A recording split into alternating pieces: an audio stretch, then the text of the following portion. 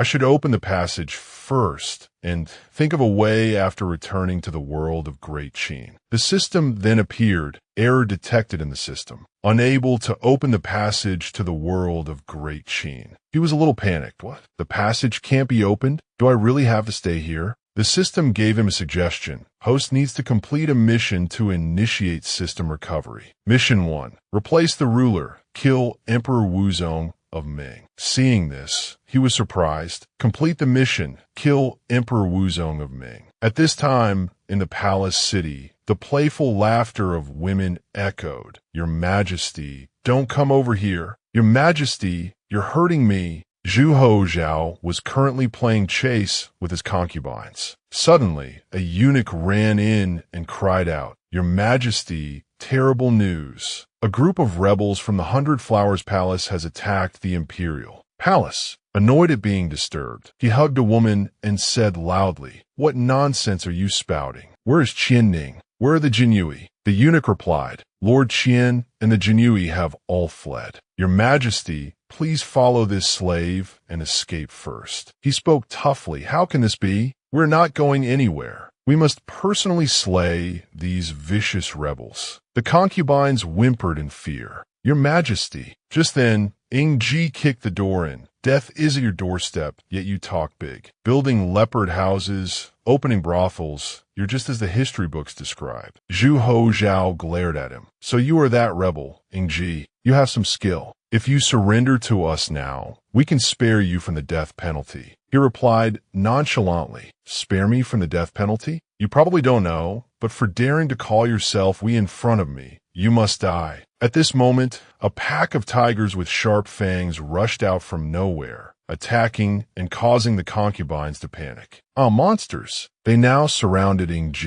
Zhao pointed an axe at him. Rebel, accept your death. Then, the tigers lunged as if to devour him. Just then, the black tiger appeared from behind Ying and blocked the monster. To his surprise, the tiger bit the other tiger to death. This is... Ying now spoke up. In the great Ming's Zhu family, you're considered to have decent martial prowess. It's just a pity you ran into me. He frantically grabbed his weapon and charged towards him. Great General Zhu the Mighty is here. Rebel, accept your death. Suddenly, a beam of light shot out and attacked him. It turned out to be Lord Wuan by Qi. He launched a spear strike that sent Zhao flying, and his axe was also broken in two. Lord Wuan by Qi's eyes glowed dangerously. Offend my lord, and you will be killed without mercy. The system now appeared. Congratulations to the host for completing System Mission 1. System Recovery Progress, 20%. Suddenly, a soldier appeared, knelt, and reporting to your Majesty. The resisting palace guards and Jinyui have all been killed. All the officials are gathered in the Hall of Supreme Harmony, waiting for your Majesty to speak. Ying replied, Good. Follow me to test these officials of the Great Ming. In the Hall of Supreme Harmony, all the court officials had gathered. His appearance caused a stir. Who is this young man? I've never seen him before. Ying announced in a loud voice, I'm the Lord of Great Qin, Ying. Zhao was debauched and immoral and has been killed by me. You're the court officials of the Great Ming. You should fulfill your duties. We're the left and right prime ministers. They were all bewildered. Great Qin? Ying. They were confused upon hearing him speak. Didn't the Great Qins in clan perish several thousand years ago? Left and right prime ministers? Our dynasty abolished the position of prime minister since the time of the Taizu emperor. The cabinet grand secretary, Yang Tingyi, was the first to speak up. This old man is the cabinet grand secretary, Yang Tingyi. May I ask, Your Excellency, who calls yourself Ying, are you a descendant of the Great Qin imperial family? Ying smirked and chuckled, thinking to himself, I almost forgot the Ming Dynasty already has a cabinet system. Then he replied, That's right. I am the martial emperor of Great Qin, Ying.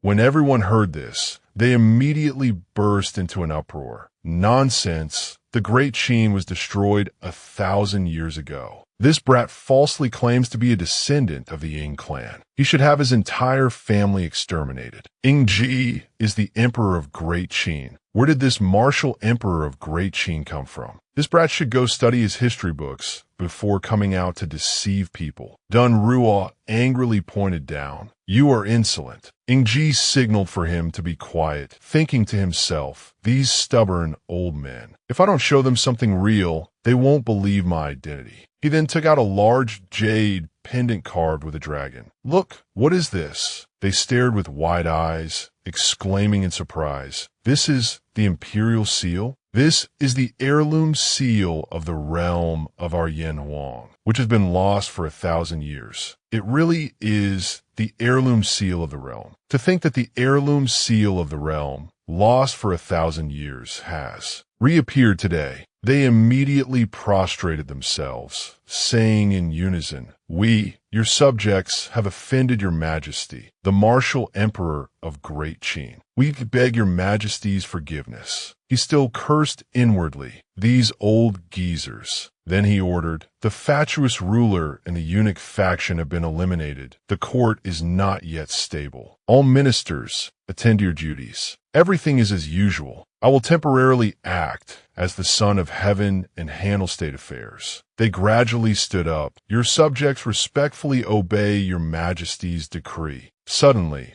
a eunuch shattered the solemn atmosphere. Bad news. Military situation at the northern border. Military situation at the northern border. The great Manchu army has invaded our great Ming's border and has reached Yingzhou. A few people exclaimed in surprise. What? The Manchu barbarians dare to take this opportunity to invade our border. Then, another eunuch ran in. This is bad. An urgent report from the South Gate. Prince Ning has raised an army in rebellion and has already captured Yuzhong. The court officials began to murmur. What? That traitorous rebel Prince Ning is also taking this opportunity to rebel. Ying Zheng's head throbbed, and he grimaced, thinking to himself, this Ming dynasty is truly chaotic. Just then, the system appeared. Repel the Manchu tribe. Defeat the Manchu leader, the little prince. Suppress the rebellion. Kill Prince Ning. Zhu Qinhao. He thought, my cultivation is sealed, yet I have 2 missions at once. This is a real headache. Dun Ruo suddenly spoke up. Your Majesty, according to intelligence, that Prince Ning, Zhu Qinhao, has many masters under his command. His own cultivation has also just broken through to the celestial human realm. He is no pushover.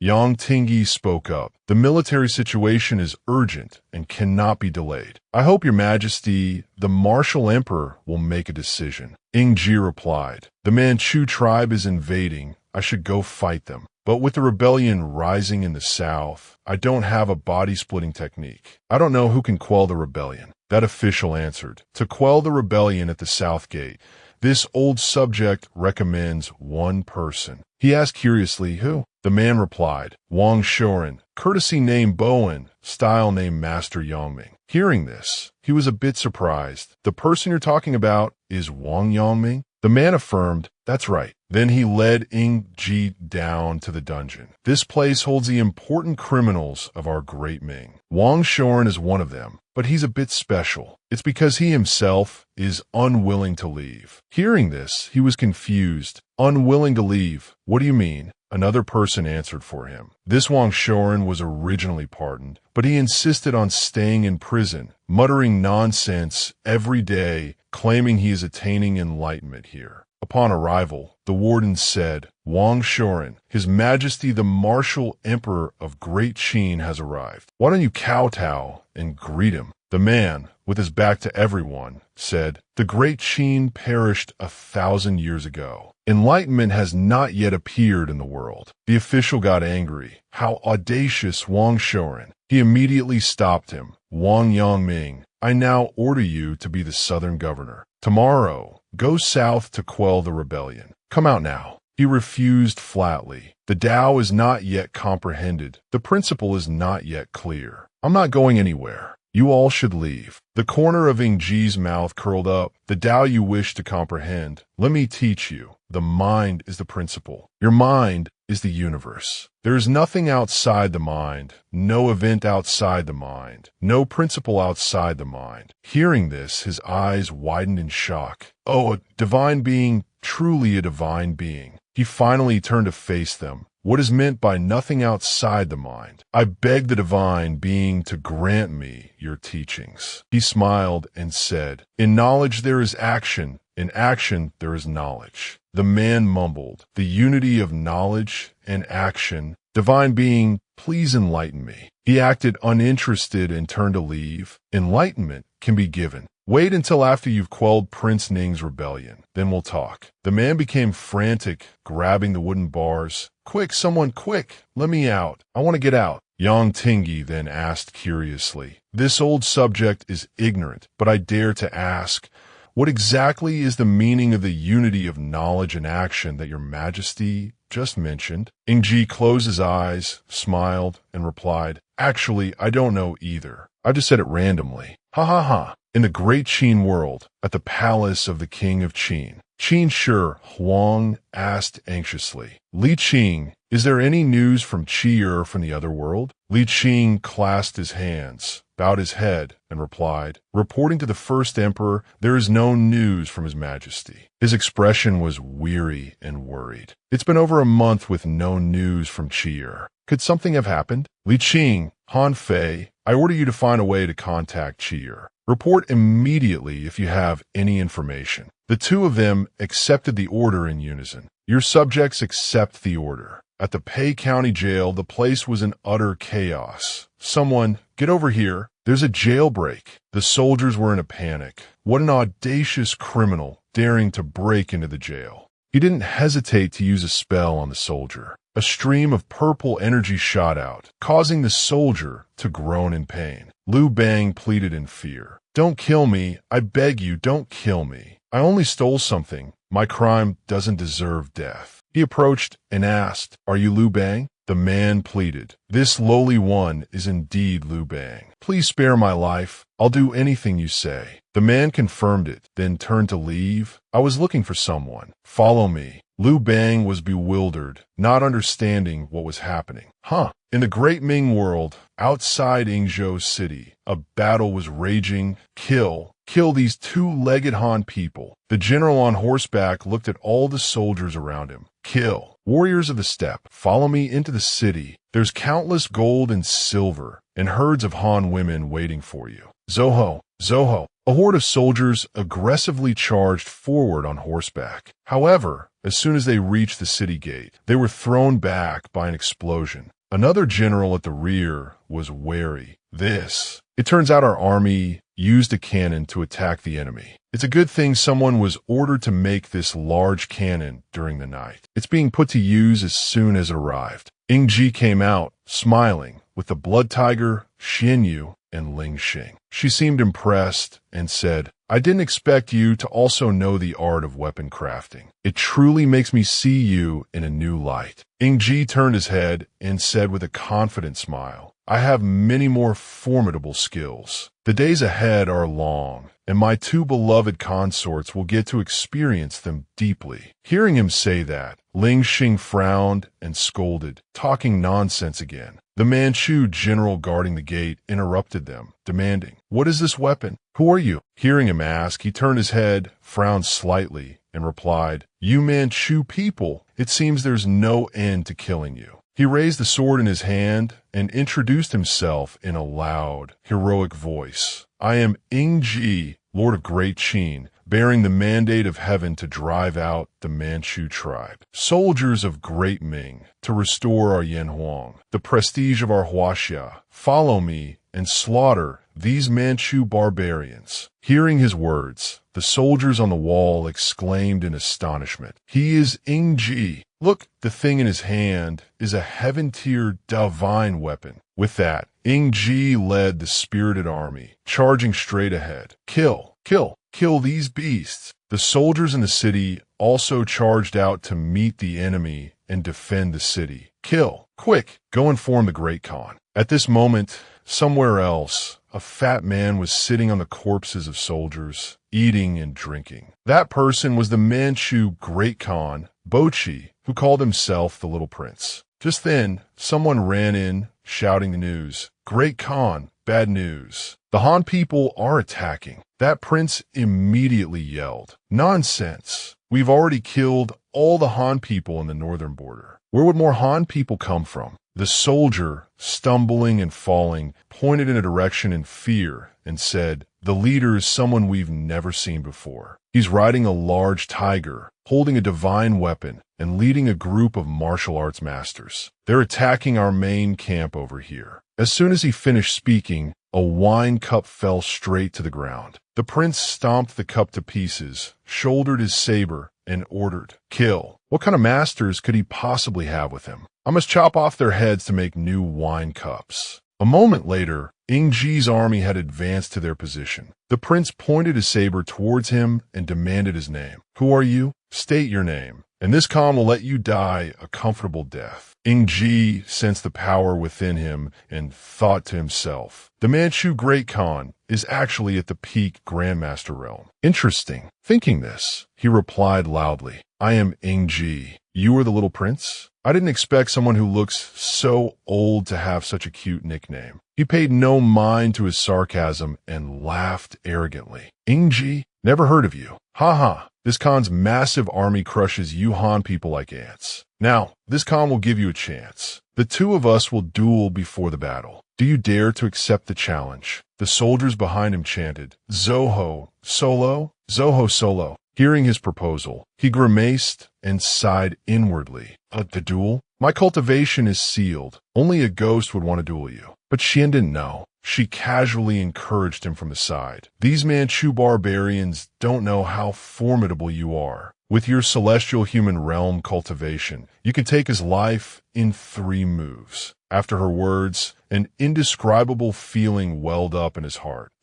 You guys don't know my cultivation is sealed. If I don't accept the challenge, it would be a bit embarrassing. Thinking this, Ying Zheng spoke up and accepted. Fine, I accept the challenge. Seeing him agree, the prince laughed loudly. Haha, little Han boy, you look quite handsome. This Khan doesn't want you to die. I want you to be a male pet in this Khan's tent. The soldiers cheered enthusiastically at his words. Zoho, Zoho. Hearing this, he gave a cold laugh and retorted, Haha, big guy, if you lose, I won't need you to die either. I want you to be my slave and scrub my toilet every day. Do you agree? At this, Ling Xing spoke up from behind in disdain. Hairy and greasy all over, a slave like that is too disgusting. Hearing her complaint, he laughed in amusement. Haha. Immediately, the prince used his Manchu berserker strength and charged at him. Brat die. Ying Zheng and his tiger leaped up to dodge as he inwardly assessed. This Manchu Khan's cultivation is not low. If I get hit by him once, my little life is over. I have to think of a way to land a single killing blow. Then he spoke, both praising and criticizing him. Your strength is great, but your speed is too slow. Immediately, the prince leaped into the air, turned, and slashed towards him. Raw die. Ying Zheng and his tiger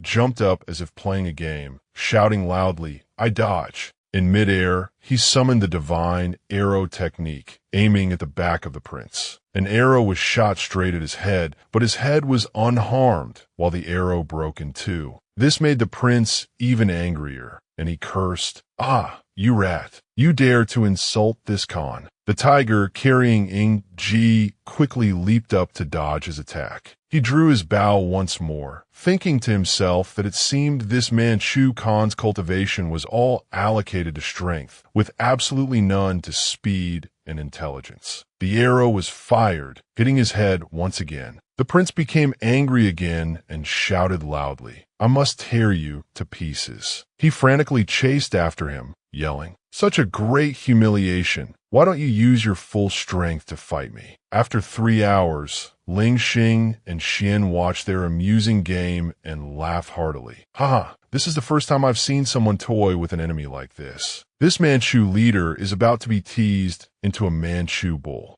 Already, at this moment, the soldiers hurriedly surrounded the prince, who, covered in sweat, collapsed from exhaustion. "Great Han, I won't fight anymore. I won't fight anymore." With that said, Ying Zheng placed his sword against his neck and said menacingly, "You admit defeat." The exhausted prince accepted. "Yes, I dare to bet and I dare to lose." The king of the grasslands, son of Alan, submits to Ying Zheng of the Han people. "From now on, I am your slave." Seeing he had such spirit, he laughed cheerfully. "Ha ha, good. You keep your word, a true hero. Have your main troops scram back to the grasslands first and leave the elite cavalry to assemble immediately." He immediately performed a salute and replied respectfully, "Yes." In his heart, he thought to himself, "This little Manchu prince is interesting." Then he returned to his two beloved consorts. Ling Xing asked inquisitively, "What's the use of keeping these Manchu barbarians? Don't tell me you really want to keep that big guy by your side?" Ying Zheng gave a slight, mysterious smile and answered her, "As for this, I have my own arrangements." At the same time, at Prince Ning's mansion, an urgent voice rang out. Your Highness,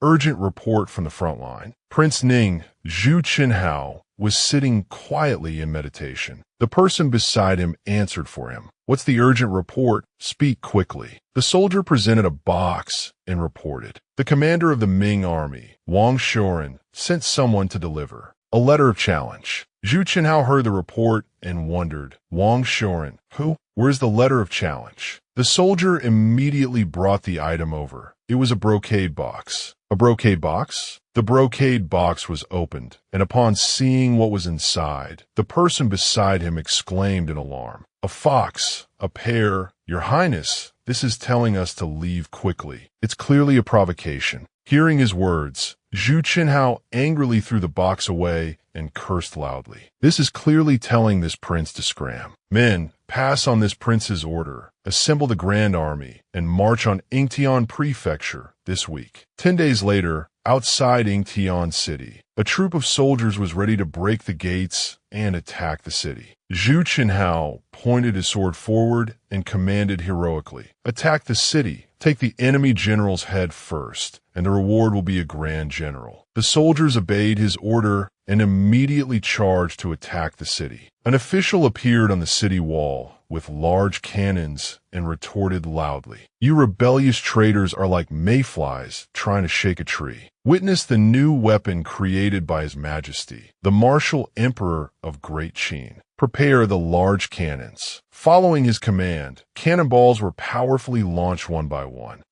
The cannonballs fell among a group of soldiers and exploded, sending them flying. Zhu Qinhao looked on in horror at the loud explosions and asked, "What kind of weapon is this?" "Impossible. The imperial court has such a weapon. Why didn't I know?" The soldier beside him urgently cried out, "Your Highness, this weapon's power is extraordinary. We should retreat first." He listened to him and immediately ordered, "Order a retreat." Zhu Qinhao's soldiers hastily fled according to the command. The old official, standing on the city wall, watched them retreat and gave an instruction. Not even a single blow. Wanting to retreat unscathed is truly wishful thinking. Prepare the firearms for an attack. Out of nowhere, a series of cannon explosions thundered, blocking the retreat path of Zhu Qinhao's army. It was the soldiers of Yingtian City, gliding through the sky with parachutes, dropping cannonballs one by one. The soldier beside Zhu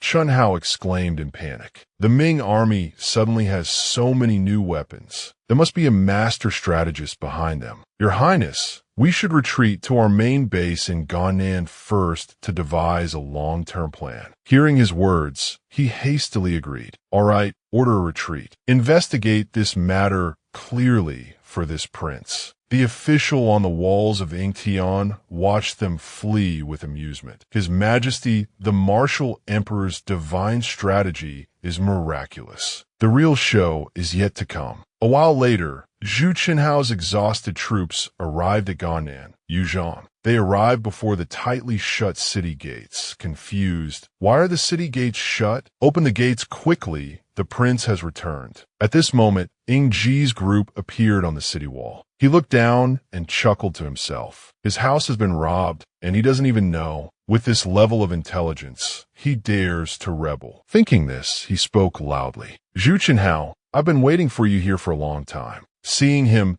Zhu Chenhao began to stammer. Could you be Ying Ji? He smiled dashingly and replied to him. That's right, I am the master of Great Qin, the martial emperor of Qin, Ying Ji. Today, you will not die a wrongful death. As soon as he finished speaking, the Manchu prince led his troops and appeared, cheering. Yo-ho, yo-ho. Seeing them, Zhu Chenhao's soldiers murmured. Manchu, where did so many Manchu people come from? Ying Ji on the city wall loudly proposed. The Manchu of the northern border have been subdued by me. Now, if you surrender with your hands tied, I will grant you a whole corpse. Zhu Chenhao was unfazed and laughed loudly. Ha, you snot-nosed brat who still smells of milk. You think you could defeat this prince with just this? Where are my death commandos? As soon as he finished speaking, a squad of soldiers in black with hidden weapons immediately appeared. Xian, beside him, spoke up to reveal. It is said that Prince Ning has cultivated a group of death commandos, each a peak grandmaster. It seems it's not just a rumor. Ying Ji didn't hesitate and quickly assigned. So many peak grandmasters appearing at once. Little prince, go test their skills first. Hearing his command, the little prince raised his sword and charged. I must cut off your head and make it a wine cup for my master. Zhu Chenhao, empowered by the death commandos, unleashed a palm strike and shouted loudly,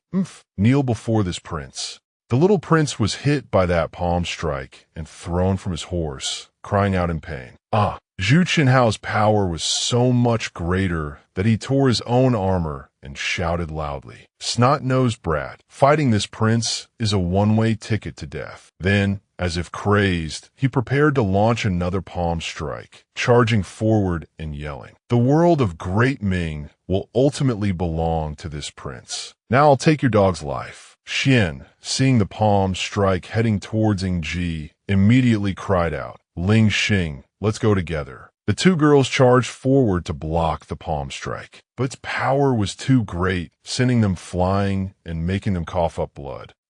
Ying Ji angrily shouted, you dare to harm my women. Dun Ruo, are the spirit-severing arrows ready? Dun Ruo respectfully and quickly replied, the spirit-severing arrows are ready. He immediately ordered, fire. A group of masked men on the city wall immediately drew their bows at each command. Spirit-severing arrows. Zhu Chenhao watched the rain of arrows heading towards him and said disdainfully, these trivial things can't possibly harm this prince. Hearing his disdain, he smiled mysteriously and replied, ordinary things, they're not ordinary at all. The arrows that stuck into the ground now emitted a strange power. Following that, the power of Zhu Chenhao and his death commandos dissipated, surprising them. What's happening? Our cultivation is disappearing.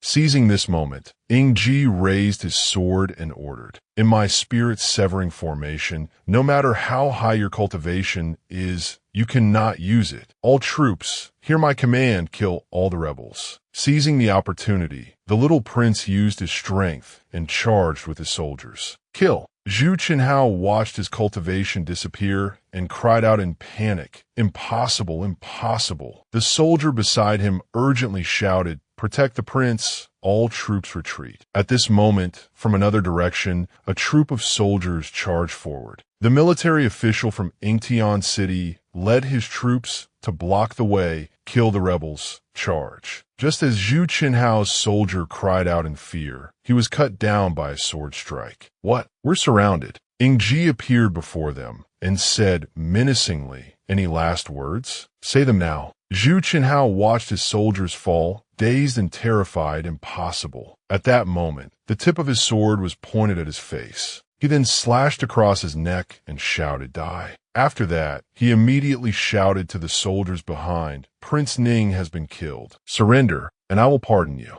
Zhu Chenhao's soldiers cried out in panic. The prince is dead. Prince Ning is dead. Prince Ning is dead. They immediately dropped their weapons and surrendered. His Majesty, the martial Emperor of Great Qin, is divinely powerful. His Majesty, the martial Emperor, is mighty. Ying Zheng's soldiers cheered along with them. His Majesty, the martial Emperor, is divinely powerful. His Majesty, the martial Emperor, is mighty. At this time in the world of Great Qin, Xianying, an urgent sound echoed through the palace. Urgent report from the front line. A soldier ran into the middle of the court and shouted his report. Urgent report from the front line, reporting to the first emperor. A group of rebels is killing their way towards Hanga Pass. Their numbers exceed 10,000. Ying Zheng was startled upon hearing the report. What? Tens of thousands of people. Where did the rebels come from? That soldier hastily explained. They carry the banner of Chu Han, and from their attire, they are rebels from the land of Chu. The civil and military officials heard this and started commotion. What? Rebels from the land of Chu have reached Hanga Pass. His Majesty, the martial Emperor, has been missing for a long time. What should we do? Ying Zheng spoke to calm them. Ministers, be silent. Pass on my imperial edict. Order Meng Tian and Li Mu to be the left and right generals. Lead the 5 grand armies to Hanga Pass to suppress the rebels. All ministers, attend to your duties. Do not fall into disarray. The civil and military officials immediately replied, "We respectfully obey the first emperor's edict." After speaking, he then asked Li Qing,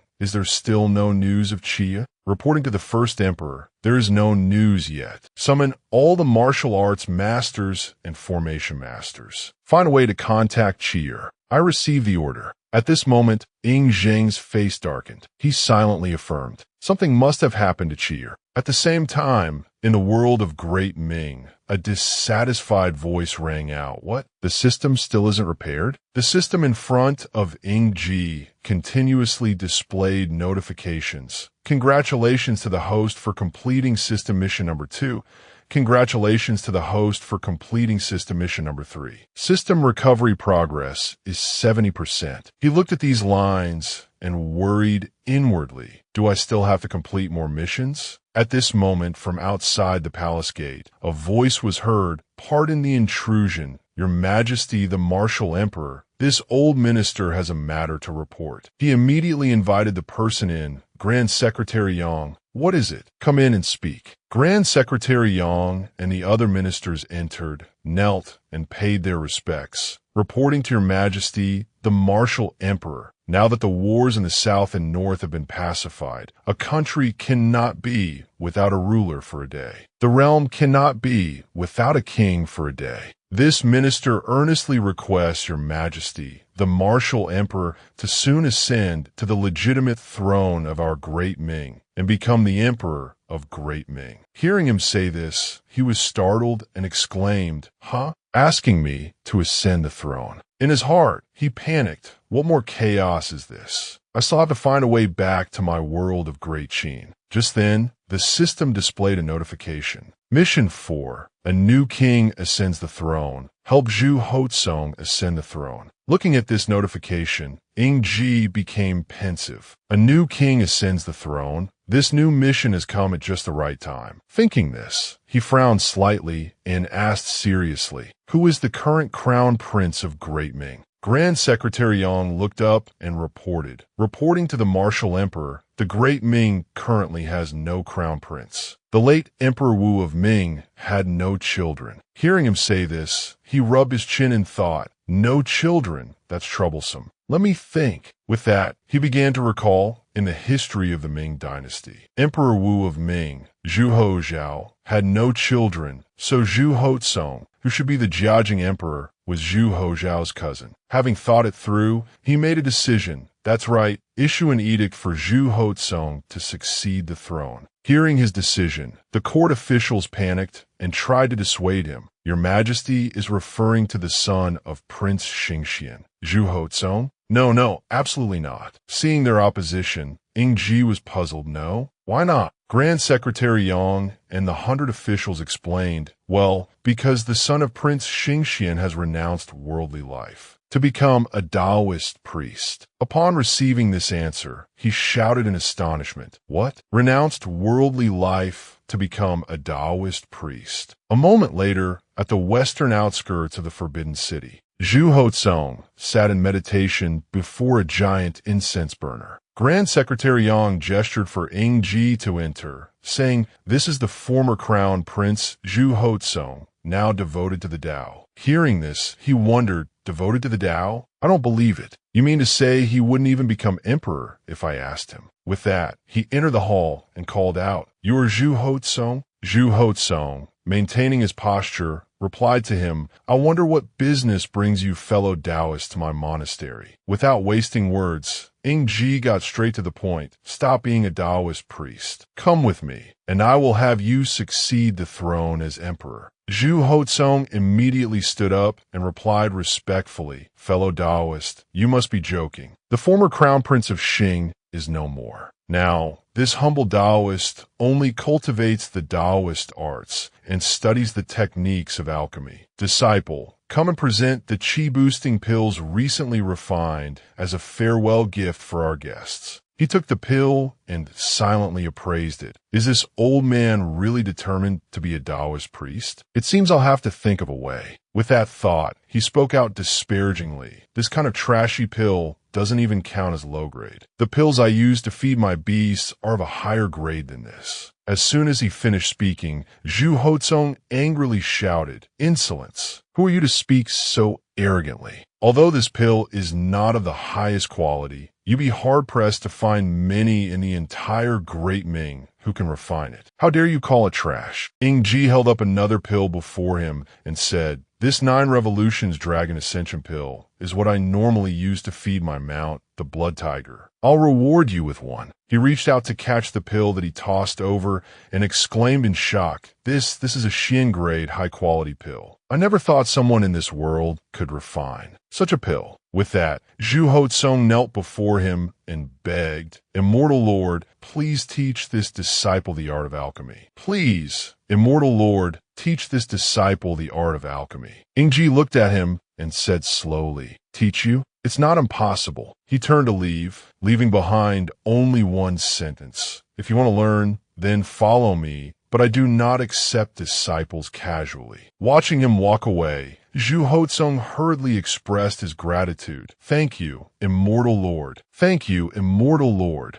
At this moment, Ying Ji turned his head and proudly praised himself inwardly. "Haha, if I don't show some real skill, I can't handle an old fellow like you." A moment later, he had brought him to the Hall of Union. As soon as he saw it, he exclaimed, "Thank you, Immortal Lord, for fulfilling this disciple's wish. Thank you, Immortal Lord." Zhu Hotsong looked at the towering alchemy furnace before him and exclaimed, "This disciple has never seen such a large alchemy furnace." Ying Ji, walking behind him, added, "Don't be so quick to thank me. I still have instructions for you." Hearing this, he turned around, clasped his hands together, and said respectfully, "Immortal Lord, please instruct this disciple." He replied, "You will obediently ascend the throne and become emperor, and in return, I will grant you the refining formula for the high-quality pill in my hand." He added, "I will also periodically come to inspect the results of your alchemy." Zhu Hotsong took the formula, his eyes shining brightly, and said, "This disciple shall obey the Immortal Lord's teachings." After speaking, Ying Ji looked outside. Grand Secretary Yang, prepare the arrangements for the new emperor's enthronement ceremony. He immediately replied, "This servant will see to it." Just like that, everything proceeded smoothly. Zhu Hotsong succeeded the throne and stood on the platform, looking down at the tens of thousands of subjects below, saying, "I have received the mandate of heaven and shall inherit the great plan. Today, I, Zhu Hotsong, Crown Prince of Qing, inherit the great lineage and ascend the throne as emperor with a reign titled Jiajing." The officials below shouted in unison, "Congratulations, Your Majesty, on inheriting the great lineage. 10,000 years, 10,000 years, 10,000 years." Zhu Hotsong continued, "All my ministers, you may rise. From now on,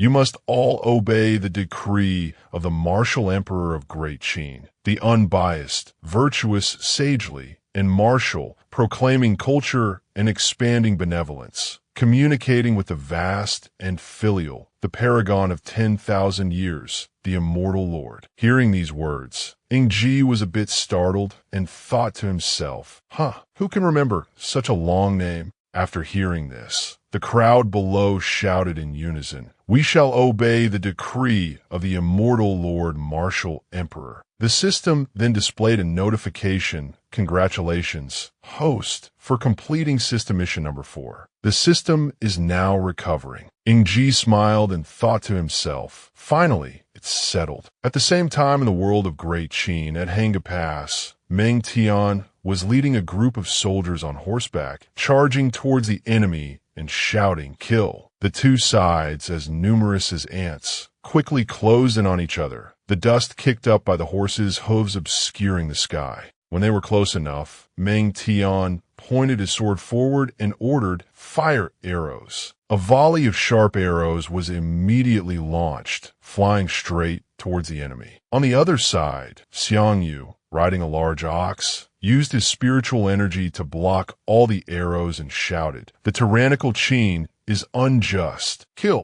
Seeing Xiang Yu, Meng Tian was utterly astonished, his eyes wide and his mouth agape as he wondered. The hegemon king of Western Shu, Xiang Yu, is still alive? But in the next second, Xiang Yu had closed the distance and, with a single sword strike, sent Meng Tian flying backward. Meng Tian was unable to react to this blow, his body crashing heavily to the ground, severely injured, with fresh blood spewing from his mouth. The soldiers on both sides also charged at each other simultaneously, all shouting in unison, "Kill!" From a distance, the man in the black robe also gave an order, "Chen Sheng, Wu Guang, don't you hate the people of Qin? Go and kill them." Hearing this, Chen Sheng and Wu Guang immediately charged forward, their bodies radiating killing intent. "Kill the tyrannical Qin. Kill!" The man in the black robe showed an excited expression, his eyes glowing red as he said, "Kill them. Carry your hatred and slaughter as you please. The savior of this great Qin is no longer here. Kill all the people of Qin."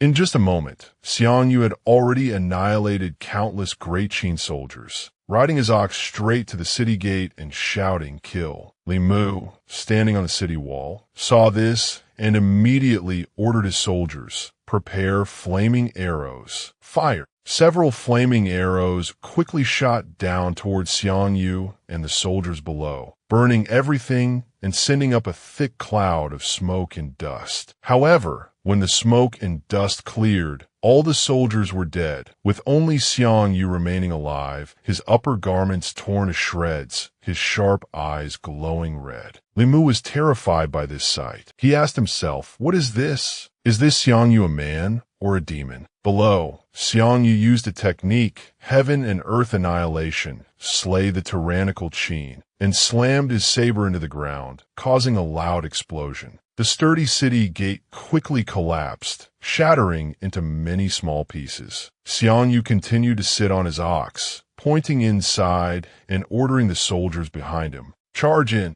Although he knew the situation was extremely critical, Li Mu was unwilling to give up even the slightest possibility. He continued to order his soldiers to fire arrows. "We are charged with defending Hanga Pass. We absolutely cannot let the rebels pass. Fire." Even as arrows rained down, the soldiers were determined to charge straight in, shouting in unison to show their will.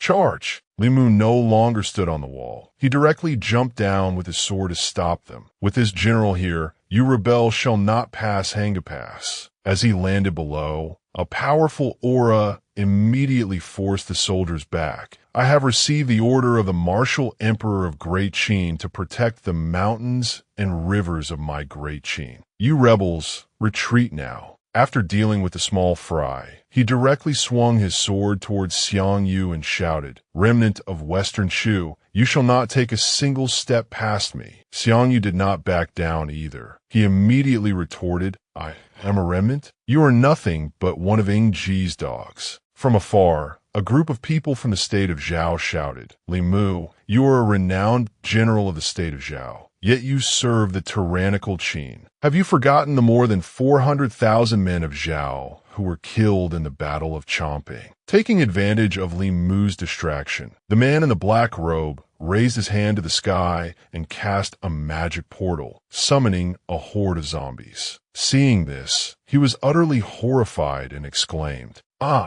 The man in the black robe said softly, "More than 400,000 men of Zhao, carry your resentment and go claim the lives of the people of Qin." Immediately, the horde of zombies rose up, their eyes glowing blood red, staggering forward while muttering, "Kill the Qin dogs! Kill the Qin dogs!" The man in the black robe continuously urged them on, "Go and unleash your hatred to your heart's content." Watching the horde of undead Zhao soldiers relentlessly charging forward and shouting, "Kill the Qin dogs," Li Mu was utterly terrified and exclaimed, "These are the Zhao soldiers killed in the Battle of Chongping back then. How have they been resurrected?" As he spoke, his arm trembled so much that he dropped his sword to the ground. Li Mu collapsed to his knees, his whole body shaking as he asked himself, "Am I still a man of Zhao? Am I a man of Qin?" But just at this moment, as Li Mu was about to be killed by the zombies, something strange happened. A powerful aura emanated from somewhere, forcing them back and making them scream, "Da-da-ha!" The surrounding Qin soldiers saw this, and their faces lit up with joy, exclaiming, "It's the Ling Xiao sword. His Majesty the martial emperor has returned."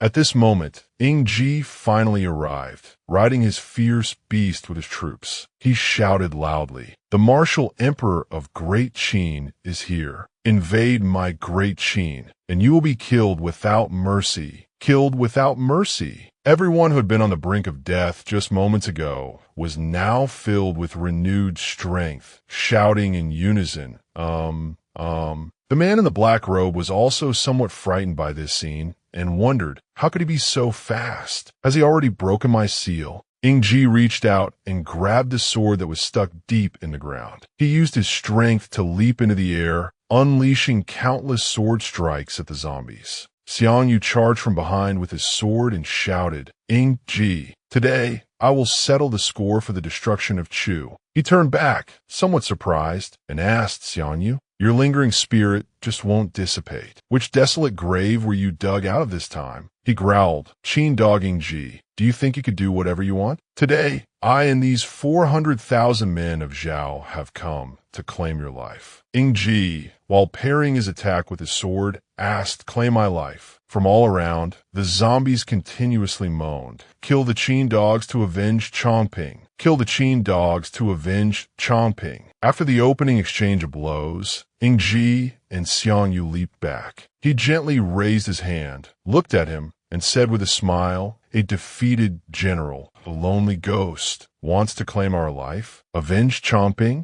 In that case, we shall grant your wish and let you die one more time." After gathering enough power, he summoned the god of slaughter, Bai Qi, his figure massive, majestic, and imposing. His eyes glowed red. "God of slaughter, Bai Qi, come out here. These wandering souls of Zhao are demanding your life." Seeing this majestic general, the zombies were terrified, standing still as they looked up and said, "It's the human butcher, Bai Qi, Lord Wen of Great Qin, the god of slaughter, Bai Qi." The god of slaughter, Bai Qi, then began to act, his eyes shining brightly as he shouted loudly, "You have offended my master. Your crime is unforgivable." Having said that, he directly slashed down, sending countless enemies flying and causing them to flee in chaos. It's the god of slaughter, Bai Qi. But he didn't let a single one escape, continuously unleashing thousands of slashes to annihilate them, all that be why my master's order. "I will kill you wandering souls." All around, only their screams echoed, "God of slaughter, Bai Qi." Seeing the tide of victory turning in their favor, all the Qin soldiers charged forward, shouting loudly, "You zombie rebels." The men of Zhao saw this and turned to discuss amongst themselves, "It seems we can't break through Hanga Pass today. Let's run first." Of the 36 stratagems, fleeing is the best. Just like that, the god of slaughter, Bai Qi, was on one side annihilating the zombies, while Ying Zheng dealt with Xiangyu. Both sides charged in, fighting fiercely, but Xiangyu was no match for him. He quickly delivered a slash that pierced the middle of his abdomen, causing him to freeze. Ugh. His face contorted, the corner of his mouth curling into a smile as he said, "Ying Zheng, you can't kill me." Hearing this, he directly launched a kick that sent him flying backward, crashing head first into the ground as he shouted loudly, "Those who trespass anicaps must pay the price." Taking the divine kick and being crushed by earth and rocks, Xiangyu collapsed to the ground, losing his ability to fight. Ying Zheng continued to look towards the soldiers and ordered, "Warriors of Great Qin, kill the rebels, annihilate the remaining enemies." Everyone shouted in unison, kill the rebels, annihilate the remaining enemies." Just like that, both sides continued to charge in, fighting each other, determined to decide a victor. Annihilate the remaining enemies. Standing from afar, the man in armor looked at the man in the black cloak and said, "We have failed. Ying Zheng's strength is truly terrifying." He replied, "Don't be hasty. Destroy Qin and restore Han. The game between us has just begun. Let's play it slowly." A while later at the Imperial Palace in Xianyang City, Ying Zheng returned after dealing with the enemies. Qin Shi Huang saw this and hurried down, saying, "Sure, you're finally back." Hearing this, he clasped his hands together and replied respectfully, "Father Emperor, your son has made you worry." In his heart, he thought to himself, "It wasn't just worry you scared your old father to death." The people behind also clasped their hands respectfully and said, "We subjects congratulate your majesty on your return." At this point, the great King Qin Shi Huang gently wrapped his arms around his son and said, "Why were you gone for so long this time with no news at all? Did you encounter some mishap?" He replied, "This trip to another world was indeed very dangerous. Your son's cultivation was sealed by someone." His words made the emperor extremely surprised, and he asked again, "What? Your cultivation was sealed?" He replied, "That's right. Fortunately, the seal has now been lifted, but this time I encountered an unprecedented great enemy." He asked again, "A great enemy? Who?" Ying Zheng put his hand to his chin, thought for a moment, and then replied, "Your son is not yet clear about his identity. Right now, we must find him and see what his scheme is." "That's right. During the time I was away from this city, was there any activity near Pengcheng?" One of the high-ranking officials stood up and said, "Reporting to your majesty, recently in Zhejiang, there have been more attacks on the people by strange beasts, and many bandits have appeared. Near Pengcheng, there were no major incidents, only that a bandit escaped from the great prison of Pei County." Ying Zheng asked, "A bandit escaped? What's his name?" He replied, "His name is Lu Ji." These words made Ying Zheng extremely surprised, his eyes widening as he exclaimed, "What? Lu Bang has escaped?" A moment later, the scene changes to a Pang palace. Hearing that Ying Zheng had returned, Yennefer immediately ran out, calling loudly, "Brother Qi." She threw herself into his arms, crying, "Brother Qi, you're finally back. I was so afraid I would never see you again." Seeing this, he gently comforted Yennefer. "How could that be? You are the empress now. Why are you still crying?" She replied, Brother Qi, it's good that you could come back." Seeing their deep affection, Ying Zheng spoke up teasingly, "Qi'er and Qi'er are watching. You two as a couple shouldn't be too shy." Hearing that, Yennefer also calmed down. She took Ying Zheng's hand, and their two children also immediately knelt down. This subject pays respect to Father Emperor. Ying Zheng happily walked over, patting the two children's heads, and said, "Qi'er and Qi'er have both grown up." The little boy smiled brightly at his father and asked, "Father Emperor, your son missed you very much. Did you bring fruit for me?" Seeing this, Yennefer ran over to discipline her child. "How can you ask your father emperor for fruit as soon as you see him?" Ying Zheng, standing nearby, also laughed with amusement. "Haha." Donger also said gently, "A banquet has been prepared in the palace. Our whole family hasn't sat down for a meal together in a long time." They entered the banquet hall together. Ying Zheng raised his wine cup and said, Gome, cheer for your safe and triumphant return this time. For Great Qin once again expanding its immortal enterprise. Your father toasts you. Ying Zheng raised his wine cup and replied, "Thank you, Father Emperor." After taking a sip of wine, he immediately asked, "Father Emperor, as your son mentioned before, going to another world made me aware of the existence of a certain power. I'm afraid that in the future, our world of Great Qin will no longer be peaceful." He smiled and replied, "Cheer. No matter what kind of enemy, you and I, father and son, will face them together for Great Qin." Ying Zheng asked further, "Father Emperor, your son has a question. Assuming your son truly met with a mishap and could not return, how would Father Emperor handle it?" Ying Zheng replied, "Cheer. Why are you speaking such nonsense? You are blessed by heaven. How could you meet with a mishap?" He emphasized, "Father Emperor, I'm just saying hypothetically." Hearing this, he closed his eyes, his eyebrows furrowed together as he thought for a moment. Then he replied directly, "If Qi truly met with a mishap, Father Emperor would hold the country, do my utmost to nurture Sure until he has the ability to manage the country. At the same time, I would enhance the national power of Great Qin, even break through the myriad heavens. Even if I have to exhaust all the power of Great Qin, destroy heaven and earth, and let all living beings perish, would have to find Qi again." This answer of his was both extremely reasonable and deeply affectionate, causing Ying Zheng to sigh in admiration, smile, and raise his wine cup, saying, "Well said, destroy heaven and earth, let all living beings perish." Father Emperor, no matter how strong an enemy our Great Qin encounters this time, we, father and son, will definitely join forces to attack. He smiled brightly and replied, "All right." Ying Zheng, sitting beside them, also chimed in, "And there's me, your son. Your son must also kill all the enemies for Father Emperor and Imperial Grandfather." Ying Zheng laughed and praised, "Haha, good." After they finished eating and talking, Ying Zheng returned to his room, opened the system panel, and said, "Although this trip had unexpected events, the system rewards are indeed quite rich." The system then displayed a notification. "Congratulations to the host for reaching level 47. Congratulations to the host for reaching level 48. Congratulations to the host for reaching level 49. Congratulations to the host for reaching level 50. Congratulations to the host for reaching level 51. Shattering Realm, first layer." Seeing this, Ying Zheng was overjoyed. He clenched his fists, releasing spiritual energy, and said, "In an instant, I reached level 51 and broke through to the Shattering Realm." The system notified further, "Congratulations to the host for receiving the Heaven rank,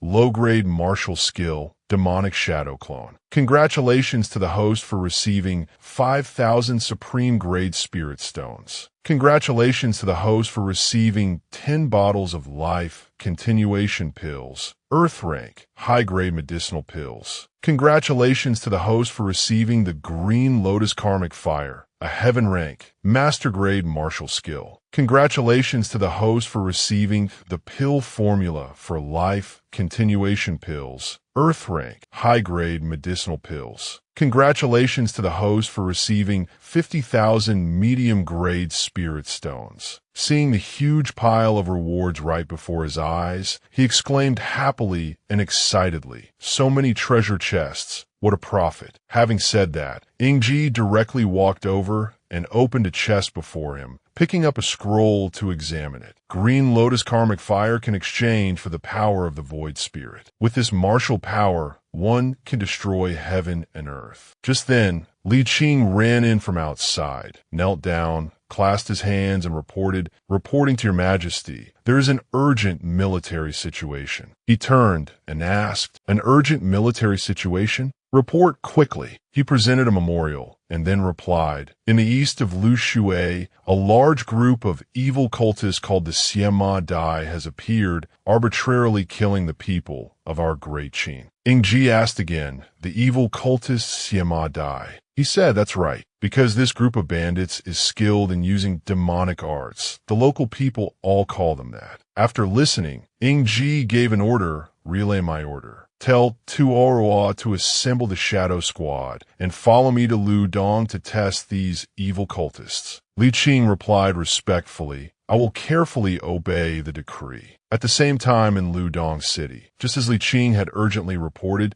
the people were being brutally slaughtered by a group of bandits who came from nowhere. Kill! Everyone shouted loudly. Run quickly. The Siema Dai evil cultists are here. At the most critical moment, the Shadow Squad appeared, standing proudly, and said, What bandits dare to kill the people of our great Qin and invade our great Qin? As soon as they finished speaking, they charged forward directly to teach those bandits a lesson they would never forget. Kill all these evil cultists. These evil cultists know demonic arts. Those who invade our great Qin will die. Suddenly, a woman appeared out of nowhere, holding a leather whip and a ring of bells, and said, Die? You people of Qin have never understood the true meaning of death. As soon as she finished speaking, she directly shook the bell in her hand. A clear, ringing sound echoed. A mysterious aura from the bell was also released, enveloping the bodies of the slain bandits lying scattered on the ground. The woman ordered, Rise, slaves of death, hear the summons of death. The soldiers couldn't help but be terrified upon seeing this scene. They looked at each other with panicked eyes and asked, What kind of demonic art is this? Right before their eyes, the bandits who had been killed suddenly came back to life like zombies, their eyes glowing blood red, their fangs growing long. They seemed to have gone mad, charging to attack the soldiers fiercely, some biting, some slashing with knives, while the soldiers still didn't understand what was happening. How can this be? After a while, they realized it was demonic arts. On the ground below, soldiers were already lying scattered everywhere. Not far from there, two familiar figures were standing and observing. The man in armor said to the man in the black cloak, Venerable envoy, you are indeed a divine strategist. These Qin soldiers are no match at all. He replied, The good show is yet to come. I believe Ying Ji will arrive very soon. We should go. The man in armor heard this and turned to ask,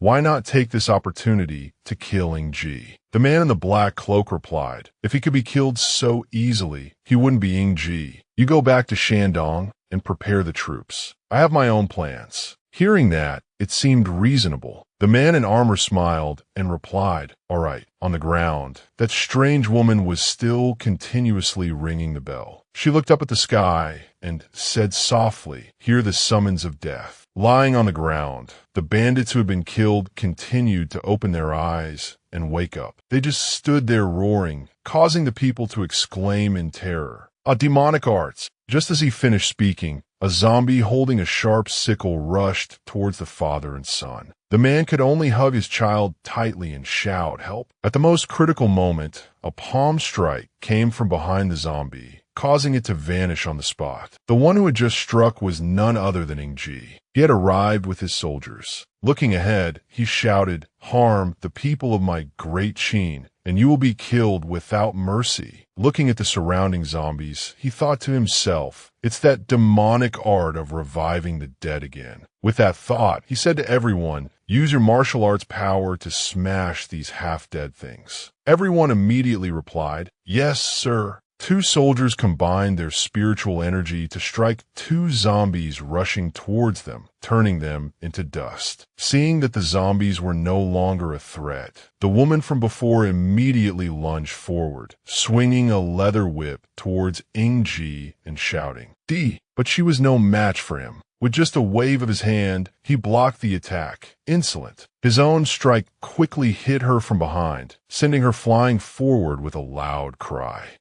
It turned out she was all talk and no substance, sent tumbling after just one move. She struggled to lift her head and asked, Are you Ying Ji? He replied, That's right. I do not wish to kill this woman. Tell me your origins, and I will spare your life. Hearing the question, she stood up straight and began her introduction with a shocking explosion.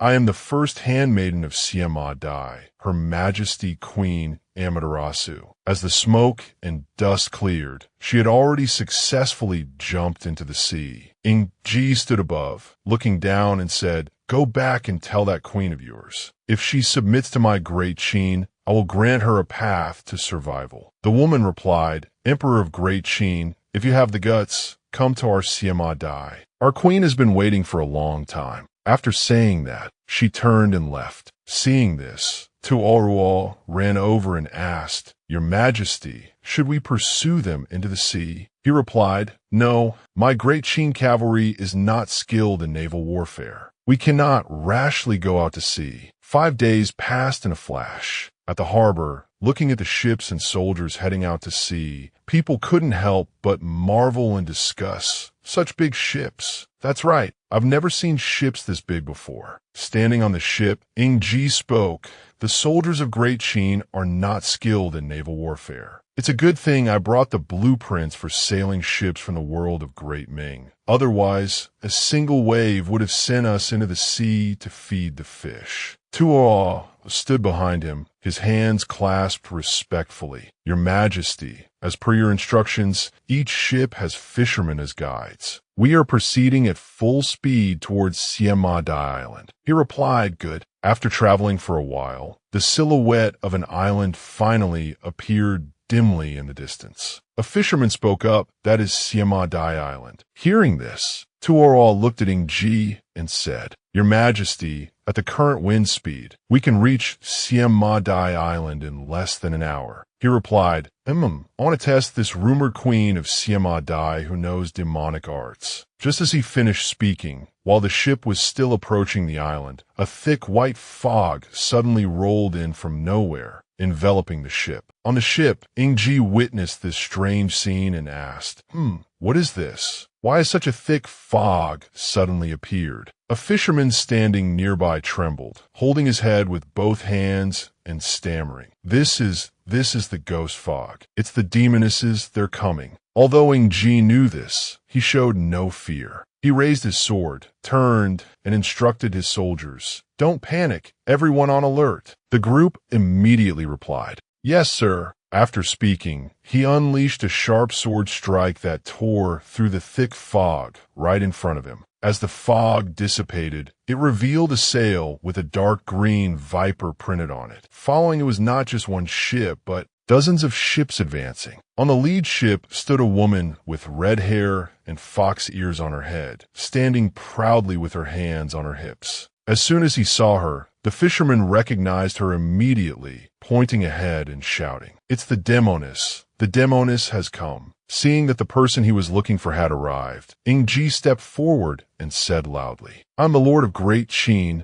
Ying Zheng. You women have disturbed the people of my Great Qin. Submit now, and I will spare you from death. Hearing this, the woman was not afraid at all, but smiled faintly and replied, Ying Zheng, interesting. Before she could speak further, a handmaiden behind her continued, Our queen is making an exception and showing mercy. Ying Zheng, if you are willing to become a male slave under my throne, I will grant you a path to survival. Seeing their audacity, Ying Zheng couldn't help but laugh and say, A bunch of women who don't know life from death. He gave a slight wave of his hand. Tuoruo, standing behind, understood and turned to the soldiers, shouting, Fire dragon emerges from the water. As soon as the command was given, rows of large cannons appeared on both sides of the ship. All of them aimed at the demoness's ships. Without further delay, Ying Zheng ordered, Fire! A barrage of cannons fired, their powerful projectiles soaring through the air. Their destructive power was immense, quickly causing the sea to churn violently. Watching the volley that had just been fired, Ying Zheng felt satisfied, crossing his arms and smiling as he said, These demon folk have surely never seen my fire dragon arrows. The fisherman next to him, however, was completely terrified, covering his ears and exclaiming, The thunder is so loud, it's deafening. He continued to shout, Full speed ahead, prepare the fire dragon arrows. Annihilate these demonesses in one fell swoop. The soldiers replied, Yes, sir. At this moment, on the demoness ship, she showed no fear. Instead,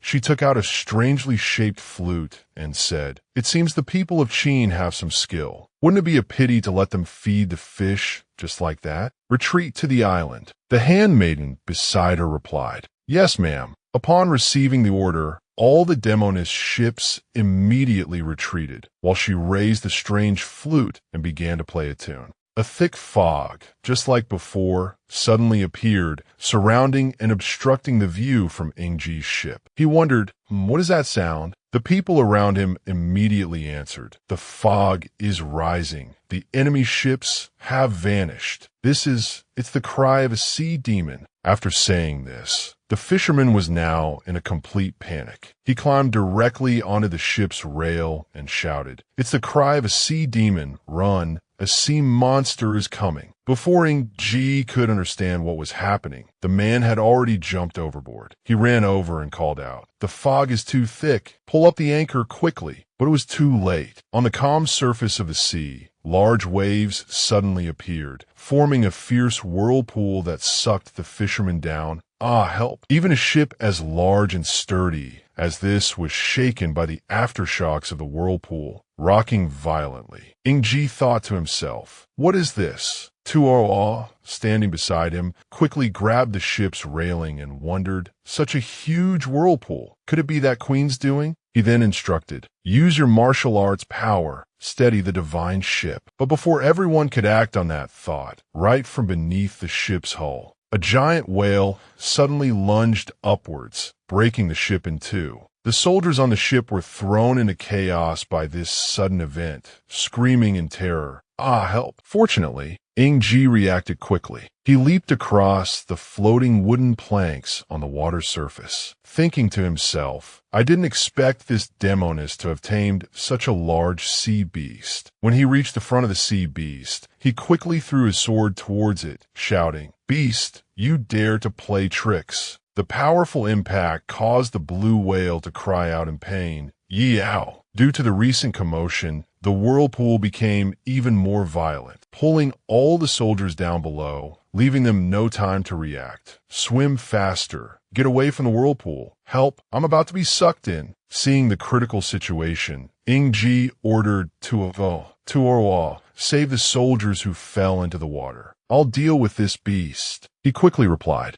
yes, sir. Saying that, he turned towards the blue whale. The sword was embedded in its back, the wound continuously bleeding, but it was still trying to flee. He shouted softly, trying to run? As he finished speaking, Ingji immediately launched himself into the air, shouting, let's see where you can run. In a flash, he was standing on its back without any difficulty. Without hesitation, Ingji directly pulled the sword out of its head, causing it to roar in intense pain, and the water's surface trembled in response. Just as he was about to make it face the consequences, the island appeared right before his eyes. He didn't hesitate to move forward, saying, Beast, I will spare your life. Run for it. The sea monster cried out in pain, Ow, waiting for him to step onto the island. A group of soldiers was already standing there, pointing their spears at him in anticipation. But Ingji showed no fear, pointing his sword at them and shouting, a bunch of foreign women who don't know life from death. If you don't obediently submit, I will burn this desolate island of yours to the ground with a single flame. True to his word, as soon as he finished speaking, Ingji used the green lotus karma fire. The intense blaze erupted, causing the soldiers to retreat in fear.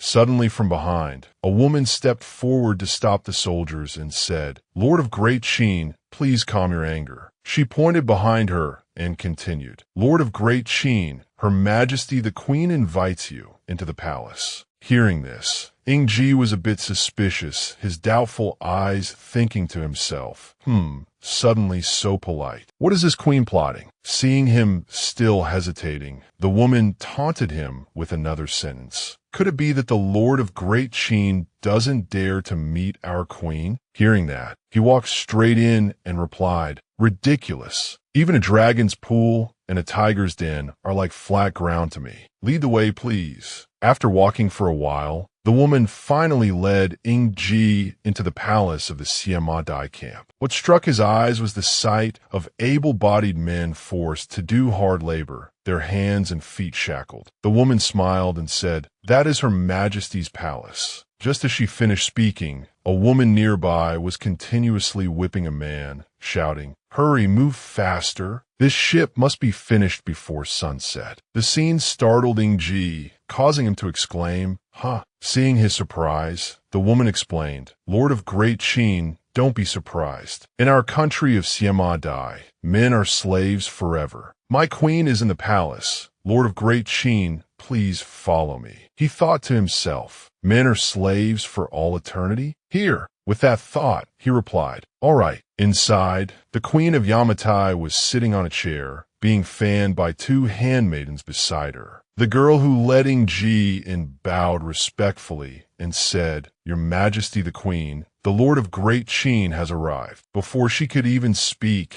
Ying Zheng pointed straight at her face and shouted, "We have arrived. What tricks are you trying to pull?" A mere chieftain of a tiny island dares to call herself a queen. "If you do not submit to Great Qin, we will burn this little island of yours to the ground today." Seeing his spirited demeanor, she stood up directly and told the others, "You are all dismissed." They immediately bowed their heads and replied, "As you command." With that, the group all went outside, leaving a private space for the queen to speak. Inside, after waiting for everyone to leave, that queen approached Ying Zheng and said, "You are the Lord of Great Qin. I am the Queen of Yamatai. Let's make a deal, and Yamatai will submit to Great Qin." He asked in surprise, "What deal?" Hearing this, she pressed herself directly against him, smirked, and replied, "You will stay here and become this queen's pet slave." This statement from the queen of Yamatai startled Ying Zheng, his eyes widening in alarm. Suddenly, thousands of snakes appeared from nowhere, coiling around him and rendering him unable to move. What is this? When gentle methods failed, Ying Zheng immediately resorted to force, drawing his sword and slashing the horde of snakes into hundreds of pieces that scattered to the ground. The queen of Yamatai, refusing to yield, continuously used her bewitching arts, approaching him and saying, "Become this queen's pet slave." From nowhere, another version of her appeared, and both of them pressed tightly against Ying Zheng. He glanced over and thought to himself, "This is this queen's witchcraft." Without much hesitation, he plunged his sword directly into the ground, creating bolts of lightning that struck the queen, making her illusion disappear. "You think a mere child like you can bewitch us?"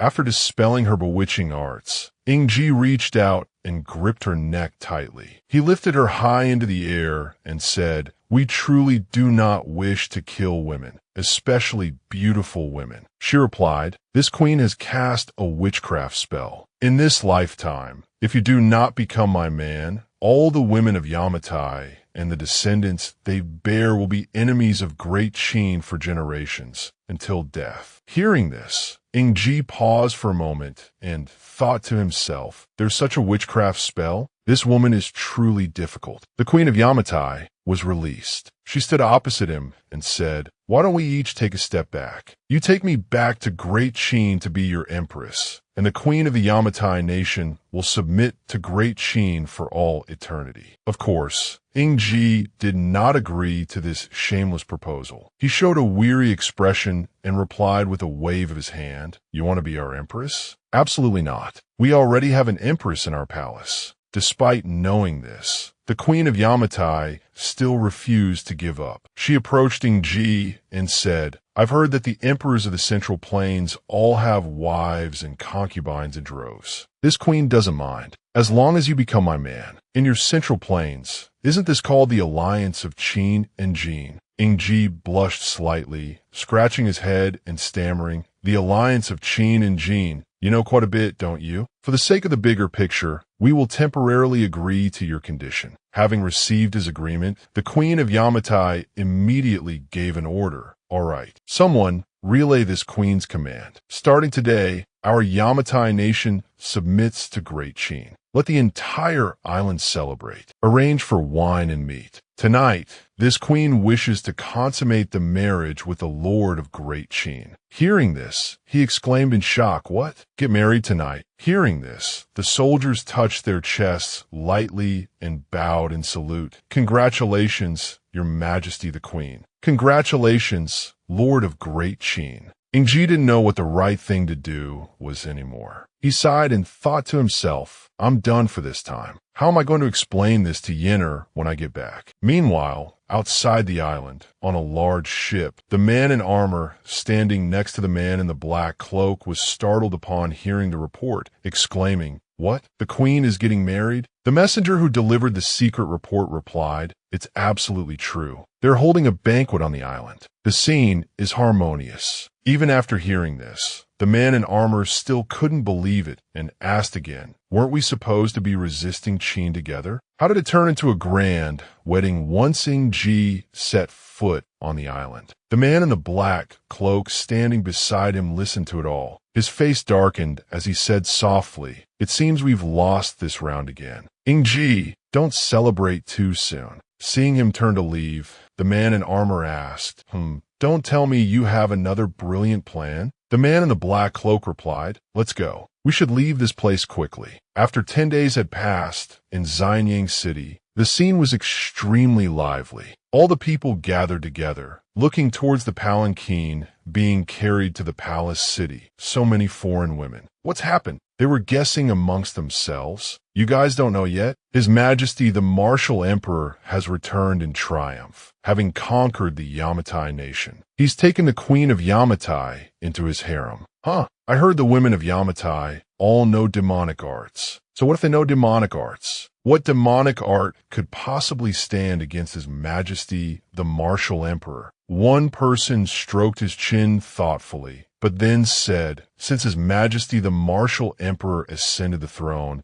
he has only had one empress in his harem. It's about time he added to the harem. The person next to him added, That makes sense. The scene changes to inside the court hall. Voices of explanation could be heard continuously. Yenner, please listen to our explanation. Outside, Ying Zheng, his wife, and their grandchild were a loss for words, only able to look at each other and smile. Ying, not understanding what was happening, asked, Grandfather, are Father Emperor and Mother Empress arguing? Donger immediately replied, Sheer, go play with your younger sibling. You'll understand adult matters when you're older. Meanwhile, inside, Ying sat before his wife, pleading, Yenner, what happened was truly for the sake of the bigger picture. Standing outside, Donger also added her advice, Yenner, you must understand Jier. After all, he is the Lord of Great Qin. There are some things that are beyond his control. Hearing this, Ying seized the opportunity, nodding his head repeatedly and saying, Mother is right. Things were indeed beyond our control. Only then did Yenner slowly lift her head to look at him and ask, Were things really beyond your control? After she spoke, the two of them sat in silence, their four eyes locked. For a moment, she took the initiative to speak. Look how scared you are. Of course, Yenner knows Brother G's heart. You are busy with state affairs, and I was just complaining that there are too few sisters in the palace. Seeing that she was happy again, Ying breathed a sigh of relief. You really scared us to death. Yenner then stood up and urged, Why haven't you welcomed my sister into the palace yet? I'm getting impatient. Witnessing the scene just now, Ying smiled and said softly, I never expected that Jur, the king of a nation, would be afraid of his wife. Time passed quickly. Night had fallen and the moon was high in the sky. In front of Yenner's chambers, Ying approached and knocked on the door, saying, Yenner, open the door. She immediately replied, Brother G, I'm already asleep. Tonight, you should go where you're supposed to go. Hearing her tone, he was helpless and stammered, Yenner, you can't just refuse me at the door.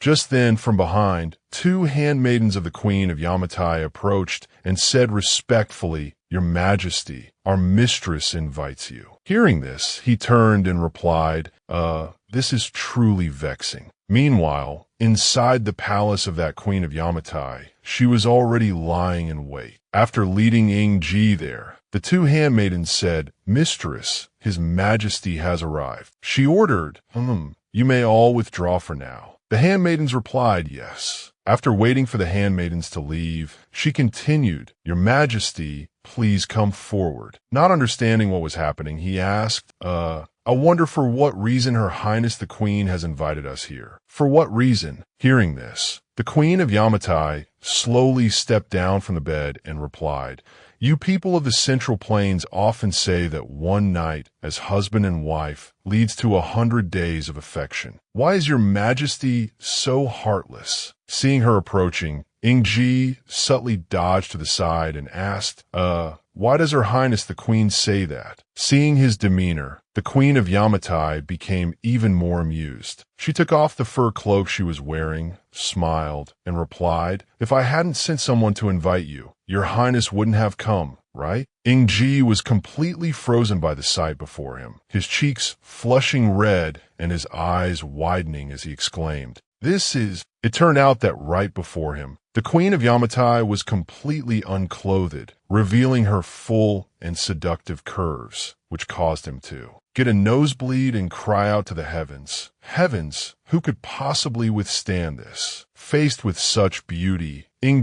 remained resolute, wiping away his nosebleed and turning to leave. "Your Highness the Queen, if there is nothing else, we will take our leave." But how could he leave so easily? She flicked out a rope, wrapping it tightly around his leg and pulling him back. Trying to leave? She wore an expression like a predator about to devour its prey and said softly, "Your Majesty, you're not going anywhere tonight." Ying was completely terrified by this scene, his face darkening as he cried out, "Ah, help." And so, a passionate night passed until the next morning. From outside the city gates, a soldier rode in urgently with a report. "Western Front military report. Western Front military report." The soldier quickly handed the paper in his hand to Ying and said, "Reporting to Your Majesty, a military report from the Western Front. The foreign Mingqi people have invaded the western border of our great Qin." He exclaimed, "The Mingqi people." The other standing beside him also added, "I've heard that those Mengqi people are very fierce." Ying looked at the letter in his hand and thought to himself, the Mengqi people, could they be the Maki Dun people? With that thought, he said, "How can this be? Bardis doesn't know life from death. We spared him once during the last Western campaign, and this time he actively seeks death." Finishing his sentence, he pointed and directly ordered, "Li Qing, relay our imperial decree. The 5 great battalions are to assemble. We must launch a second Western campaign." He replied, "I will carefully obey the imperial decree." Very quickly, the entire army of Great Qin advanced to the border of Great Qin.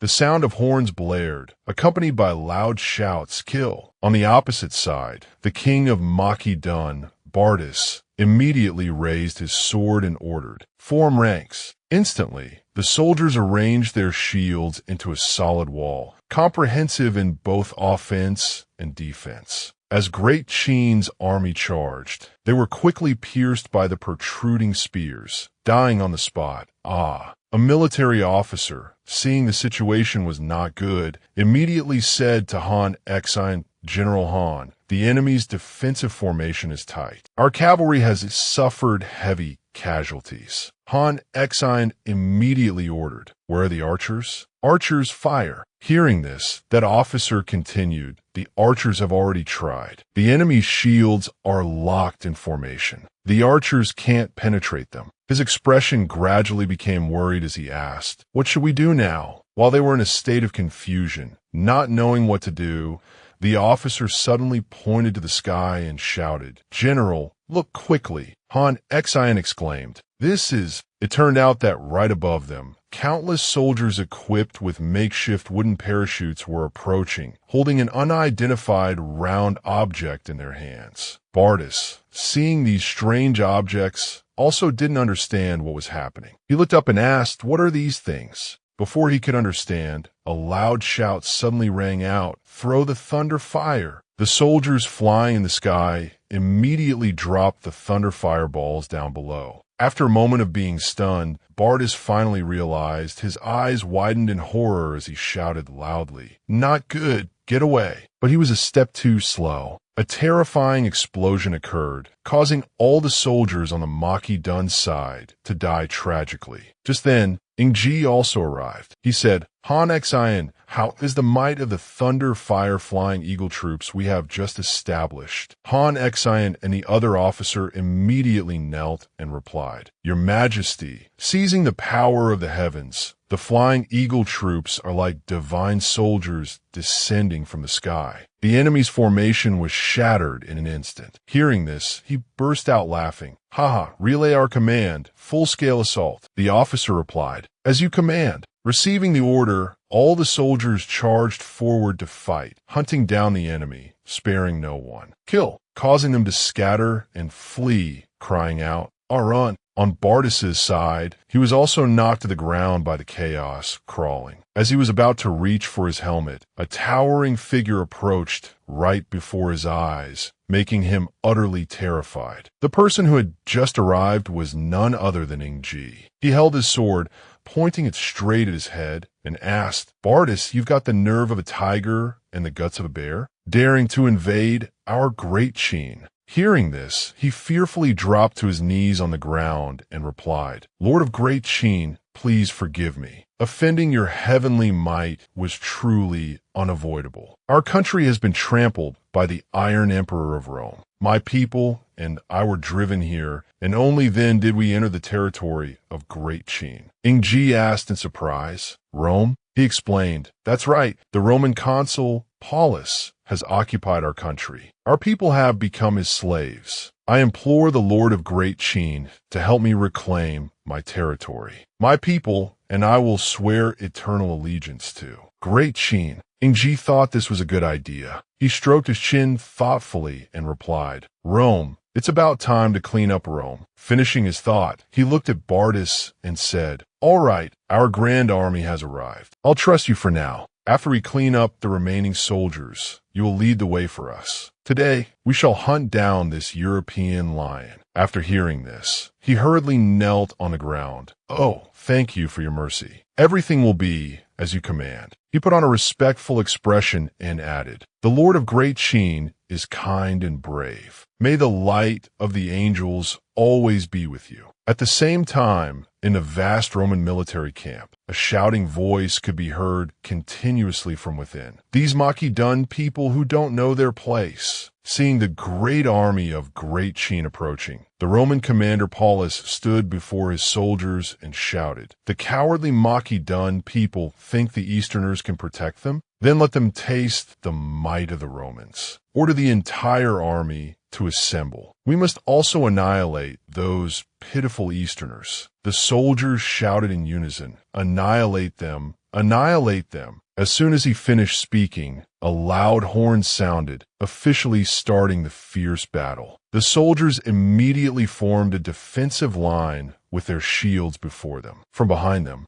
war elephants were also urged forward in extremely large numbers. The Romans threw their javelins straight ahead, shouting, Don't let them run. Let these Macedon people taste our might. Under the rain of javelins flying straight at them, the great Qin soldiers were immediately thrown into chaos, falling to the ground and shouting, Spread out, spread out. Nearby on a large cliff, Ying Zheng was standing and observing the scene below. He nodded and said softly, Their reputation is indeed well-deserved. The Roman army's combat strength is truly very strong. Paulus continued, Esteemed Lord of the Eastern Great Qin, I beg you to save my soldiers. I am willing to submit to you forever. Hearing this, he happily gave an order to Li Qing. Very well, we will add some fuel for these Romans. Li Qing relayed the order for the flying eagle troops to attack. He immediately cupped his hands and shouted, Yes, sir. Down below, the Roman troops still knew no fear, continuously pressing the great Qin army. Chase them for me. Leave no one behind. But their glory did not last long before they were blown to bits by bombs dropped from Ying Zheng's flying eagles. They all looked up at the sky, witnessing Ying Zheng's soldiers flying down, and couldn't help but exclaim in horror, What is that? They're flying in the sky.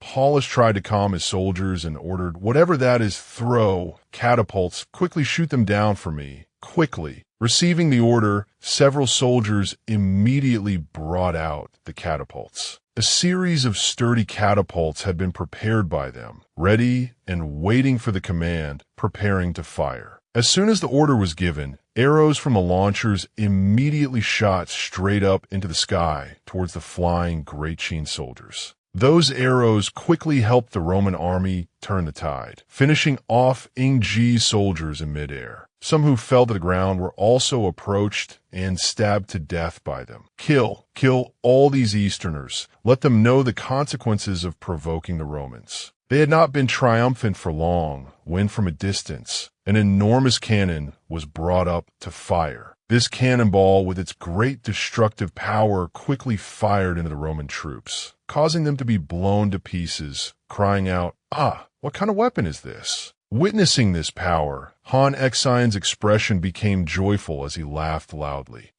You Roman barbarians have surely never encountered the might of our Great Qin's fire cannons, have you? Waiting for the opportune moment, Han Xian directly ordered the entire army to charge. Make these Roman barbarians submit to the heavenly might of our Great Qin. Kill! The soldiers behind him also shouted in unison. Kill! This powerful army had just joined the battlefield and already routed the Romans, killing them before they could even gasp. Suddenly, a loud shout was heard from somewhere. There, a strong wind. Paulus immediately ordered the entire army to attack. Chariots, attack. Hearing the command, a group of war horses immediately charged forward. He continued to shout, "Giant elephants, attack." Just like that, the herd of war elephants was also sent into battle. With just a few of their stomps, as large as heavenly pillars, they scared the war tigers into fleeing for their lives. Seeing the situation gradually becoming unfavorable, Han Xian immediately turned to retreat, exclaiming,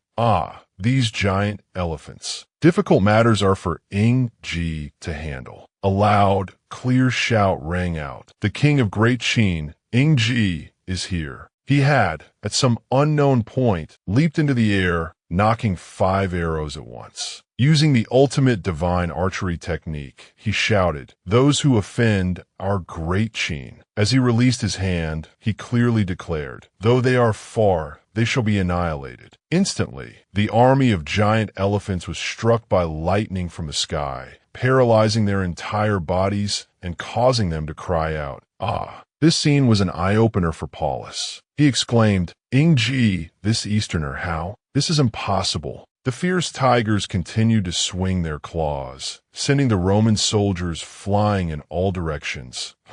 Ying Zheng began to charge forward, shouting, "Rome is powerful. In our eyes, they are merely ants." In a flash, he was right in front of Paulus, his aura incredibly imposing. Paulus no longer appeared arrogant as before. He cowered in fear and said, "A devil, it's Satan. Is this Easterner the incarnation of Satan?" Just as he finished his sentence, an explosion suddenly went off at his feet, throwing him backward to sprawl on the ground, crying out, His helmet was also sent flying far to one side. As he scrambled to get up and retrieve the helmet, a foot from nowhere stepped on it, causing him to freeze. Ying Zheng said, "A devil? We are not a devil." He stood right before him, his entire body erupting with a fiery power, his sword pointed at his head, saying, "If a devil stands in our way, we will kill it too." As he spoke, he knocked him backward. "We will not kill you. Get back to the city of Rome and report to your consul. Tell him to obediently and proactively submit to our Great Qin, or else we will raise the city of Rome to the ground." Before Ying Zheng's triumphant laughter, the Roman soldiers simultaneously carried Paulus and retreated to their country. He casually swung his sword behind him like an oath. "The city of Rome will become a district of our Great Qin. We want to convert the Senate into a palace."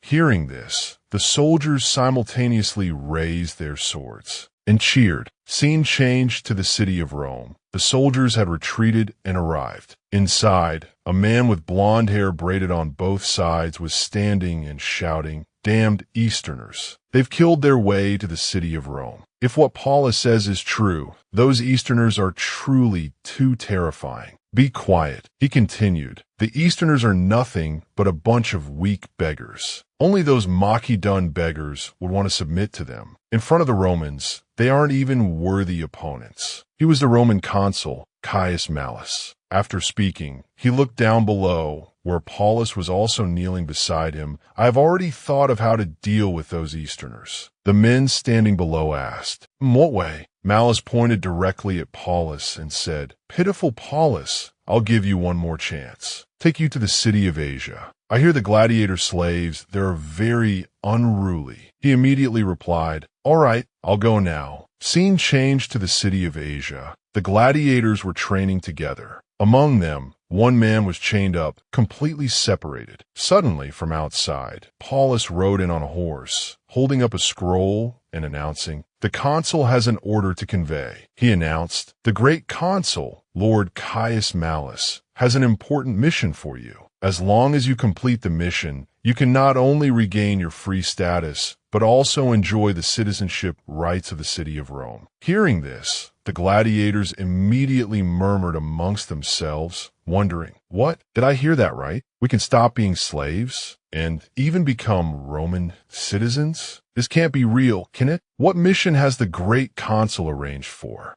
us?" Paulus explained, "The contract to release your slave status is here. As long as you defeat the Easterners who have come to attack the city of Rome, you will no longer be slaves." They exclaimed, "Defeat the Easterners? That's great. We can regain our freedom by defeating the Easterners." Just then, a giant boulder flew from nowhere straight towards where Paulus was standing, causing his horse to startle and rear up. The one who had just thrown the boulder was none other than the gladiator, who was chained up alone. He asked, "Where are the Easterners?" His face was now filled with rage, his eyes bloodshot. He clenched his fists and growled, "Let me tear them to shreds." He was the gladiator slave, Sibidek. At the same time, outside the city of Rome, not far away, Ying Zheng, along with Li Qing and Han Xian, were standing on a large cliff, observing. Li Qing spoke up, "Your Majesty, that is the city of Rome." He replied, "Good. Rome has dominated Europe, Asia, and Africa. Today, we have come to conquer you." After speaking, he looked towards the soldiers behind him and ordered, "Relay the command for the entire army to advance directly to the walls of Rome." Everyone excitedly raised their swords and cheered. While on the move, Han Xian suddenly noticed something suspicious. He said to Ying Zheng, "Your Majesty, look at the forest ahead. It seems there's a problem." As soon as he finished speaking, a multitude of footsteps suddenly began to emerge slowly from within the forest. It turned out the Roman army was already prepared. They had gathered and hidden inside the dense forest, waiting for the right moment to charge out. They all simultaneously surrounded the entire Great Qin army from all sides, causing everyone to react too late and cry out, "Ah, this is bad. It's an ambush." A Roman soldier directly struck down a Great Qin man, smiling as he shouted loudly, "Kill them all! Kill all these Easterners!" Seeing this, Ying Zheng could not stand by and watch. He directly urged everyone, "Bull cavalry, charge forward with us." Seeing the fierce bull cavalry charging right at them, the Roman soldiers immediately retreated into the forest. Ying Zheng did not give up. He ordered, "We shall see what tricks you have now. Through the forest, continue the pursuit." However, not long after entering the forest, the entire bull cavalry fell into the enemy's trap, sinking deep into a swamp from which they could not escape. Ying Zheng looked down at his soldiers who were gradually sinking, crying out in alarm, "Watch out for the swamp." As soon as he finished speaking, Sibidek,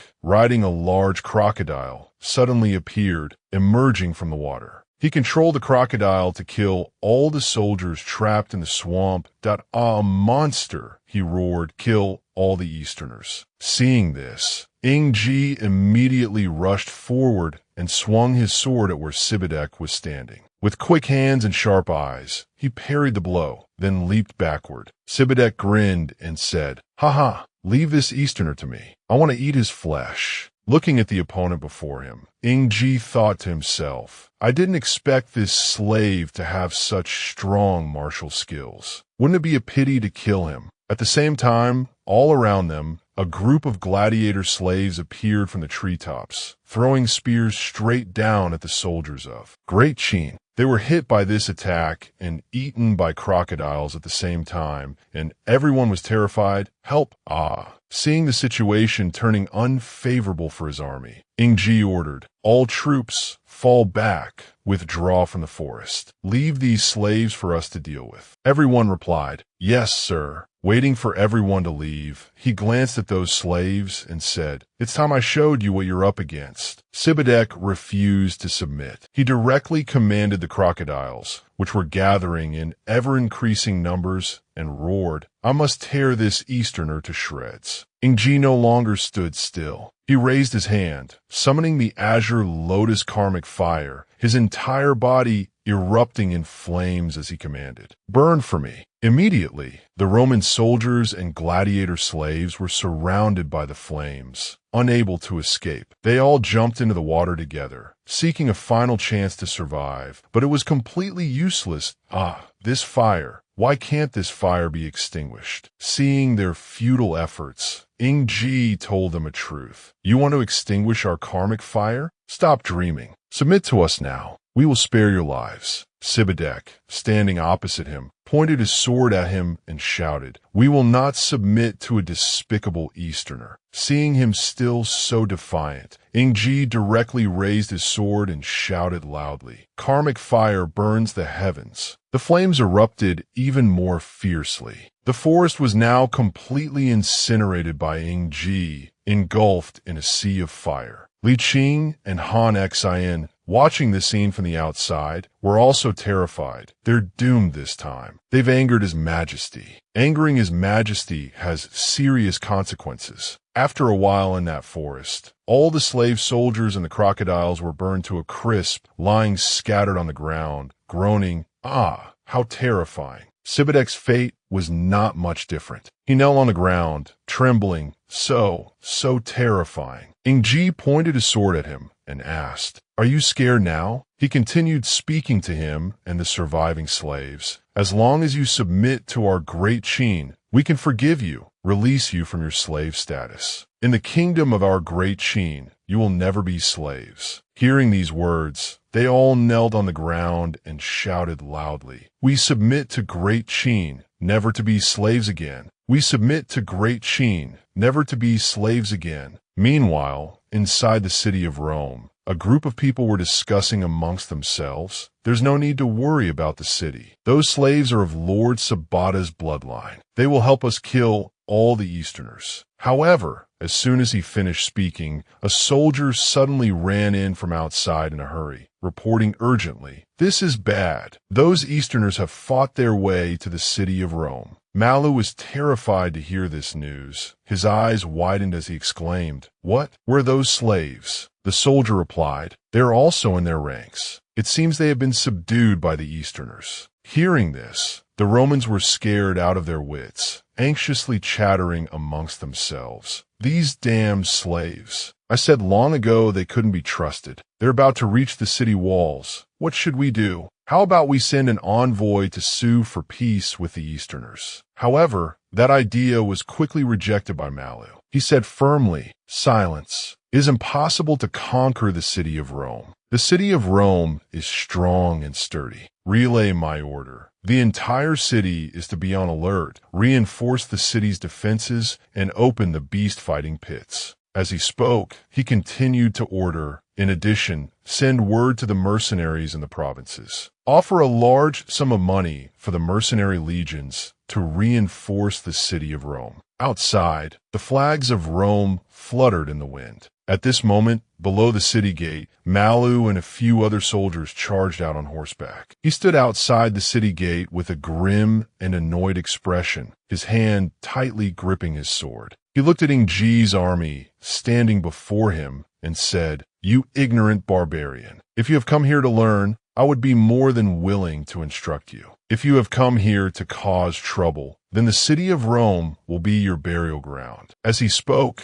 Malu grinned with smug confidence. because the city of Rome could not be conquered. As soon as he uttered these words, Ying Zheng laughed and asked back, "Cannot be conquered? There is no city in this world that we cannot conquer. In our eyes, the city of Rome is nothing more than a pile of mud." Finishing his sentence, he directly ordered Sibadek, "Sabata, the ones who enslaved you are there. Avenge your grievances. Let them also taste what it's like to be enslaved." Hearing this, his entire body seethed with fighting spirit. He raised his axe and charged forward. "For freedom, kill." Seeing the group charging at him, Malu was so scared he almost wet his pants, urging his soldiers, "Quick, retreat." Looking at his fleeing figure, Sibadek laughed. "Ha ha, you coward! Where has the might of the Romans gone?" As he finished speaking, he ordered the others, "Brothers, we can break down the city gate." But as soon as he finished speaking, a mad bull with glowing eyes suddenly charged out from within the city gate, sending them flying into the air with a loud cry.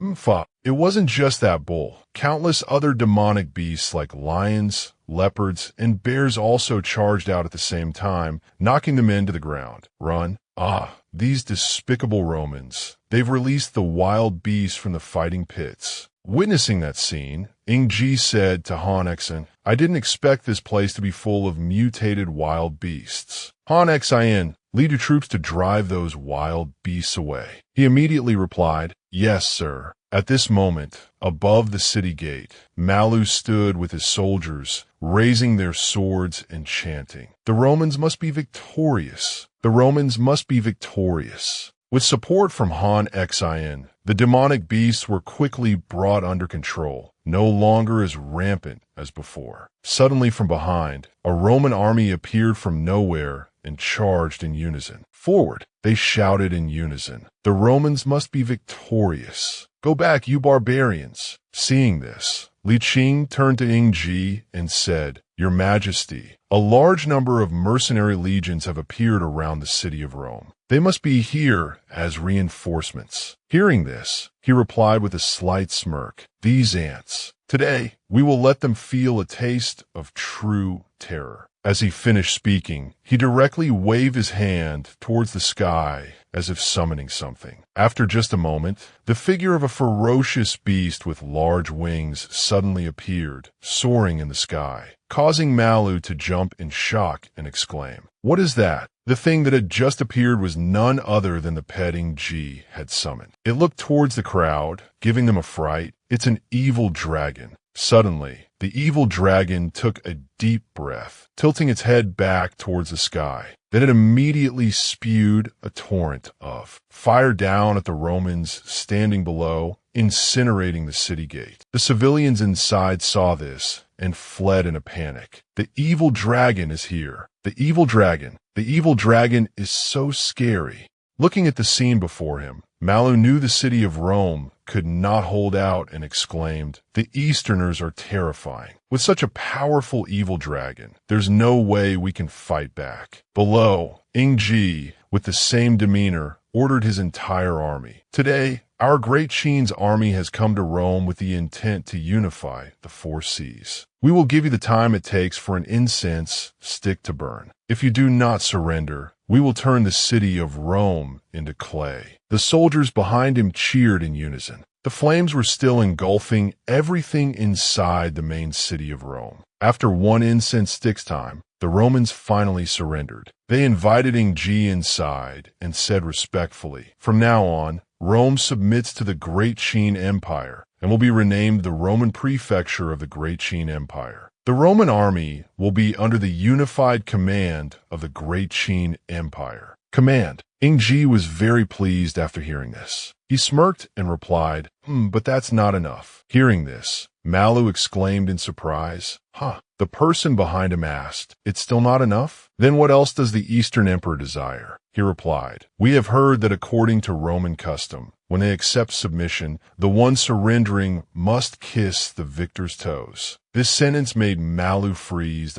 He asked, "What? Are you unwilling?" He had no other choice but to close his eyes and endure it. Then he knelt at Ying Zheng's feet and replied, I wouldn't dare refuse. I, on behalf of Rome, perform the rite of surrender to Great Qin." All the soldiers standing behind him shouted loudly, "Mighty great Qin! Mighty great Qin!" As soon as they finished, a young boy with a dagger in his hand suddenly appeared from behind Ying Zheng, shouting loudly, "Despicable invader! I want to kill you!" Seeing this, Han Exen hurriedly shouted, "Your Majesty, be careful." But before the kid could do anything, he directly used a finger to press on his head and stop him. Looking at this snot-nosed kid, Ying Zheng smiled and asked, "Where did you run out from, little one?" The young boy then brandished his dagger wildly and replied, "In the name of the Julius clan, I swear I must personally kill this invader with my own hands." Hearing this, he asked again, "The Julius clan? What is your name?" The boy, with a pained and annoyed look, replied, "I am Caius Julius Caesar." As if realizing something, Ying Zheng laughed heartily and ordered Li Qing, "Ha! This kid is Caesar good. Li Qing, take this young man and arrange for him to be placed before my horse." He immediately clasped his hands respectfully and replied,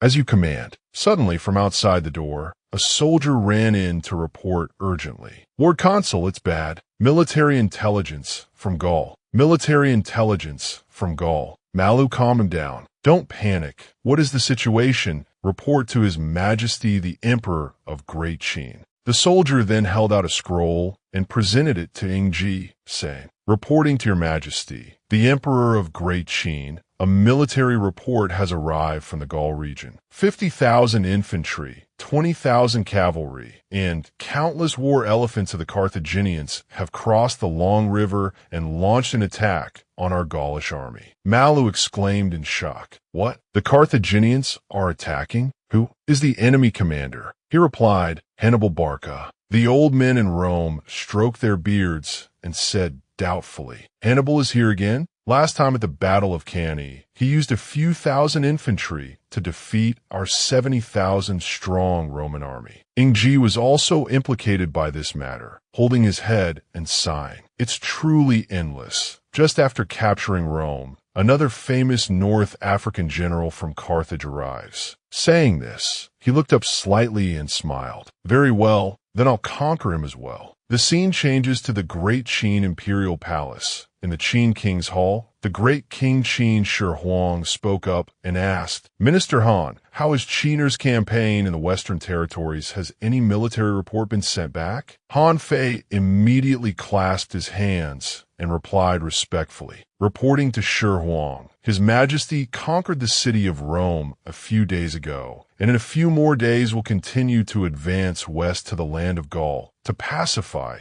the Carthaginian rebels." After finishing his sentence, he turned to Li Si. "Qir's great victory in the west is a cause for joy and celebration. Minister Li, what is the situation with the floods in the southern region that were reported earlier?" He replied, reporting to Shi Huang. Before he could finish his sentence, a person rushed in from outside to report urgently, reporting to Shi Huang, "Urgent news from Jiangnan. The floods have returned and submerged many commanderies." Hearing this information, the great King Qin Shi Huang's eyes widened in shock as he exclaimed, "What?" He directly walked over and took the memorial to read through it. "Why are there sudden floods in the Jiangnan region?" The other high-ranking ministers also chimed in. "That's right, for the past few years, the weather has always been favorable. Why would heaven send down such a disaster?" Before this news could settle, another piece of news arrived. "It's bad, it's bad. Urgent report from Central Shu. Locusts have suddenly appeared in many commanderies, and a large number of common people have suffered casualties." Everyone was once again terrified. How can this be? Another locust plague? The great King Qin Shi Huang immediately ordered, "For disasters to suddenly strike from the sea is very unusual. Immediately dispatch specialists to the commanderies to provide aid,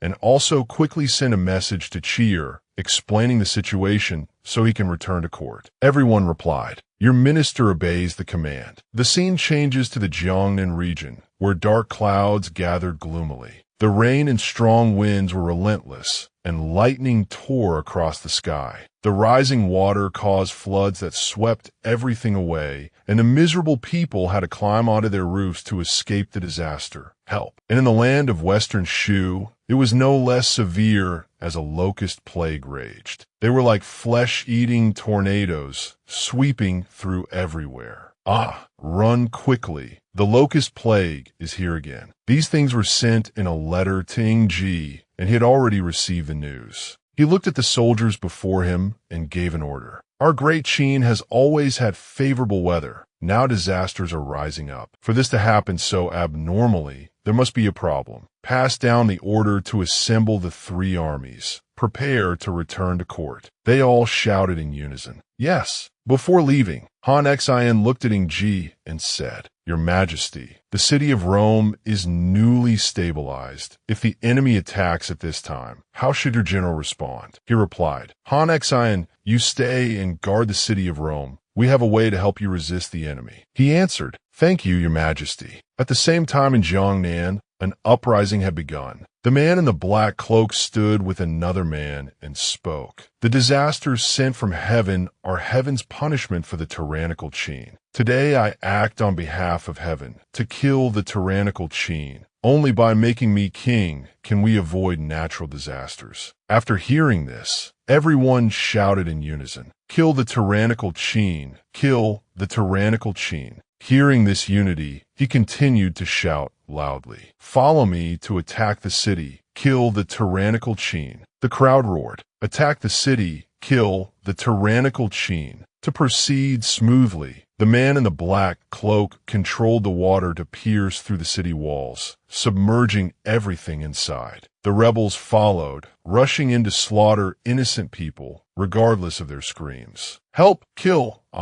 Kill the tyrannical Qin. The soldiers of Great Qin finally arrived, pointing their swords at the rebels and shouting loudly, Audacious rebels, surrender yourselves. Standing nearby, the man in the cloak continued to cast his magic. Immediately, lightning struck down continuously from the sky. The sea waves then rose high as if to submerge the entire sturdy city. The man in the black cloak shouted loudly, Ying Zheng, let you also suffer the pain of losing your Qin people. Seeing this, the soldiers had no other choice but to watch helplessly. The flood is coming, the flood is coming. Inside the palace at this moment, a soldier ran in to report urgently, Your Majesty, Shi Huang, the flood is coming from all 4 sides. Your minister requests to escort Your Majesty to retreat. Hearing this, he insisted on staying and replied, We are not going anywhere. With this evil person causing chaos, we will advance and retreat with the generals and soldiers of Great Qin and swear to protect the Apang Palace. Yenner stood inside, anxious and afraid, her hands clasped together in prayer. Brother Ji, where are you? Come and save us quickly. Outside the city, soldiers were still urging each other to stop the flood from pouring in. Quick, throw down the earth. Stop the flood. Yes. Another group of soldiers used their martial arts power, holding hands tightly to form a solid, invisible wall. Use martial arts power to form a human wall. We absolutely must not let the flood break through the city gate. They shouted in unison.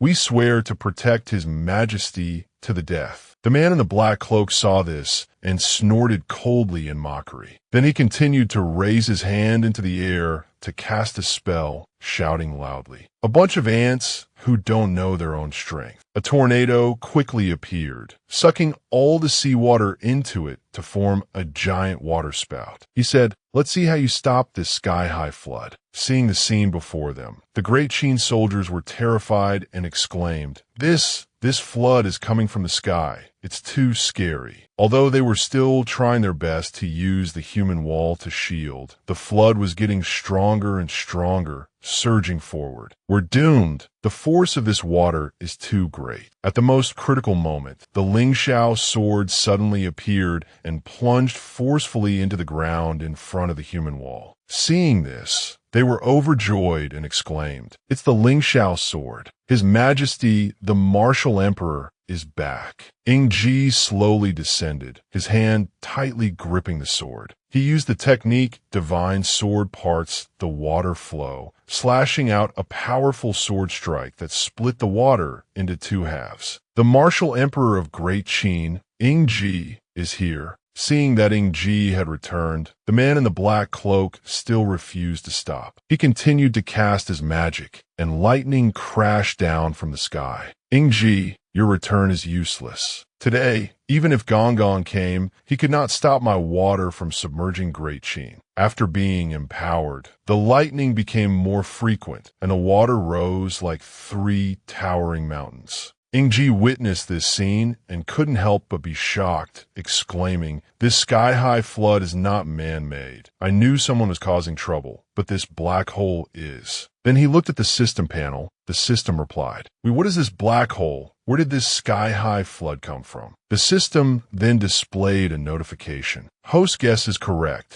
This black hole is a channel connecting to the outer heavens. The flood pouring out comes from the era of you. Ying Zheng's eyes were opened once again. What? Bringing the flood from the era of you to submerge my Great Qin. How can this be? He asked, "How do I deal with it?" The system replied, "As for a way to deal with it, you can only open the gate of heavenly Tao to lead the flood back. It's just that." Seeing the system hesitating, he couldn't help but urge impatiently, "Don't waste time, speak quickly." The system replied, "With the host's current realm, forcibly opening the gate of heavenly Tao will definitely cause a martial arts backlash. As for what consequences will appear, it is not yet clear." He no longer cared about those things and replied directly, "I don't care about all that." As he spoke, a shining golden dragon seal appeared in the palm of Ying Zheng's hand. He raised it into the air, creating a pillar of golden light that illuminated the night sky covered by dark clouds. "Father Emperor, Mother, and also Yinner and my children are behind us. Even if I have to pay a great price, we must protect them completely." Looking at the pillar of light before him, he continued to shout, "Open the gate of heavenly Tao." The soldiers behind him were terrified when they saw this. "It's the gate of heavenly Tao. His Majesty, the martial emperor, has opened the gate of heavenly Tao." As soon as the gate of heavenly Tao was opened,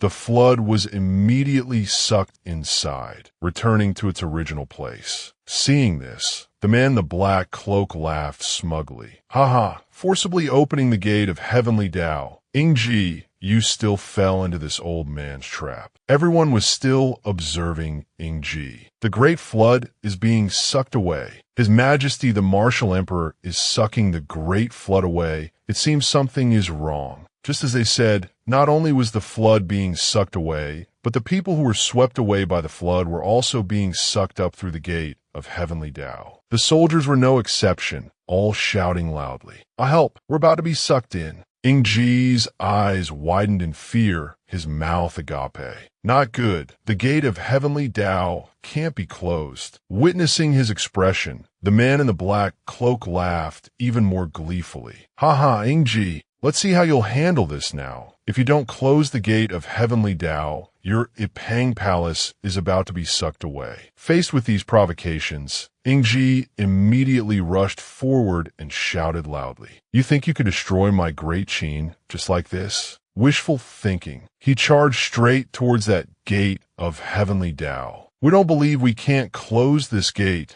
of heavenly Tao." The man in the black cloak shouted contemptuously, "How arrogant! You want to rely on martial arts power to destroy the gate of heavenly Tao? Ying Zheng, aren't you overestimating your own strength?" With that same determined look in his eyes, he charged forward without any hesitation. "If I can't close it, then we will destroy it." Ying Zheng gathered all his martial arts power and shot straight towards the gate of heavenly Tao. The collision created an earth-shattering explosion, and yet it actually succeeded. The soldiers looked up and shouted loudly, "The great gate in the sky has disappeared. The flood has receded. Where is His Majesty, the martial emperor?" A soldier noticed something and pointed towards, then shouted loudly. Ying Zheng was now in free fall, surrounded by arcs of lightning. Suddenly, a spatial hole appeared, and his entire body was sucked straight into a large vortex. He had been sent astray to another world by this spatial vortex, tumbling onto the ground. Ying Zheng dazedly sat up, scratching his head and asking, "Where's this? This palace doesn't look like Great Qin." With that said, he looked at the system panel and asked, "System, where is this?" Why can't we feel the martial arts power in our body? But the system panel now displayed. System error, currently under repair. This wasn't the first time he had encountered this, so he didn't show any fear, standing up to dust off his clothes and saying, again with the errors, always malfunctioning at critical moments. Just as he finished speaking, a voice suddenly came from behind him. Your Majesty, run quickly, they're catching up. Right on their heels was a group of soldiers with sabers, chasing and shouting loudly. Your Majesty, stop right there, don't run. The child shouted back while running. Don't you come over here.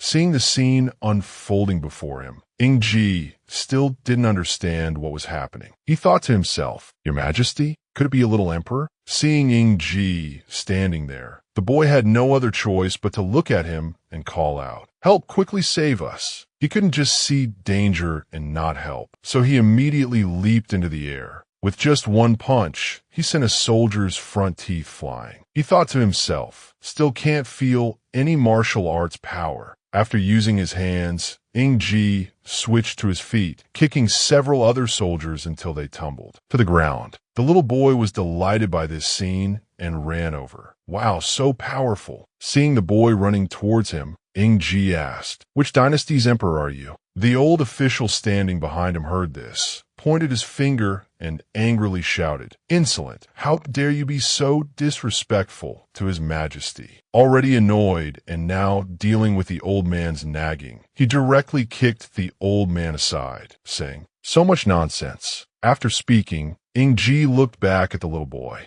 and asked, Speak up. The boy, terrified, trembled and stammered in reply, We are the current son of heaven. Lucia, don't you dare be insolent. Hearing this, Ying Zheng stroked his chin and thought to himself, Lucia, Emperor Xian of Han, Lucia, could this be the Three Kingdoms period? Seeing him just standing there dumbfounded, the boy asked, Your clothes don't look like those of the Western Liang army. Who are you? He thought to himself, My martial arts are sealed and the system is malfunctioning. It's better to hide my identity for now. With that thought, he replied, My identity is not convenient to disclose. Lucia put his hands on his hips, pointed at him, and said, You have rendered a great service by protecting us just now. We will reward you handsomely, but you must first escort us out of Chang'an. Hearing this, Ying Zheng crossed his arms, grinned, and asked, Ha, you'll reward me? Little Emperor, I have important matters to attend to. You should pray for your own good fortune. The boy made another offer. As long as you escort us, we will make you a king. This made him laugh. Ha, you want to make me a king?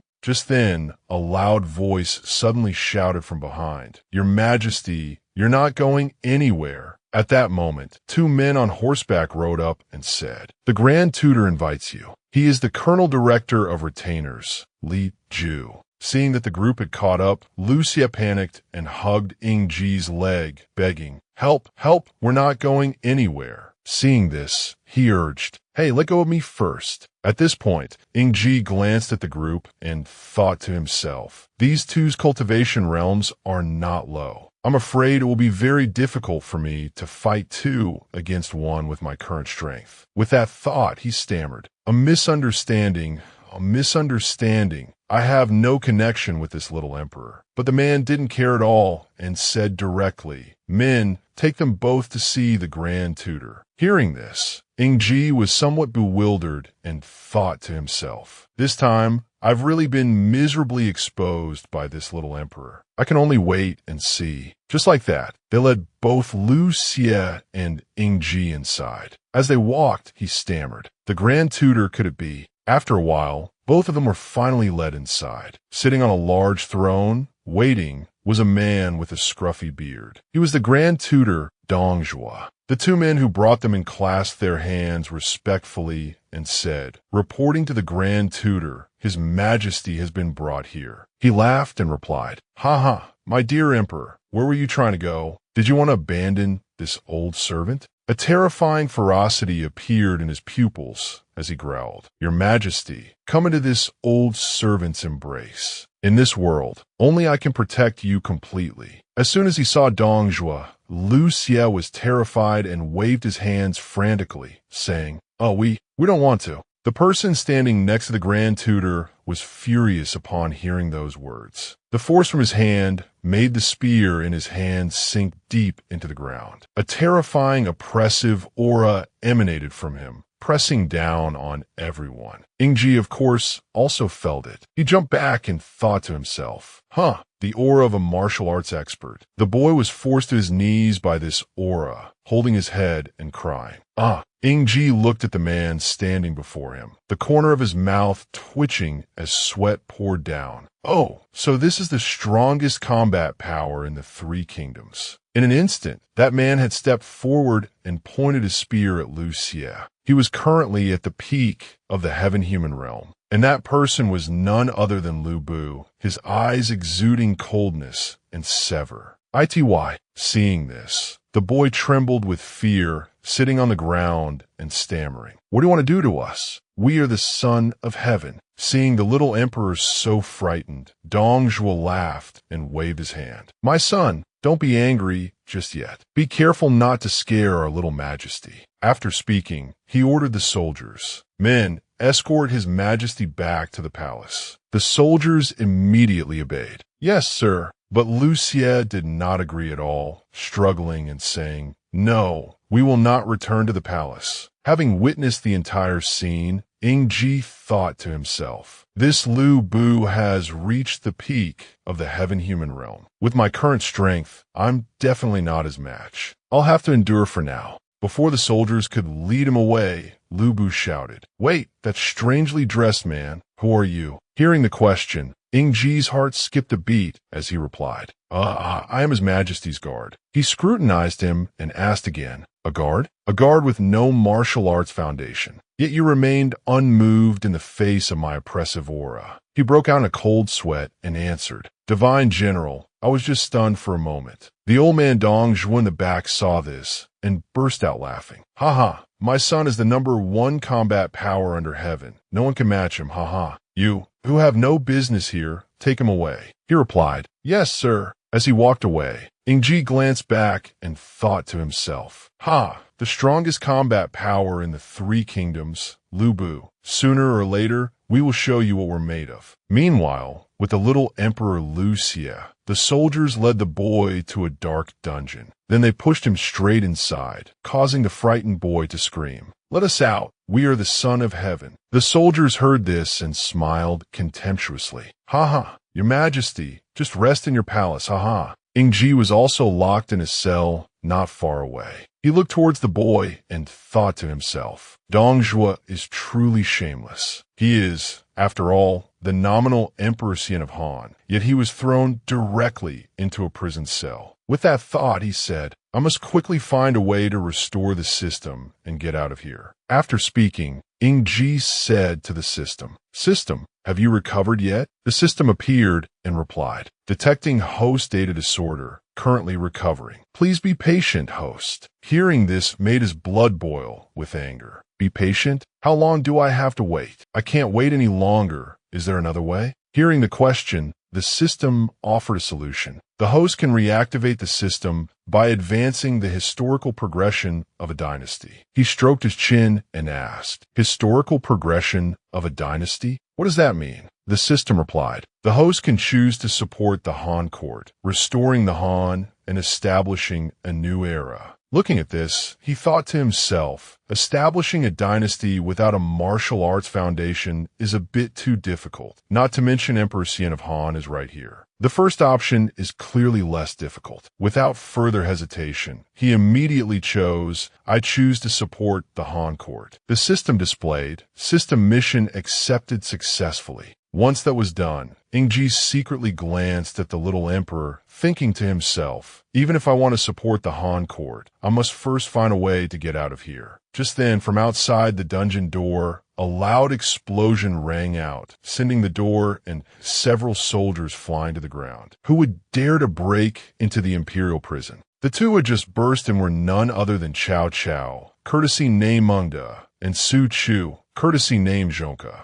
They said, Your Majesty, please forgive us. Manga has arrived late to rescue you. Witnessing this scene, Ying Zheng's face froze as he thought to himself, is that Cao Cao who has arrived? Lu Xia, sitting in his cell, also heard the loud commotion. The boy quickly ran out and shouted, "We are here. Come and save us quickly." Cao Cao then said to Su Chu, "Rescue His Majesty." He replied, "As you command." After speaking, he directly smashed the prison cell door to pieces, rescuing the little emperor. Seeing that the situation here was becoming unstable, the two discussed a plan. One would lead Lu Xia away, while the other would hold back the soldiers. "Your Majesty, it is not safe to stay here long. Let us leave quickly." The boy replied, Okay. Ying Zheng was also freed by them and quickly followed, thinking to himself, "This Chao Munda has some real strength. I'll sneakily follow them and see." After running to the exit, Cao Cao observed the situation, then pointed to the side and said, "Your Majesty, this way." But just as they had taken a few more steps, Lu Xia suddenly froze. The boy's eyes filled with fear as a loud shout rang out. "Want to leave? None of you are going anywhere." The one blocking them was none other than Lu Bu, with a group of soldiers following behind him. Lu Xia was so scared that he fell to the ground, his pleading eyes looking back as he trembled. Quick,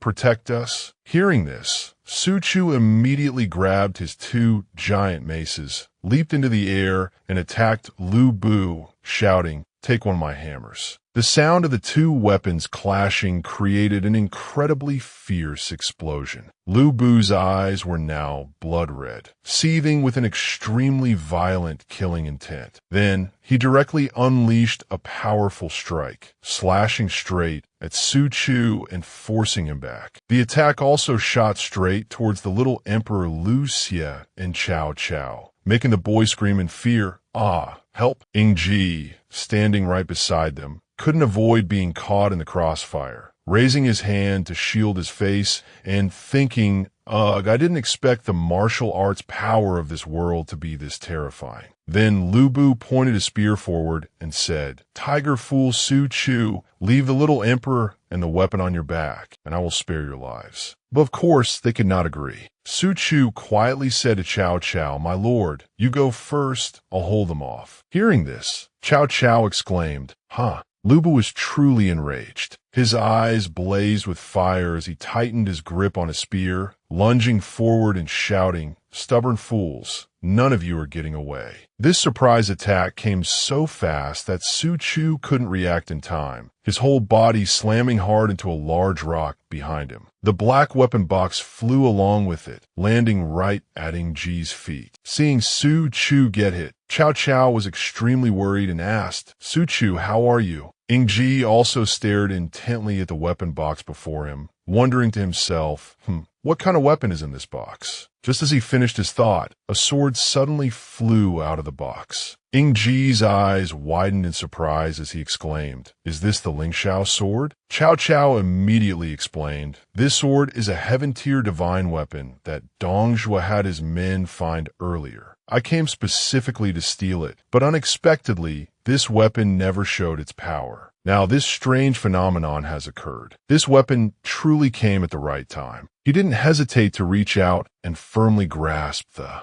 Lingxiao sword. Looking at the sword held firmly in his hand, he grinned and said, "This divine weapon wasn't failing to show its power. It was waiting for its master." Cao Cao was extremely surprised and asked, "Its master?" Without much hesitation, Ying Zheng immediately rushed forward, thinking to himself, "With the Lingxiao sword, the martial arts sense in my body is also slowly concentrating." He shouted loudly, "Lu Bu, I come to test your skills." Seeing Ying Zheng charge at him, he showed no fear, but instead was extremely contemptuous. "Insignificant junior, you don't know your own strength." As he finished speaking, Lu Bu simultaneously aimed his spear straight at Ying Zheng and attacked.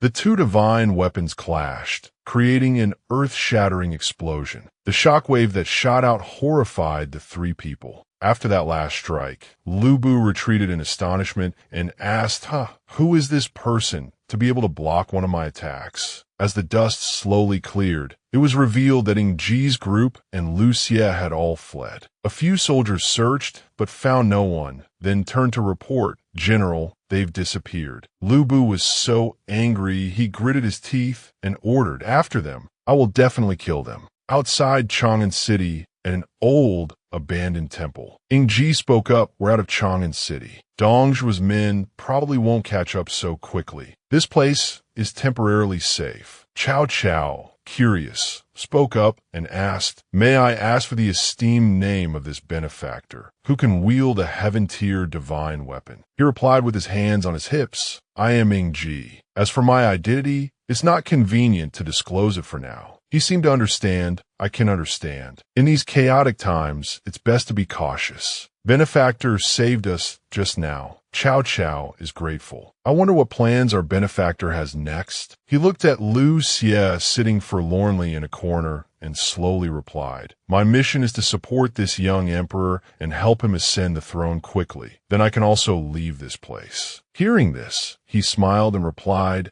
"Excellent. So benefactor also has the heart to restore the Han court. In that case, why don't we join forces and crusade against Dongzhuo?" He thought to himself, wanting to restore the Han court with just me and the young emperor will be a bit difficult. Since I've met Cao Cao, why not borrow his opportunities and fortune to recruit martial generals from all over? Then he said, "All right, if our goals are aligned, forming an alliance is fine." Cao Cao happily smiled and replied, "Excellent." In his heart, he thought, although this person speaks strangely, he can wield this ancient heaven-tier divine weapon. He is definitely not an ordinary person. Why not borrow his strength to help me achieve my great cause? Ying Zheng spoke again. "Right now, I cannot unleash the full power of my martial arts, but I can impart a martial arts cultivation method, allowing you to break through your own martial arts gateways, stimulate your own potential, and thus increase your strength." Su Chu was confused and asked, "Break through our own martial arts gateways?" While Cao Cao praised continuously, "Benefactor truly possesses such divine power. Then we can recruit the martial generals of the world to help us restore the Han court together." The two of them seemed to get along well. He smiled, crossed his arms, and said, "That's right. Next, we must recruit the martial generals of the world. Wherever there are martial generals, we will go there." Cao Cao suddenly remembered. Perfect timing. Now, with the world in contention, Yuan Shao of Hebei has many martial generals under him. Why don't we go find him and form an alliance? He repeated, Yuan Shao of Hebei,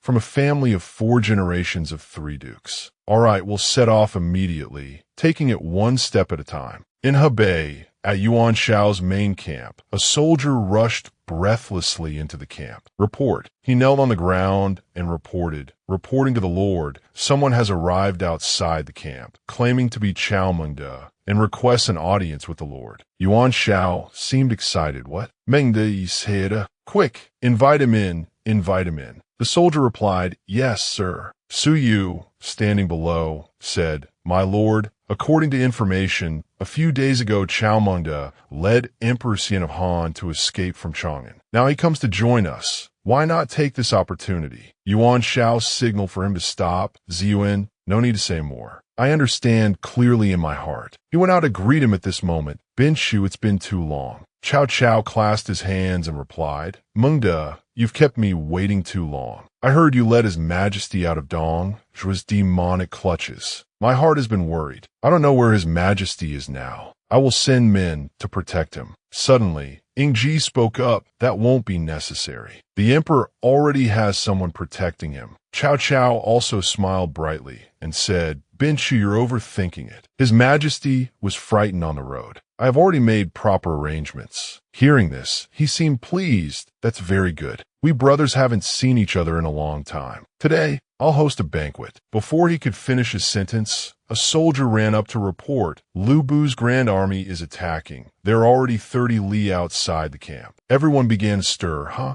Lu Bu's army has arrived so quickly? They must have been chasing Chao Mengde, right? Yuan Shao immediately reassured them. My lords, please be calm. Manga and I are brothers. For the sake of righteousness, today we must repel this Lubu. Cao Cao replied politely, "Thank you, Binshu, for righteously dispatching your troops." Then he turned his back and said to the other soldiers, "Mungda is too kind. Pass the order, summon the forces from all factions. Prepare to meet the enemy." "Yes, sir." Ying Ji stood to one side, observing and thinking to himself, "Perfect timing. I'll use this opportunity to see the strength of these people." At this moment, the war horns blew. All the soldiers charged into battle. The general on the other side rode his horse and charged forward. Our army was also ready for the fight. Yuan Shao looked at Ying Ji with an expectant gaze. Guan Yu appeared at this moment with an incredibly majestic presence. "Hua Xiong, you little brat, if I can't take your head, I will take my own life." Ying Ji just smirked, thinking to himself,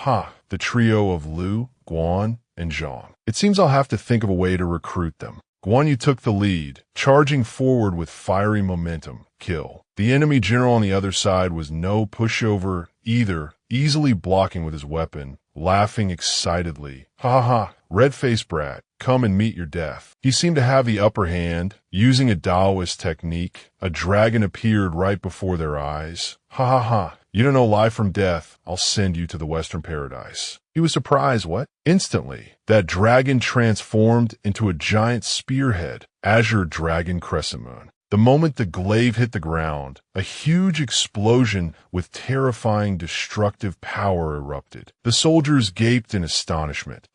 General Hua Xiong has been killed. This long-bearded, red-faced man is too strong. He killed General Hua Xiong in a single blow. Yuan Shao, seeming to show off, ordered, "Beat the drums to boost our morale." Ying Ji observed and thought, "Guan Yunchang has comprehended the power of martial arts. His strength is indeed extraordinary." The soldiers now continuously beat the drums to cheer. Guan Yu heroically said, "Guan Yu is here. Who dares to fight?" Suddenly, a flame of anger erupted. "Insignificant junior from nowhere. You dare to be so arrogant." The surrounding soldiers were all thrown aside as Lubu shot past.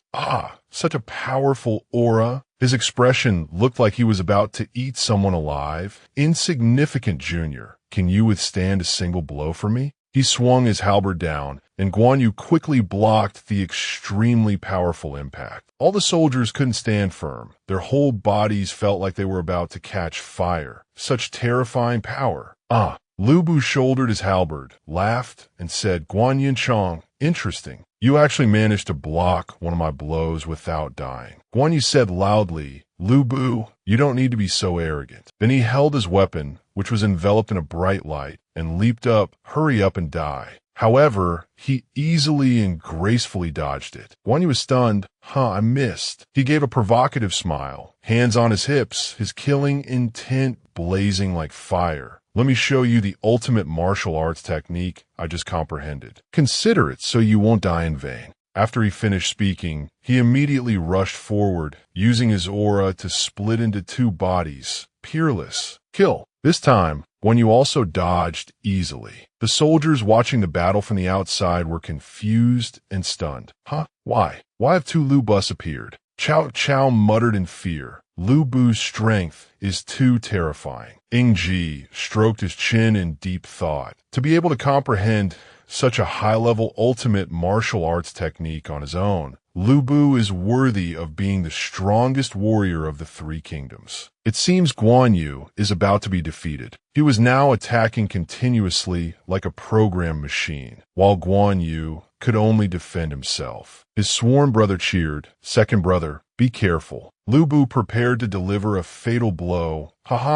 Your life is in danger. It seemed he was really done for, but unexpectedly, a sword appeared and blocked the attack. It turned out to be Ying Ji, his expression cold and emotionless. Seeing him, he became furious. "It's you again." He turned his back to him and said calmly, "Lubu, I didn't expect we'd meet again so soon." He flickered in and out of sight, appearing in front of him. "Last time I let you escape. Today, you've walked right into the net yourself." Guan Yu's two sworn brothers bravely came forward. "Lubu, you brute, how dare you injure our second brother?" Second brother, third brother, let's attack together. No sooner said than done. The two of them charged in to attack Lu Bu, while his other clone dueled with Guan Yu. He was so angry that veins popped out on his forehead. If you three brothers are attacking together. He leaped into the air, causing the ground to crack. He furiously swung his weapon and charged, then die here for me. The three of them stood rooted to the spot. We're done for. And immediately, a huge explosion occurred. Dust and smoke were now billowing everywhere. It turned out Ying Zheng had stepped forward to protect them. That man spoke, "Thank you, brave warrior, for saving us multiple times." He seriously glanced back and said, "Don't thank me yet. Lu Bu has comprehended a high-level ultimate martial arts technique. The three of you are no match for him together. We have to think a new plan." Hearing this, he was confused. A high-level ultimate martial arts technique. The army's banner fluttered in the wind. Yuan Shao turned to ask Su Yu, "Who is this man holding the sword?" To be able to block a blow from Lu Bu. He replied, "He's the one Chao Munda brought, named Ying Zheng. I've never heard of this person before." He ordered, "Send someone to investigate." Then he added, "Also, pass my orders to Yan Liang and Wen Chou. I have an important task to assign them." Su Yu nodded and replied, "Yes, my lord." At this moment, the battle was still raging. Lu Bu's entire body was engulfed in blazing hot flames as he roared. "If you have any last words, say them now, or you won't get another chance." He used God and Demon Dance of Shadows and charged forward.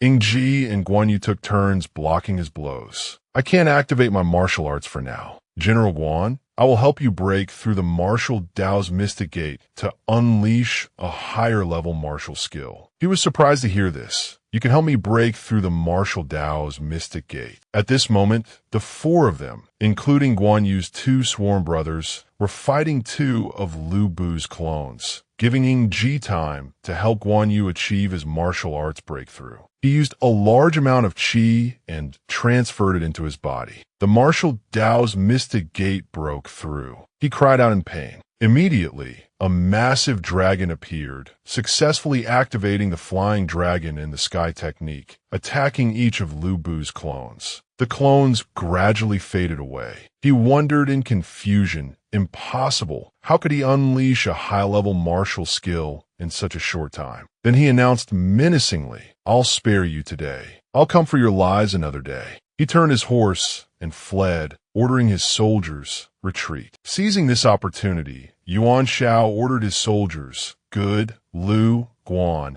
and Zhang have joined forces to defeat Lu Bu. We must press our advantage and pursue them. Relay my command. Pursue the remnants of the enemy. There will be rewards for beheading generals and killing enemies. The soldiers charged forward together, shouting, "Kill." On the other side, the three brothers Lu, Guan, and Zhang were bowing to thanking Ji. "Thank you, sir, for helping me unleash a high-level martial skill. I, Guan Yu, have never possessed such power. Sir, you are truly a divine being. May I ask for your esteemed name?" He quickly helped them up, saying, "The three of you, please rise. I am Ying Zheng." At this moment, Cao Cao came forward to praise them. "I have heard of the extraordinary might of the three brothers Lu, Guan, and Zhang. Today's three heroes versus Lu Bu truly lives up to your reputation. I wonder if the three generals would be willing to join us in supporting the Han court." As Ying Zheng heard him speak, he silently praised him. This Cao Cao is truly skilled at winning people over without any effort. The three brothers were astonished. "Support the Han court? We do not know you, sir." With that, Cao Cao stepped forward, bowed, and introduced himself. "I am Cao Cao. To be frank, His Majesty Emperor Xian has already been rescued by us. We're just waiting for the three generals' help to support the Han court and crusade against Dongjua." Hearing this, Guan Yu immediately agreed. "Is that true? We three brothers have sworn to support the Han court." Cao Cao was overjoyed. "Excellent." Immediately after, he probed, "I wonder where His Majesty is now." While Cao Cao was hesitating, Ying Zheng answered for him, "Emperor Xian is in a very safe place." At this moment, inside an abandoned temple, an angry voice rang out, "Where is Cao Cao? How dare he leave us in this godforsaken place? This stuff We can hardly swallow it. Tell someone to bring some meat here." The soldiers hurriedly tried to calm Lu Xie. "Your Majesty, please calm down. Our lord went out on business and will return very soon." The young boy shouted, refusing, "Send someone to find him now." Suddenly, the sound of footsteps was heard. The two soldiers turned around in alarm, surprised, exclaiming, "Ah!"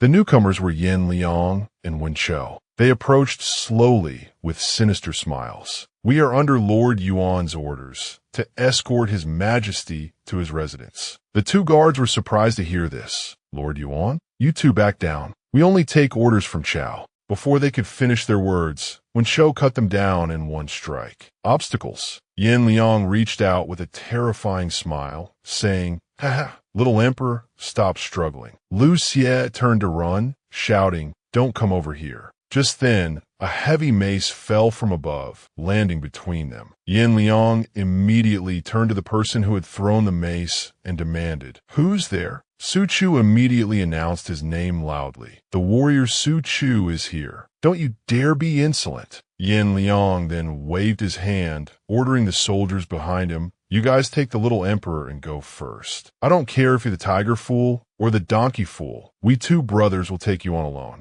As soon as he finished speaking, the soldiers cornered Lu Xie. The frightened boy cried out, "Someone, save me!" Su Chu quickly picked up his mace and cursed, "Insolent brutes." He powerfully and forcefully knocked those soldiers away. The two, Yin Liang and Wen Chou, immediately charged forward to attack him.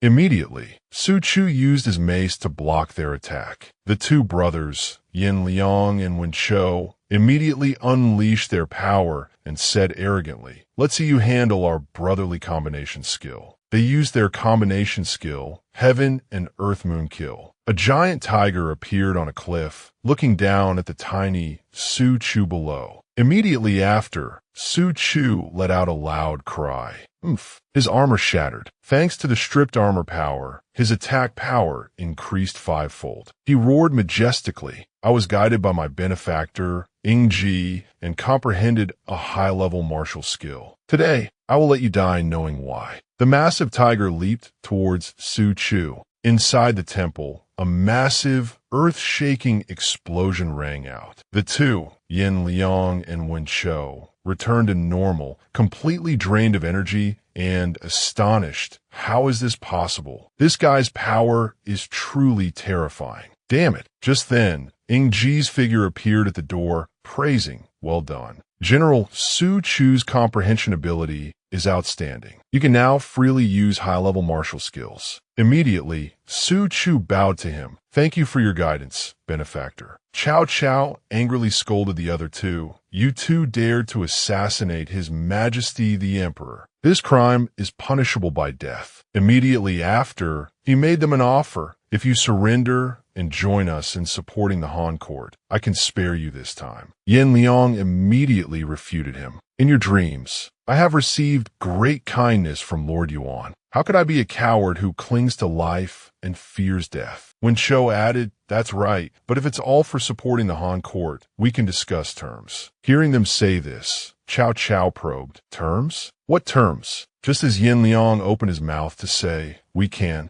a sword flash appeared from nowhere, beheading them. Seeing him do this, Cao Cao was shocked. "Benefactor, what are you doing? This is a time when we need men." Ying Zheng turned and refuted him. "Warlords vie for supremacy. Those who walk with us will dominate this chaotic world together. Those who are not on our path must be completely eliminated." Hearing his words, the three brothers Lu, Guan, and Zhang immediately knelt and bowed. Sir Ying Zheng's insight is profound. We brothers are in awe. We three brothers swear to follow Sir Ying Zheng to the death. Seeing their willingness to follow him, he immediately spoke graciously to them. "We will work together with one heart. Three generals, please rise." With that, he looked towards the door, frowned slightly, and muttered a curse. "That damn Yuan Shao dares to provoke me. Generals, go and assemble your troops. Next, we will deal with Yuan Shao first." Hearing Ying Zheng say this, everyone was shocked. "What? You want to deal with Yuan Shao?" Cao Cao spoke up to remind him. "Yuan Shao has 100,000 troops." He calmly repeated his words. "You heard me right. I have my own way. We will eliminate Yuan Shao first, then destroy Dongjua. Go! Meanwhile, in another place, filled with an abundance of wine and meat, cheerful sounds rang out. Come, drink. The sound of wine cups clinking amidst loud laughter was heard. Drink, ha.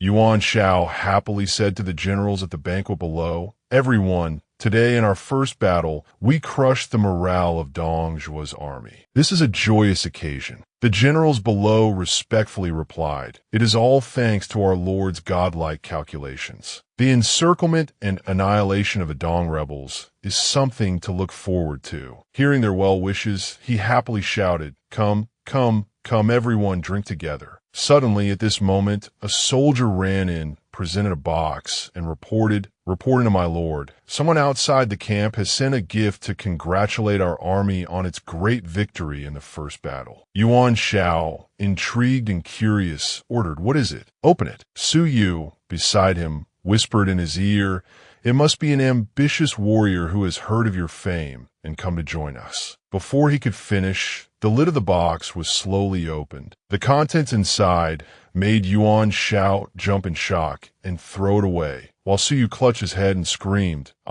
This is General Yin. He looked at the head on the ground and stammered, This is the head of Yin Liang and General Wenchou. Immediately, Yuan Shao ordered, Which soldiers are these? Send out the troops to meet the enemy. Just then, loud shouts of kill were heard from outside. He wondered in confusion, What is going on? A messenger from outside ran in to report. It's bad. Dongjua's army is attacking. Hearing the report, he exclaimed in shock, What? Dongjua's army. Outside the military camp, a large group of people charged forward thunderously. Kill. Capture Yuan Shao alive. Kill. On Yuan Shao's side, Gao Lan flew forward to confront the group, shouting, Gao Lan is here. Who dares to be insolent? As soon as he finished speaking, Su Chu rushed out, raising the mace in his hand, and replied, Gao Lan, the tiger fool has come to test your skills. Immediately, the two charged at each other and began to fight. As Gao Lan blocked, he gritted his teeth and thought to himself, His blade's aura is too strong. Immediately after, his eyes turned bloodshot and he let out a grunt.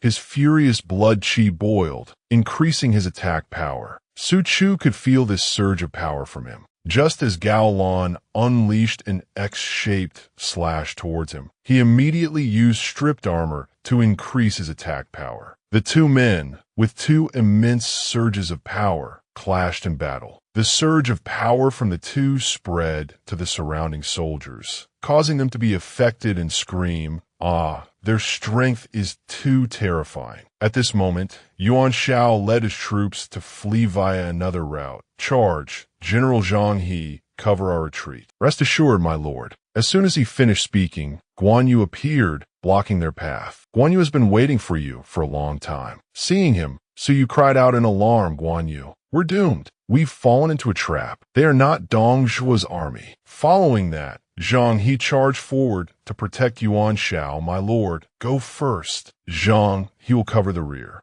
Guan Yu charged forward to fight him directly, a worthless fool, overestimating your own strength. While they were fighting, Su Yu said to Yuan Shao, General Zhang, he is divinely brave. My lord, let's quickly retreat to Yi City first. All right, father. Yuan Shao's group immediately spurred their horses in another direction to flee. The old man Su Yu, leading the way, turned his head and said, My lord, beyond this forest is a shortcut to Yi City. I don't think the enemy will pursue us any further. Good, let's go. At this moment, a familiar figure emerged from the bushes. Seeing the figure there, Su Yu was stunned and stammered, How can it be? Ying Ji and his generals appeared, intercepting them. He said with amusement, You're later than we expected. Seeing them, Su Yu cried out in panic, No, absolutely impossible. Why are you here? Yuan Shao cursed. So it was you after all. Ying Ji pointed his sword forward and shouted, Generals kill Yuan Shao. Zhang Fei charged to the front, yelling, I am Zhang Ida of Yin. It's time to take your head. He spun his staff several times, aimed straight at Yuan Shao, and shouted, Kill. Seeing him about to strike, Yuan Shao cried out in terror, Protect me, protect me. Just then, Cao Cao hurriedly shouted to stop him, General Zhang Fei, wait. Don't attack. As soon as he finished speaking, Zhang Fei had already unleashed a strike down upon the group. Yuan Shao. After Zhang Fei stopped, Cao Cao rushed before him and reported,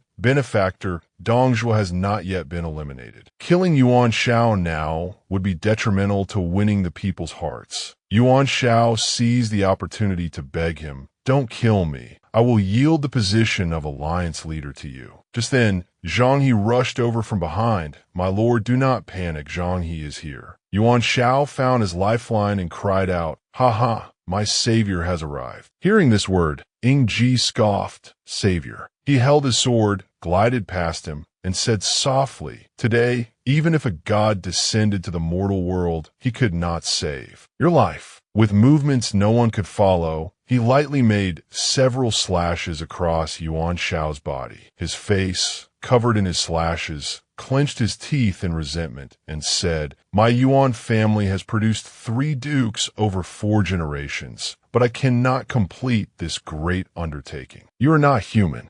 Ying Zheng emotionlessly watched him fall and cursed. In these chaotic times, those who follow me shall live, those who oppose me shall die. The great undertaking you wish to achieve, let me walk that path instead. Cao Cao, witnessing this scene, was astonished. That one sword strike so fast. Su Yu's face turned pale as he stammered in fear. Ah, my lord is dead. Zhang He knelt beside him, bowing his head in guilt, saying, my lord, Zhang He deserves death. Zhang He arrived too late. At this moment, Guan Yu and Zhang Fei approached him, praising with delight, benefactor, that was a satisfying kill. That's right, old Zhang has long wanted to cut down this despicable villain. Immediately after, Ying Zheng pointed his sword at the 2 men kneeling on the ground and asked, Yuan Shao is dead. Su Yu, Zhang He, I now give you 2 a chance. Follow me or meet the king of hell, you choose. Zhang He loudly and defiantly declared, though Zhang He is defeated today, I will never cling to life and fear death. Kill me. Su Yu bowed his head and shouted in response, I, Su Yu, am willing to serve. Receiving the answer, he smiled menacingly and replied, very good, then I shall grant your wish. Seeing him like this, Guan Yu hurriedly cried out, benefactor. Then, a fluid sword strike slashed out. The person Ying Zheng killed was not Zhang He, but Su Yu. Seeing this, Cao Cao exclaimed in surprise, benefactor, this is... He turned and walked away coolly, saying, under my command,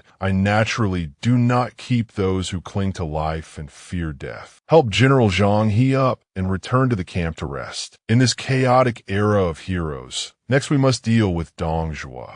Watching him leave, Cao Cao fell silent and murmured, the benefactor is truly wise and brilliant. At this moment, he was calculating in his heart, this person's aura is incredibly strong, a domineering aura of a king. He is by no means an ordinary person. I must plan for this. Early, in a magnificent and splendid capital city, Dongjua, with a beauty in his arms, exclaimed with a surprised look, what? Yuan Shao is dead. Lu Bu, hearing this, loudly questioned, killed by whom? The eunuch delivering the message immediately reporting to the Grand Preceptor, it is absolutely certain. The killer's name is Ying Zheng. Hearing this name, Lu Bu, blazing with anger, shouted, I will definitely kill this person. Dongjua immediately gave an order, my son Fengxian, lead 5,000 cavalry to take Ying Zheng's head. Just then, the person beside him spoke up to stop him. Grand Preceptor, wait. Jiasu has a plan. Hearing this, he immediately inquired, oh, speak quickly. Jiasu quickly presented his plan. If Yuan Shao was truly killed by this person, and not by General Zhonglang himself, we just need to send a message to Yuan Shu. Yuan Shu will definitely avenge his brother. This is the old plan of a tiger devouring a wolf. Hearing this strategy, the father and son, Dongjua, looked at each other and nodded. Then he laughed loudly in delight. Ha ha, this plan of Wenhe is excellent. Immediately send someone to spread the news to Yuan Shu.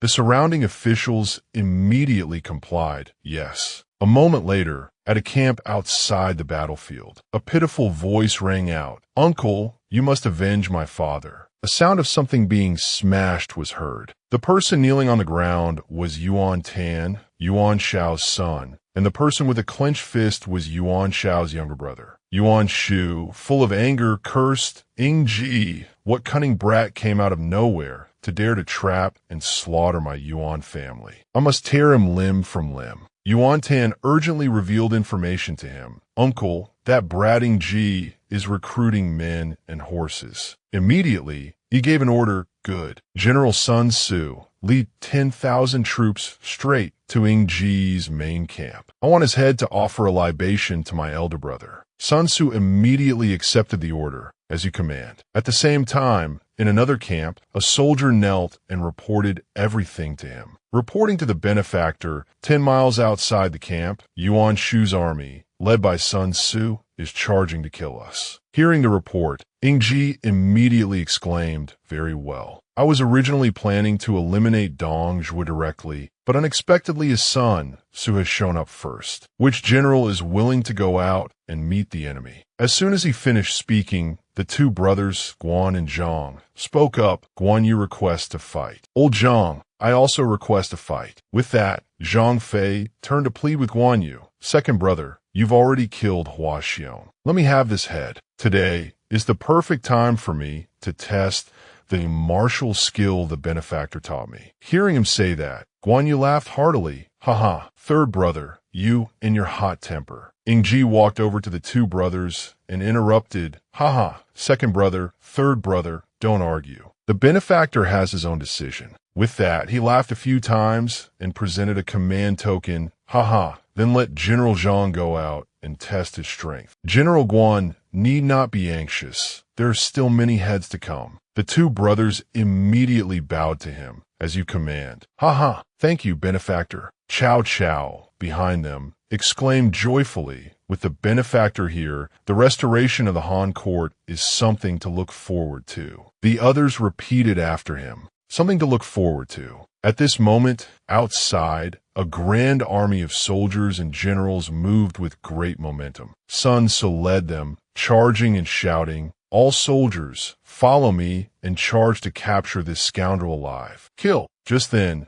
Zhang Fei also rode out onto the battlefield and roared, "Insolent wretch who doesn't know life from death. You dare to provoke your master Zhang." He swung his weapon, grazing past Sun Tzu's head. After blocking the blow, Sun Tzu gritted his teeth and thought to himself, "This scoundrel's strength is immense. He's indeed not easy to deal with." Zhang Fei, with bloodshot eyes, shouted, "Ah!" The sonic wave he emitted made the soldiers cover their ears. "Ah, that roar is terrifying." The Han court soldiers seized the opportunity to charge forward and cut down the enemy soldiers. "Kill! Kill! Kill!" At this moment, Sun Tzu's eyes also turned red as he charged forward again. "I didn't expect this scoundrel to have comprehended such a terrifying martial skill." Zhang Fei confidently replied to him, "I broke through my martial skill under the benefactor's guidance. Killing you wretches is like chopping melons and slicing vegetables." He raised his spear, gathering power, and said, "Try this." A whirlwind and rain appeared in the sky. Sun Tzu stared blankly at the sight before him. What, dual martial skills? This Ying Ji behind Zhang Fei. What kind of deity is he to have such heaven-defying abilities? With that, he turned and retreated with his soldiers. "Damn scoundrel, I'll come for your dog's life another day. Retreat, all troops retreat." Immediately, Zhang Fei gave chase. "Vile wretch Sun Tzu, where do you think you're running?" At this time, at Yuan Shu's main camp, a soldier rushed in shouting urgently, "Report! Urgent report!" Yuan Shu immediately questioned him. "Has news of Sun Tzu's victory arrived?" That soldier stammered in reply, outside the camp, a cavalry unit is charging to kill us." Hearing this, Yuan Shu exclaimed in shock, "What? Where did the cavalry come from?" The soldier hurriedly replied, "I only saw a single character, Ying, written on the banner." Yuan Tan and the person standing next to him exclaimed in unison, "Ying Ji." Yuan Shu shouted in disbelief, "What? Impossible! How could he appear here?"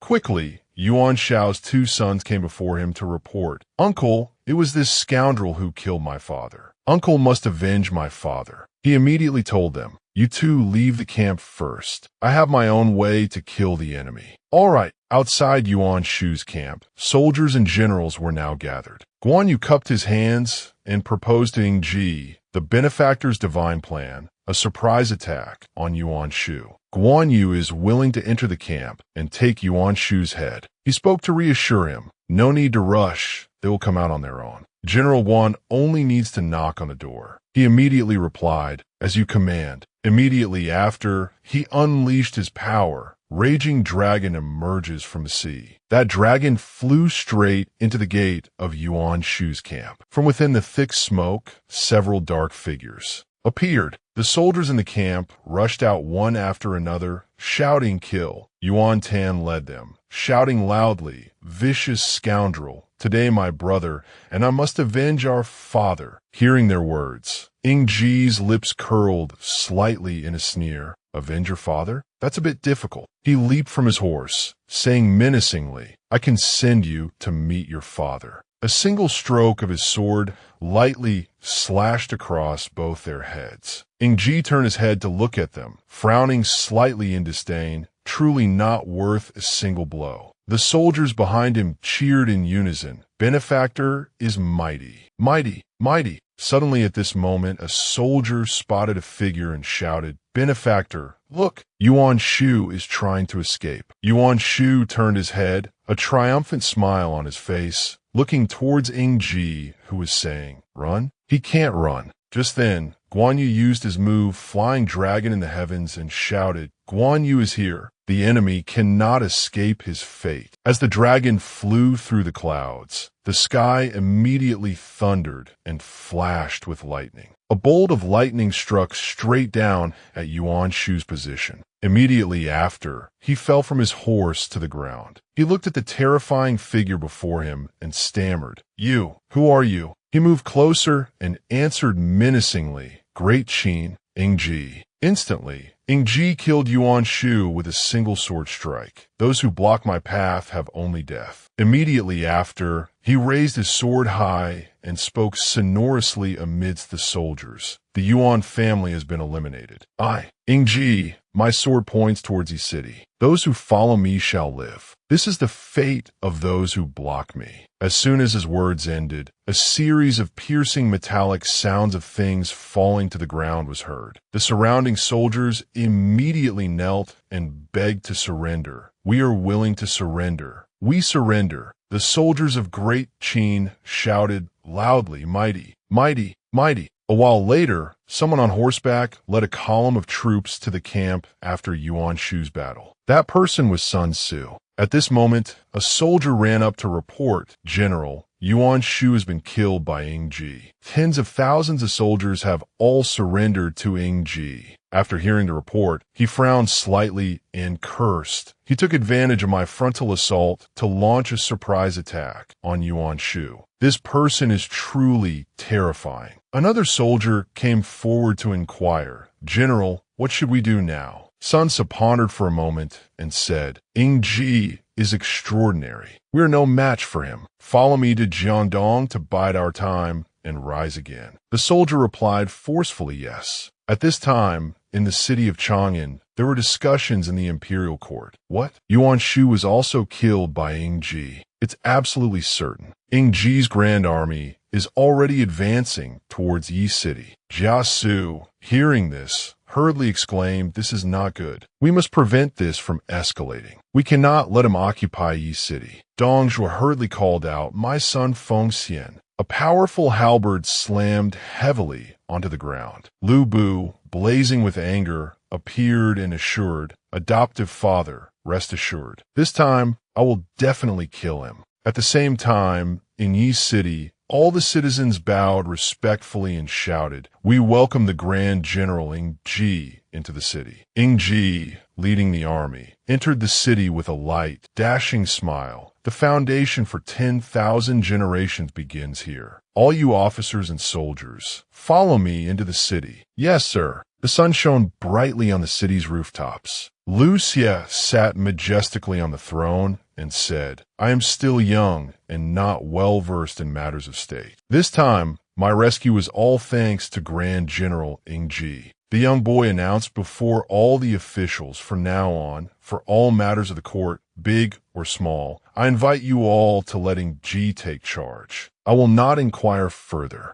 The civil and military officials immediately replied, "We shall respectfully obey your majesty's decree." Ying Zheng spoke after the young boy. In the current world, heroes are rising. We must first restore the Han court, so we must eliminate the rebel factions. Pacify the world for our legitimacy. For anyone who does not submit to us, the Yuan clan is their fate. The civil and military officials shouted, "Restore the Han court, pacify the world." Immediately after, he gave orders, "Now that we have captured Yi City, pass down the command. All officials of Yi City, big and small, will retain their positions. All adult males of the Yuan clan are to be conscripted into the army. The women and children are all to be dispersed." The three brothers Liu, Guan, and Zhang replied respectfully, "Benefactor's governance is wise. It is a blessing for the people of Yi City, a blessing for all the people under heaven." After saying that, he inwardly exclaimed with delight, "I never expected that the one to use the emperor to command the feudal lords would be me." At this moment, a messenger soldier ran in, reporting to the Grand General, "The Yuan clan has been dealt with properly, but there is one woman who swears to die rather than submit, and at the same time wishes to offer herself to you." Hearing this, Ying Zheng was puzzled. "What? Offer herself to me?" Cao Cao also stroked his beard in wonder and said, "How can this be? What kind of woman is so ignorant of the immensity of heaven and earth?" The soldier revealed, "It is the wife of Yuan Shi, the second son of Yuan Shao, Zhenmi." Hearing that name, he rubbed his chin and thought, "Lady Zhen, isn't that Chao Pai's wife?" At this time, the entire court became noisy. It is rumored that this Zhenmi is of unparalleled beauty, with lotuses blooming at every step. "Bring her here."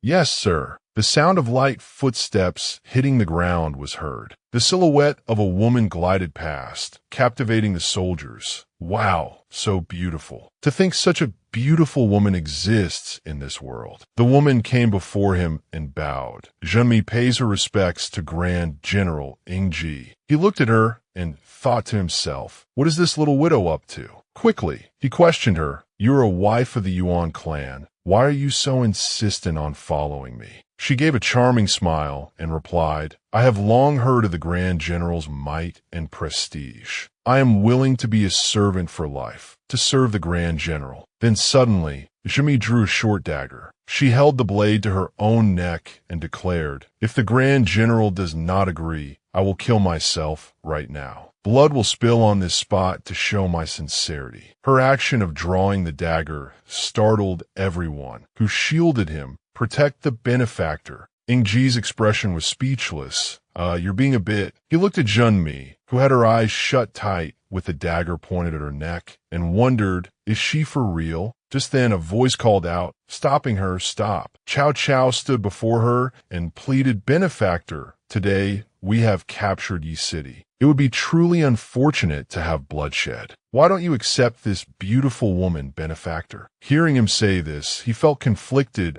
Oh my God, this Cao Cao. Why is he proactively offering his own future wife to me? He quickly ordered, "Forget it, we'll discuss this later. Take this woman away for now." The soldiers immediately accepted the order. "Yes, sir." Zhenmi clasped her hands and bowed to him. Zhenmi thanks the Grand General for his grace. After she left, another soldier came in to reporting to the Grand General. A scout from the front line reports, "Lu Bu's grand army has set out and is heading towards our Yi City." Ying Zheng nodded slightly upon hearing the news. "All right, continue scouting." After he spoke, Liu Bei laughed excitedly. "It's just as the benefactor predicted. Lu Bu's army is really coming." Cao Cao added his praise. "The benefactor's strategy is truly divine." Immediately after, he shouted loudly, "All generals, hear my command. Reinforce the city defenses, reorganize the troops. The strongest fighting force of the three kingdoms will likely die beneath our walls." As soon as he finished speaking, a resounding reply echoed throughout the palace of Yi City. "We obey." 50 miles outside the city, in Lu Bu's main camp. Inside the main tent, Lu Bu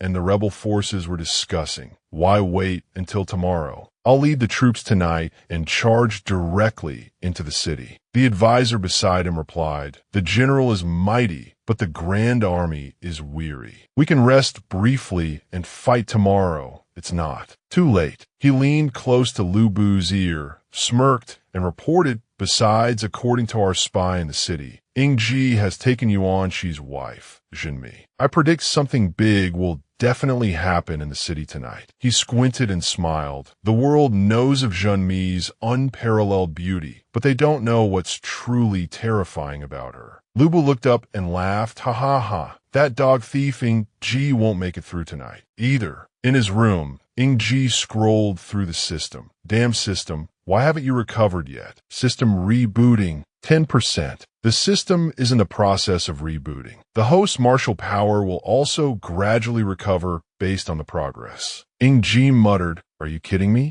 With 10% of my martial power, without the Ling Xiao sword, I probably can't even defeat the generals beside Lu Bu. Ying Zheng fell onto the bed and sighed. When will I be able to complete the restoration of the Han court? I still have to return to the world of Great Qin to save my royal father, my royal mother, and Yenner. The door creaked open. Ying Zheng sat up abruptly. Who's outside? Candle smoke drifted out.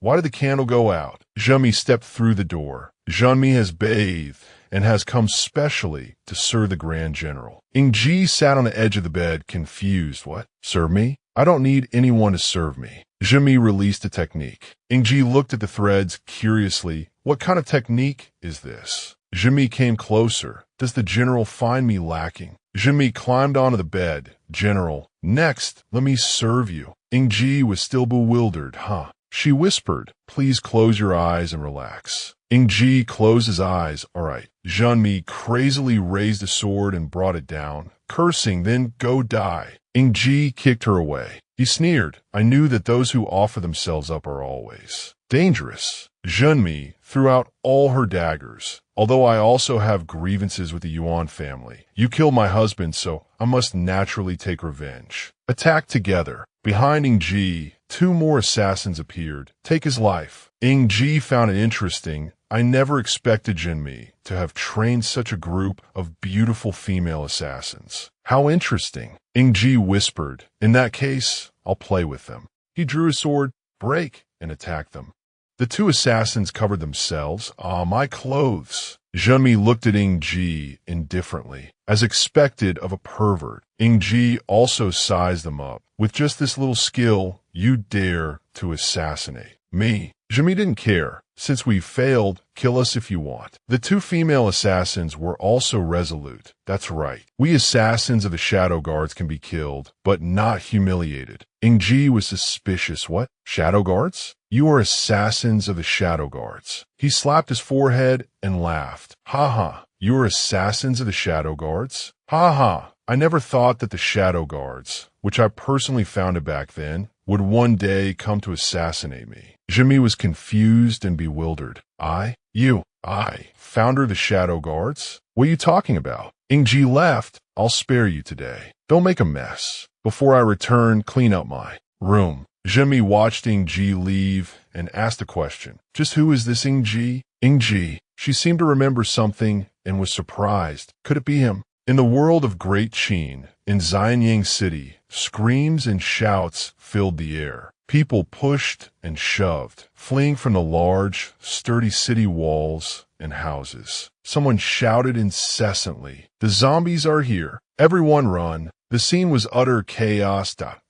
Someone warned, hide quickly. Outside the city, a horde of zombies, numbering in the tens of thousands, swarmed forward like maggots, as numerous as ants. Their commander sat leisurely on horseback, watching the show. For zombies with blood-red eyes and wide-open mouths lunged forward. They ran swiftly towards a few soldiers and screamed, so much food. The soldiers, clad in sturdy armor, bravely raised their swords high to meet the attack. They shouted in unison, "Where did these monsters come from to dare invade our great Qin's capital?" The bloodthirsty, flesh-craving zombies charged forward, biting the soldiers' necks. One latched onto a shoulder, biting down hard, causing the soldier to scream in terror without stopping. It still wouldn't let go.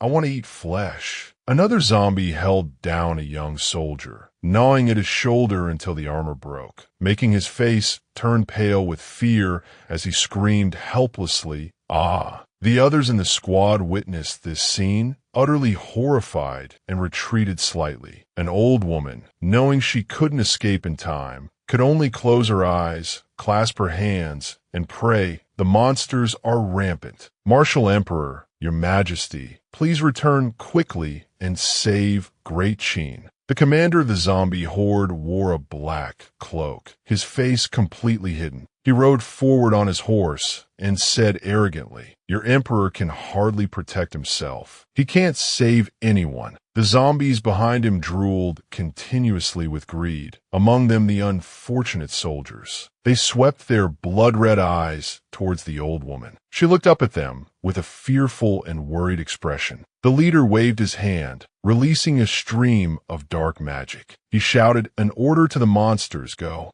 kill. Go tear them apart. Go vent your grievances." Immediately, the number of zombies increased dramatically. They swarmed forward and bit the old woman as well. Each and every one of them bare their sharp fangs, surging forward with ferocious expressions. The old woman, helpless, raised her hands to the sky in a plea for help before being submerged in the sea of zombies. The commander emphasized, "Today, not a single person will be left alive in Xianyang City." Inside the city, in the main hall, Meng Tian ran in and urgently reported, "First Emperor, Xianyang City has been overrun by monsters. A large number of monsters are currently heading towards Ipang Palace. I will escort the First Emperor and the royal family to retreat, even at the cost of my life." Donger didn't know what to do. She could only remain silent and observe the situation. Li Yener hugged Ying Yuqi tightly, as if to protect her. Yingxi also stood by silently. Ying Zheng replied firmly, "How can I leave?" He frowned and asserted resolutely, "Right now, it is unknown whether Qi is alive or dead, and the monsters have taken the opportunity to invade our great Qin.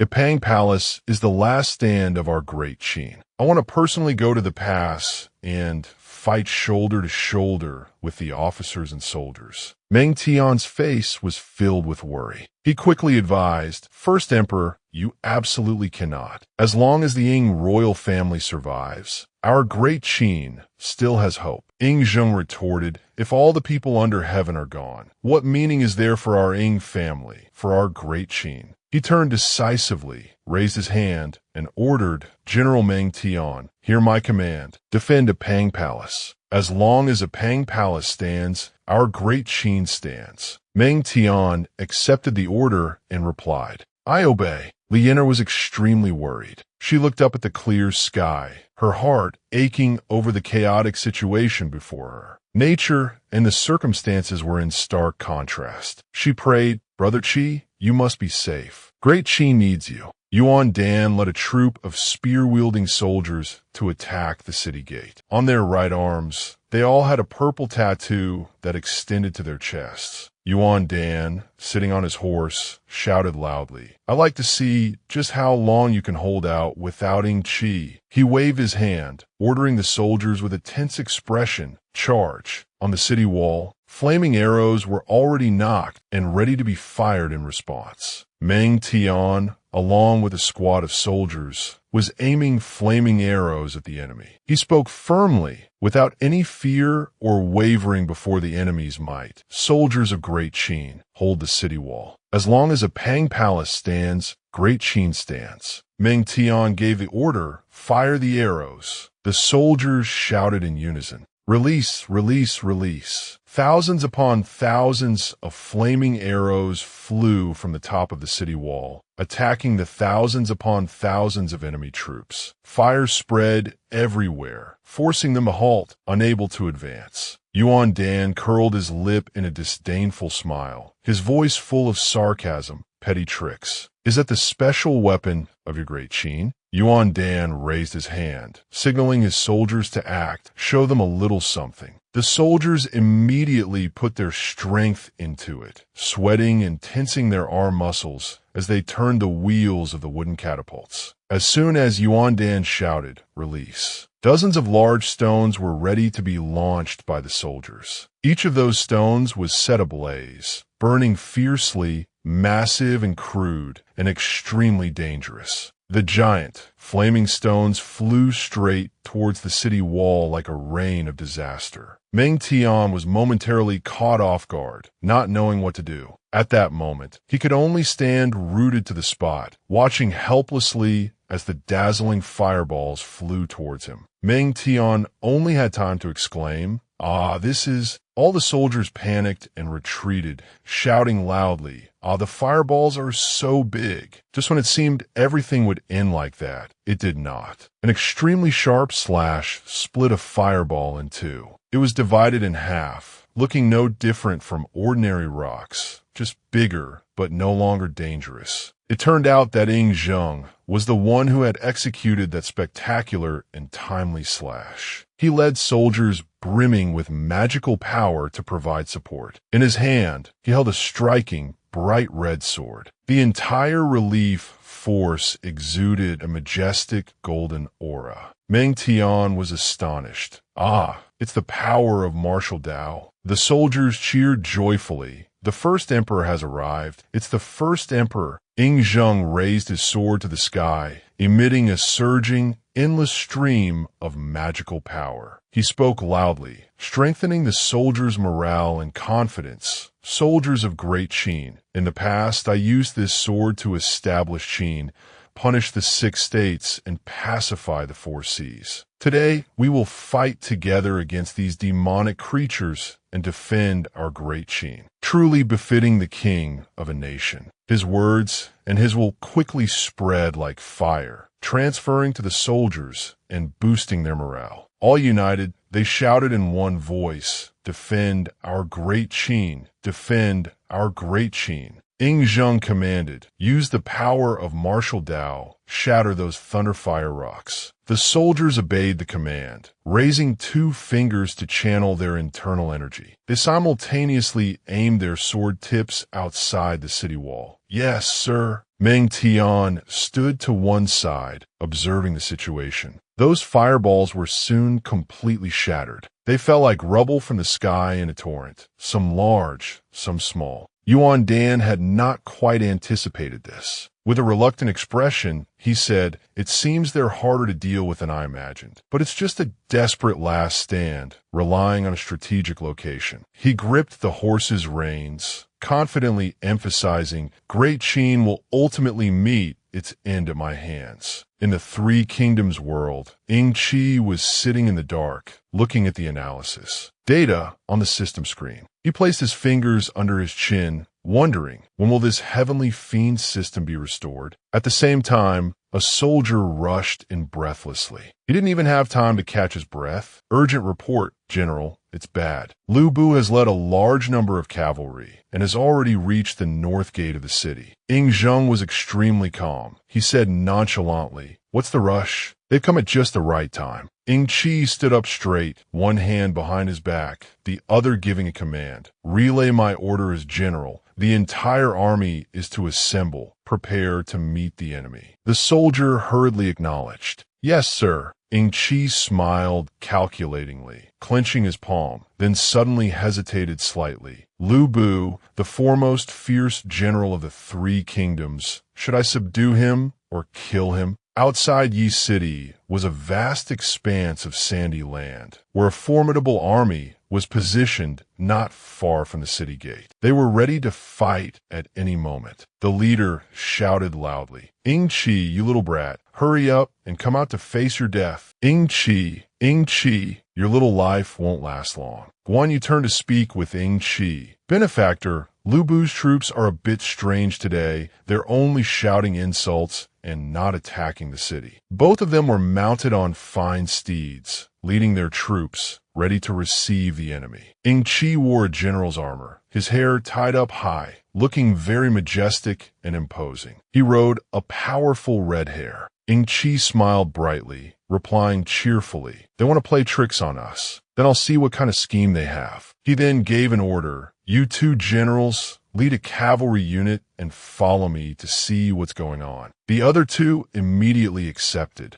"Yes, sir." Ying Qi excitedly spurred his horse into a gallop, leading the way. The two generals followed closely behind. "Generals, charge with me." The general who stayed behind to hold the line hurriedly called after them, his voice full of shock and worry. "Attacking so rashly, benefactor, this move is too dangerous." Ying Qi's horse and those of the two generals and 3 other soldiers stopped at a distance from Lu Bu's army. The tens of thousands of soldiers remained silent, awaiting orders. Lu Bu frowned and yanked his horse's reins, charging forward. He shouted loudly, "Ying Qi, I don't care where you crawled out from. Today is your death day." Ying Qi sneered, calmly and casually responding to the provocation without any fear or worry. "There are many who want my life. It's not your turn yet." Lu Bu slashed straight ahead, unleashing his immense power. A halo of power followed the path of his blade, striking towards Ying Qi's face. The two generals who had been with him from the start immediately jumped out to shield their benefactor and counterattacked. Holding their weapons, they easily neutralized Lu Bu's attack. Their expressions became serious as they fought, not as relaxed as when they were with Ying Qi. One shouted loudly, "You will not harm our lord." Guan Yu warned, "3 surnamed house slave, today is your death day." Ying Qi stood to one side, showing no emotion as he looked at the opponent, silently assessing the situation. Lu Bu became furious. His face contorted as he screamed. He pointed forward, ordering his soldiers to engage. "Kill them for me." The troops behind him surged forward on their horses in unison. They shouted in a chorus that shook the heavens. "Charge!" The two armies on horseback clashed, fighting in close quarters. They began to swing their swords and brandish their spears in close combat, with shouts and cries echoing all around. "Kill! Kill!" Dust swirled around with every hoofbeat. Guan Yu was suddenly startled as he looked ahead. He had discovered something.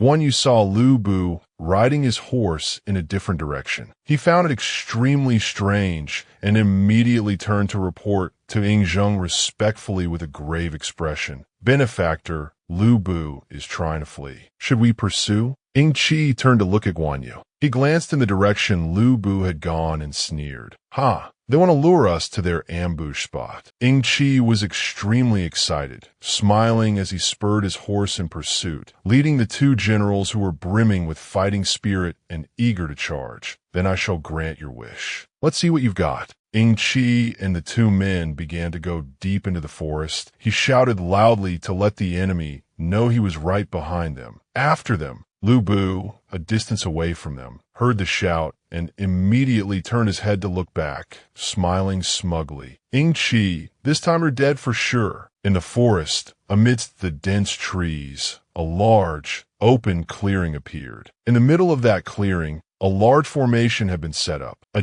deep purple, 6-pointed star-shaped magic circle had been elaborately drawn on the ground. Next to the formation, a troop of soldiers stood guard in strict formation. They were fully armed and armored, seemingly ready for battle. A soldier ran up and saluted, urgently reporting to Jia Su, "Strategist, the Grand General has lured the enemy here." Hearing this, Jia Su turned around and smiled cunningly. He raised his hand to stroke his chin. "Very good. As long as he enters this formation, no matter how great Ying Qi's abilities are, it will be difficult for him to escape death." Guan Yu and the other general charged straight ahead to engage Lu Bu in close combat. He turned his head and swung his weapon to block Guan Yu's blade, shouting loudly, "Surrender your life. The other general raised his weapon high in front of him, spurred his horse to run parallel to Lu Bu, and shouted back, "Enemy brute, old Zhang will fight you to the death." Just like that, 3 men chased 1 man for a long distance, cutting through the dense forest until they reached the clearing. Lu Bu quickly spurred his horse forward to shake them off. Suddenly, he pulled on the reins to halt his horse. The horse reared up on its hind legs. Lu Bu sat atop it, laughing triumphantly as he looked at Ying Qi and the others. He lowered his halberd, saying arrogantly, "Ha ha, Ying Qi, this place will be your grave." Lu Bu stood at the far end of the formation. Behind him were Jia Su and an entire army waiting in ambush. Jia Su had been waiting for a long time. He said joyfully, "Welcome to the den. General Lu, you've worked hard. Please withdraw from the formation so I can take Ying Qi's life." Although Jia Su said this, Lu Bu resolutely refused to withdraw and let him act. "No, I must personally take his head. For my adoptive father." Ying Qi,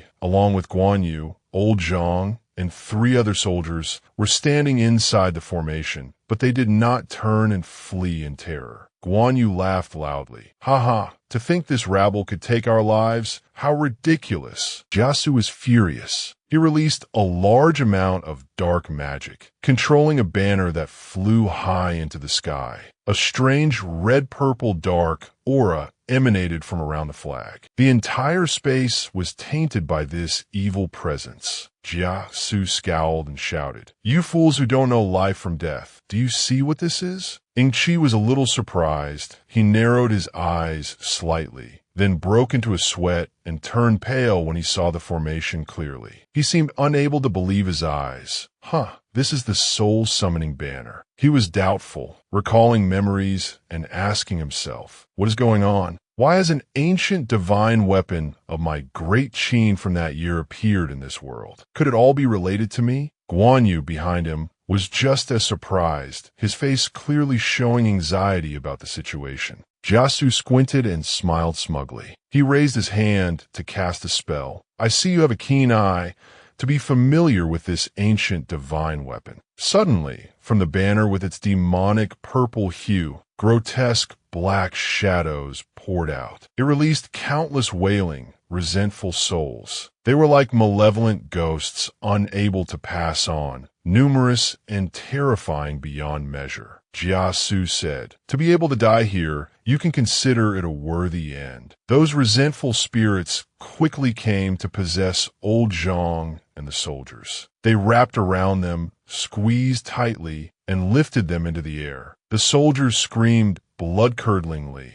"Ah, ghostly souls!" 2 resentful spirits surrounded old Zhang, lunging at him greedily. Old Zhang was startled and turned, sweating with anxiety as he asked, "Where did these wandering ghosts come from?" Both old Zhang and Guan Yu were tightly bound by them, unable to move. The 2 sat motionlessly on their horses, their faces contorted in discomfort. Old Zhang cried out, "Ah!" Guan Yu tried to reach for his weapon, but failed. Only then did he realize the gravity of the current situation, completely unable to use martial skills. Lu Bu pressed his advantage and charged forward. He gave a treacherous smile, spurred his horse forward at extreme speed, bent over, and swung his blade. Lu Bu channeled demonic power into his blade, causing it to be enveloped in a faint yellow aura. He smirked and warned, "You generals, get out of the formation." Then he burst out laughing in amusement. "Ha, the resentful souls can't harm me. I'll take your dog's life first." Lu Bu thrust the sharp, demonic power-filled tip of his blade straight at Guan Yu's face. He widened his eyes, watching helplessly as it stabbed toward him. He tried to move, but couldn't escape, only managing to exclaim, "Ah!" Old Zhang, beside him, was so scared his face turned pale, his eyes wide as he shouted, "Second brother, be careful." Just when it seemed all was over, something suddenly flew past, leaving a dazzling trail of light in its path. It plunged straight into the ground, interrupting Lu Bu's action and separating him and Guan Yu to 2 sides. Lu Bu hastily withdrew his blade to dodge, gritting his teeth as he looked to see what the object was. Guan Yu gaped in surprise as he watched. The light gradually faded, and the sword became clearer. It was stuck straight into the ground, leaving a deep crater. The surrounding earth and rock cracked apart, and smoke billowed from the point of impact. Ying Qi smiled happily. He was the one who had just thrown that sword in the nick of time. He did not withdraw his hand, speaking with a provocative tone. An ancient divine weapon. Do you really know how to use it? Let me teach you. Ying Qi quickly galloped his horse to the sword, and then reached out to grab the hilt in the blink of an eye. He decisively pulled the sword out, then rode his horse in another direction, chuckling to himself. This Lingxiao sword of mine is also an ancient heaven-tier divine weapon. Divine weapons have a mutual resonance with each other. Seeing that Ying Qi was paying him no mind, Lu Bu's face darkened. He watched him, starting to rein in his horse, wanting to give chase. Ying Qi leaped straight off his horse, jumping high into the air, and attacked towards Ziwen's position. Let's try a clash of ancient divine weapons. Seeing the situation deviate from his expectations, Ziwen was extremely alarmed. He stammered as he watched Ying Qi. What was he trying to do? He gathered a large amount of power and, from high above, threw the sword straight at the banner, causing it to burst open. The sword plunged into the ground, leaving long cracks. Dust and smoke flew everywhere on the ground, and strange, thin bolts of lightning began to appear. The sky darkened, and thunder and lightning erupted, echoing everywhere. They struck down continuously, causing Ziwen's army to hastily flee in all directions. As for him, he moved his horse far away, unable to react to the event in time. A bolt of lightning struck, startling Ziwen's horse, which jumped high into the air, causing him to lose his balance and fall to the ground. Ziwen's eyes widened in fear as he shouted in disbelief. Ah, this is a celestial phenomenon. The lightning also caused Lu Bu to fall from his horse. He fell heavily to the ground, grimacing. He squinted in pain, crying out, "Ah!" Lu Bu tried to crawl towards his weapon, which was stuck in the ground not far away. He crawled forward in pain. His hand trembled unceasingly as he reached out, struggling in discomfort. He gritted his teeth. My sky piercer halberd. Before Lu Bu's hand could even touch his weapon, it was stepped on by a powerful foot, rendering it immobile. Ying Qi held his sword, looking down from above without a hint of mercy or compassion. He said, "I told you, if you came again, I would take your life. Why didn't you listen?" Lu Bu looked up at Ying Qi, trembling as he begged. "No, don't kill me." Ying Qi said contemptuously, "Ha, the god of slaughter, Lu Bu, is also afraid of death." He chuckled softly, then turned away and asked, "Do you want to submit to me?" Lu Bu struggled to crawl forward, his eyes pleading and pitiful as he looked at Ying Qi. "Ah?" Lu Bu stood up, performed a proper salute, and then said in a firm voice, smiling as he thought he had easily escaped death, I am willing to acknowledge benefactor as." Without waiting for him to finish, Ying Qi directly cut him down with a single sharp, decisive slash, ending it in an instant. He frowned in annoyance. Ying Qi glanced at him one last time and said in a disdainful voice, "Too bad, I don't want to give you the chance." Lu Bu died with his eyes open. His body remained in a kneeling position, hands on the ground, even though his head was severed from his neck. His blade was still stuck in the ground nearby. Ziwen's eyes widened in terror. He gaped, unable to believe the reality before him, and stammered, "Lu Bu has been cut down. No, impossible." Ying Qi took this opportunity to grab the banner's pole. He smiled as he lifted it high in his arms, completely unaffected by the dark, monstrous power it radiated and the unusual purple lightning surrounding it. He said, "This soul-summoning banner, I'll take it." The stream of spiritual energy gradually began to swirl around his body. Ying Qi held the banner out in front of him and began to perform a magic spell, causing it to suck in both Lu Bu's body and weapon. The purple smoke grew thicker and thicker. He said with regret, "The number one fierce general of the three kingdoms, to die just like that. What a pity." The banner completely absorbed Lu Bu into its formation, and the surrounding aura also began to be withdrawn. Ziwen was utterly astonished, watching Ying Qi's every move without blinking. He asked in fear, "Ying Qi, who are you? to be able to control the ancient divine weapon, the soul-summoning banner. Ying Qi turned to face Zhi Wenhe's group. He waved his hand to retract the banner, and the purple aura gradually dispersed and vanished. He said, I also didn't expect that there was someone who could recognize an ancient divine weapon. Ying stood solemnly. He offered the enemy soldiers a choice.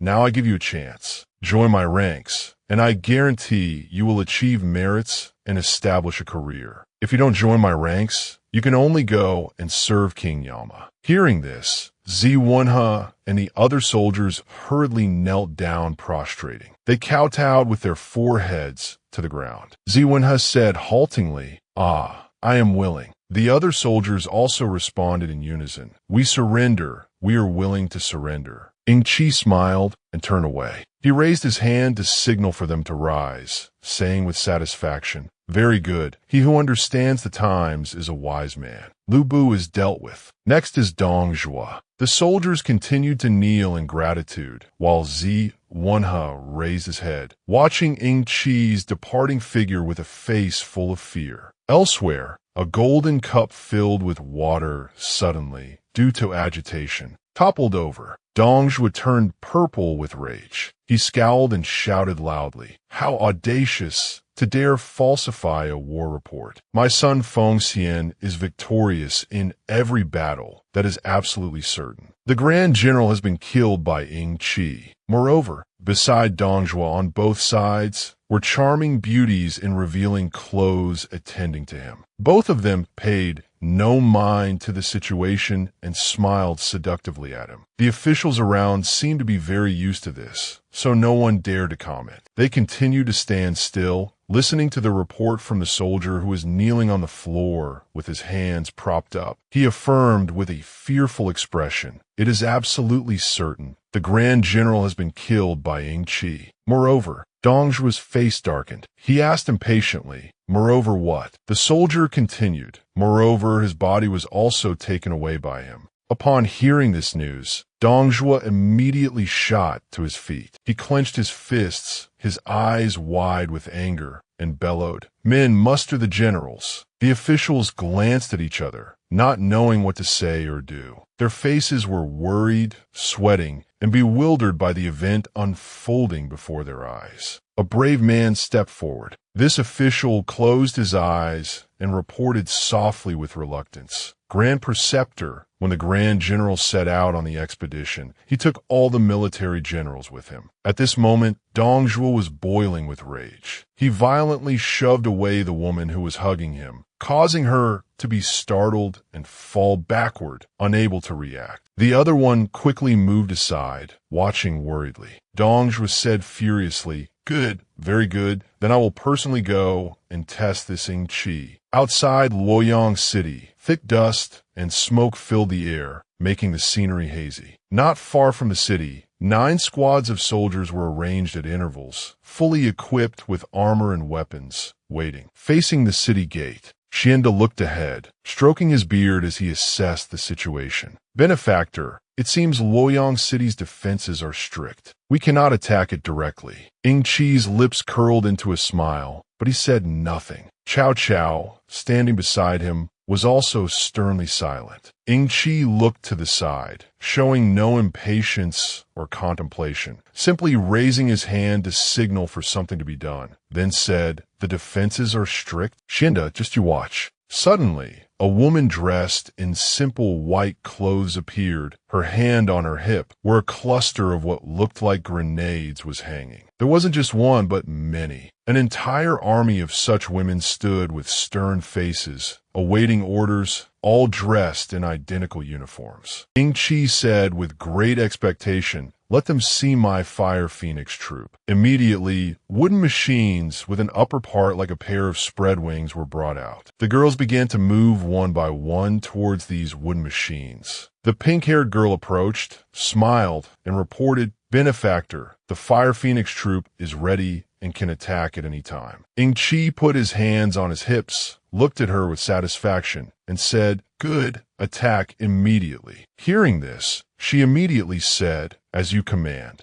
She immediately grabbed the long wooden bar that connected one end to the other of an object shaped like a kite. Her eyes showed great determination. She bent low to the ground, one foot kicked back for momentum, and shouted the command, "Prepare mechanisms, launch." A series of kite-shaped objects soared high into the sky, controlled by the brave women. The pink-haired girl reminded everyone, fly at full speed. Xianda raised his hand to shield his eyes from the light, to follow the flying squadron. He was extremely surprised, his mouth agape in astonishment as he asked, "Benefactor, what kind of weapon is this?" Ying Qi remained very calm with his arms crossed. He said mysteriously, "Xianda, don't be hasty. The truly formidable part is yet to come." Although Cao Cao, standing beside him, said nothing, he was no less surprised. He marveled to himself. Not only did he easily subdue Jinmi, but he also created such a formidable weapon. Ying Qi's character, talent, and resources are all above mine. Ying Qi pointed ahead, turned to the utterly bewildered Xianda with a smile, and said, "Xianda, look quickly." The soldiers on the city wall had seen the strange things flying in the sky. One holding a sword ordered, "Shoot arrows." "Quick, shoot arrows. Shoot those things down." The other soldiers immediately became alert, hastily drawing their bows and shooting continuously into the sky. The pink-haired girl, flying high above, looked down at the soldiers who were trying their best to shoot arrows but couldn't reach or hit anything. She calmly, without any fear, gave the order, "Fire bombs, prepare. Throw." The others received the order and threw the bombs hanging at their waists down in droves. They fell like a giant hailstorm from the sky. The soldier looked up in confusion and fear, asking, "What is this thing?" All the fire bombs thrown down exploded at the same time. The flames caught on fiercely and spread quickly, stretching across and covering the top of the city wall. The sound of explosions echoed everywhere. The enemy soldiers were blown to pieces on the spot. They ran in fear to save themselves, but were too late, perishing in the sea of fire. Some ran for their lives, their eyes wide as they screamed incessantly, "Ah, it's on fire!" Someone else screamed, "Help!" Xianda clenched his fists. He couldn't help but look at Ying Qi with admiration, smiling as he said, "Benefactor, this weapon can be said to be like heavenly thunder and earthly fire. Benefactor is truly a divine person." Ying Qi raised his sword high, pointing it forward. He gave a stern order, "Relay my order to the three armies. Charge directly into the city gate." Cao Cao was still in shock at this moment. He had witnessed everything from beginning to end, but couldn't utter a word.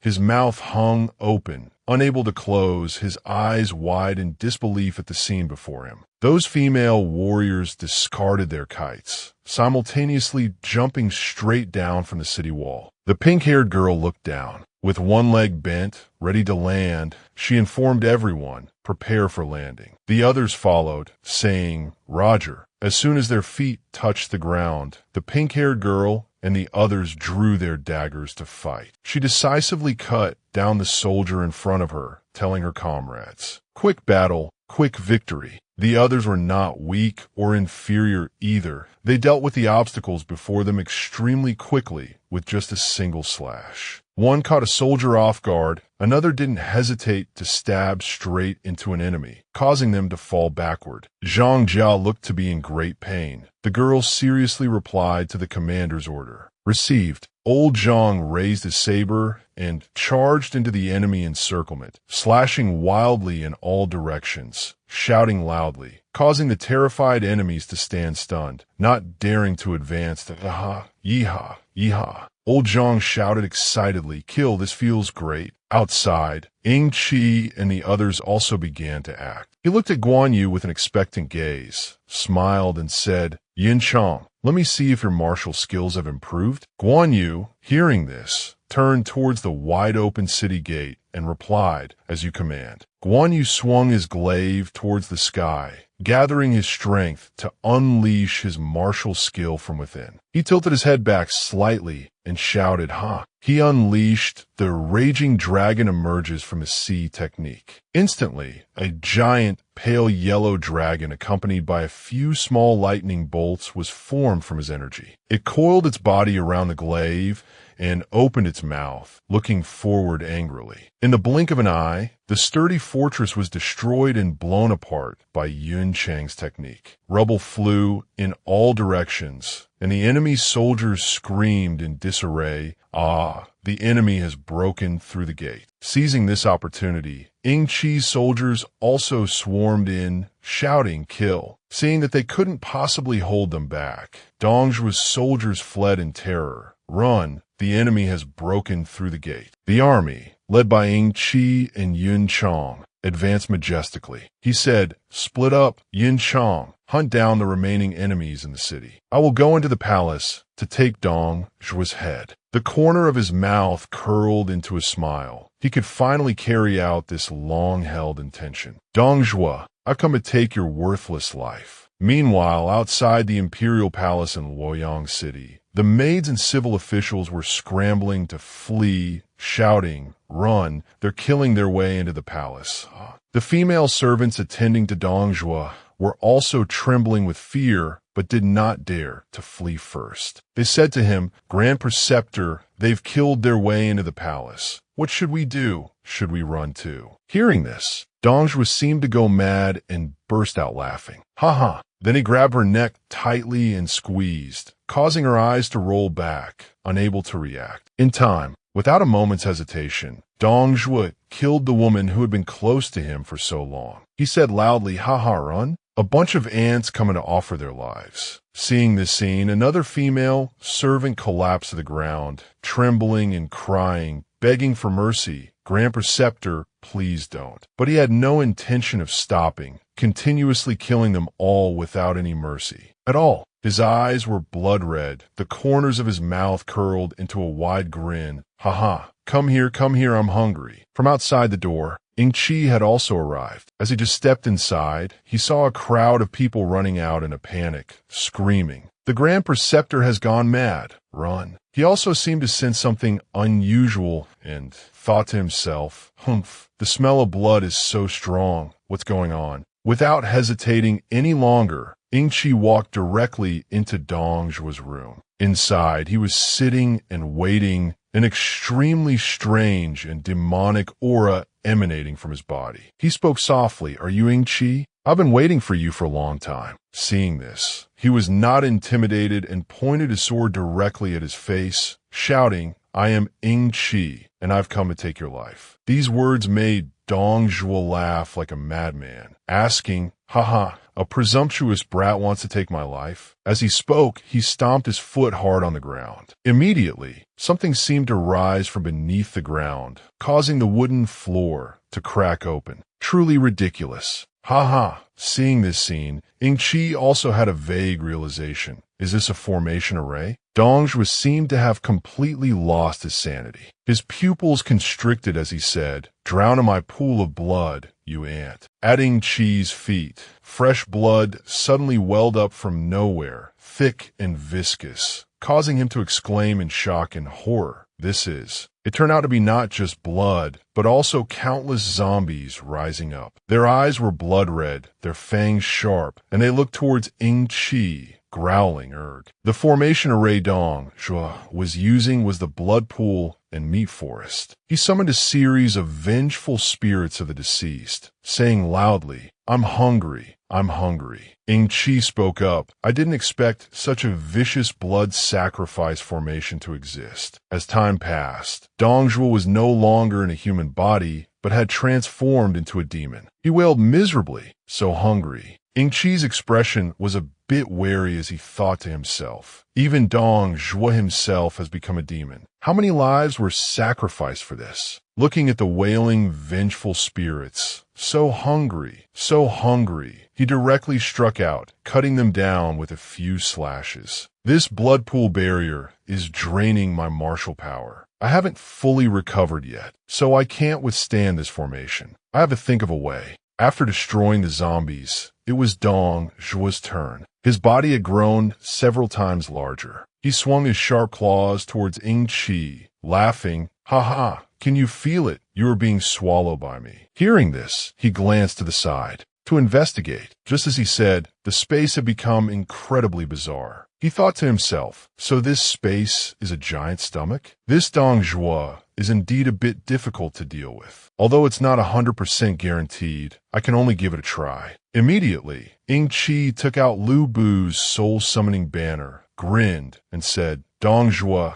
your son Fengxian has come see you." At this point, he shouted, "Lu Bu Fengxian, hear my summons. Present yourself." Dong Zhuo was horrified by this scene and exclaimed, "This." Before he could understand the situation, from within that banner, Lu Bu appeared with the majestic demeanor of a god. Lu Bu Fengxian hears the summons and has come to present himself. Seeing his son, Dong Zhuo's face lit up with joy as he shouted, "My son Fengxian, it's my son Fengxian." However, before he could be happy for long, Ying Qi ordered Lu Bu, "Your adoptive father misses you very much. I order you kill him." Lu Bu immediately lunged towards Dong Zhuo, replying, "Lu Bu Fengxian obeys the command." Seeing his beloved son obediently follow his enemy's orders, Dong Zhuo exclaimed in shock, "Ying Qi, what have you done to my son Fengxian?" Lu Bu maintained that same demeanor, without a hint of hesitation. He thrust his spear straight at his dear old father. "By my master's command, I will take your head." Dong Zhuo quickly calmed down, raising his hand to block the attack and shouting, "You are not my son, Fengxian."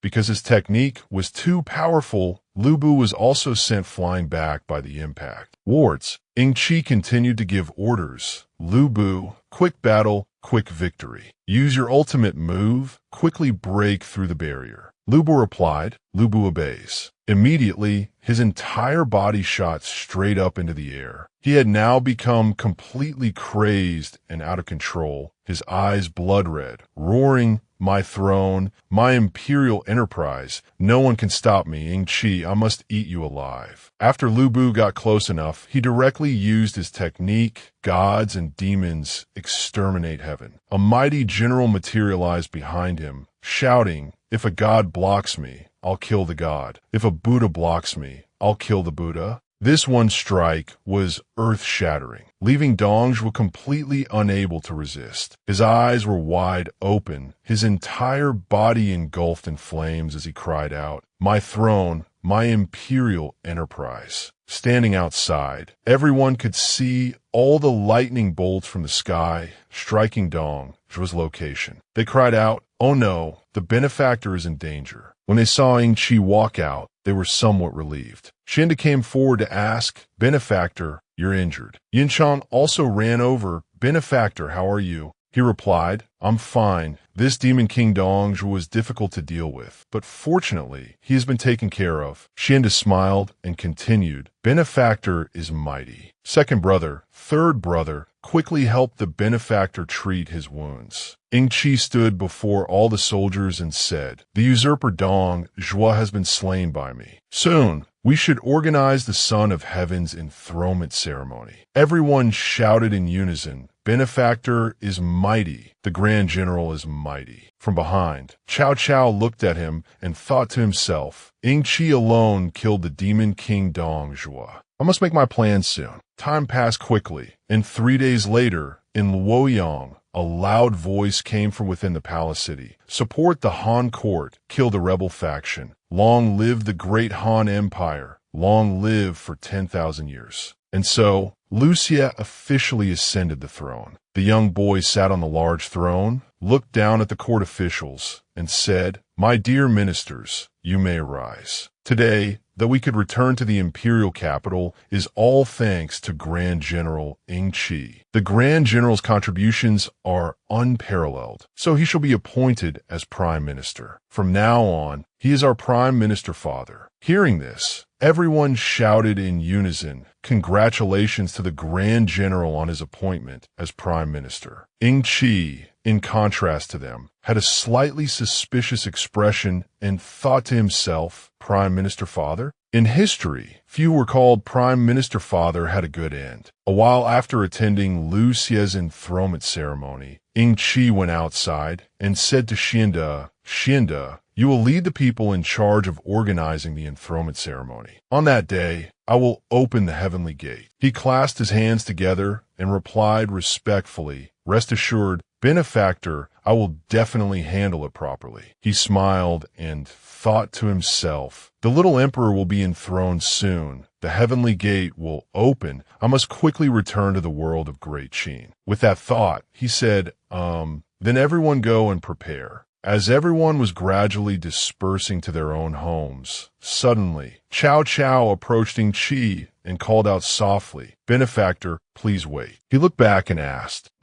Manga, is something the matter?" He replied, "It's nothing important. It's just my old friend from before, minister over the masses Wang Yin. Before, we each served our own masters and had no choice in the matter. Now, thanks to your magnanimity, benefactor, to thank you, he has specially presented a small gift, which has been delivered to your bedchamber, benefactor." Hearing this, Ying Qi was a little curious and asked, "Oh, Wang Yin, what kind of small gift?" However, Zhao Qi didn't answer, but simply gestured towards the inner palace and replied, "You will know once you see it, benefactor." He thought to himself, "I want to see what tricks you're up to, Zhao Amon." After moving for a while, Ying Qi and Zhao Qi finally arrived at the bedchamber. As soon as he stepped inside, he asked, "Minister Wang, what tricks are you playing?" He smiled brightly and replied, "Benefactor, please calm your anger. This subordinate has specially prepared a small gift for you in the room. After you, benefactor." The more he looked, the more he found his demeanor strange, thinking to himself, so mysterious. "Let's see what you all are up to." Just as he stepped into the room, a knock suddenly came from the door outside. He turned around in surprise and asked, "What's this?" Not keeping Ying Qi waiting long, from the outside, a woman with a graceful figure dressed in a peach-pink outfit entered. Her three-circle measurements were full and well-proportioned. She clasped her hands together, smiled, and said, "This humble girl, Diao-chan, pays her respects to benefactor." Hearing this name, Ying Qi suddenly froze and exclaimed, "What? Diao-chan?" Before he could even react, she had appeared right behind him, lightly touching his shoulder and asking, "Is benefactor displeased with this servant?" He glanced back slightly, thinking to himself, "What is going on? Is this an illusion technique?" Just as Ying Qi thought, the entire room had been covered by Jiao Chan's illusion technique. It seemed to be very powerful. "My body is not under my control. This illusion technique is truly formidable." Jiao Chan, still with that graceful demeanor, moved closer to Ying Qi and whispered, "Benefactor, you're hurting this servant." He didn't act rashly but played along with her, putting his arm tightly around her waist. Once he got close, he directly reached his hand behind her, creating a source of spiritual energy, and replied with a smile, "Jiao Chan indeed has some tricks, but unfortunately, you found the wrong person." With just one strike,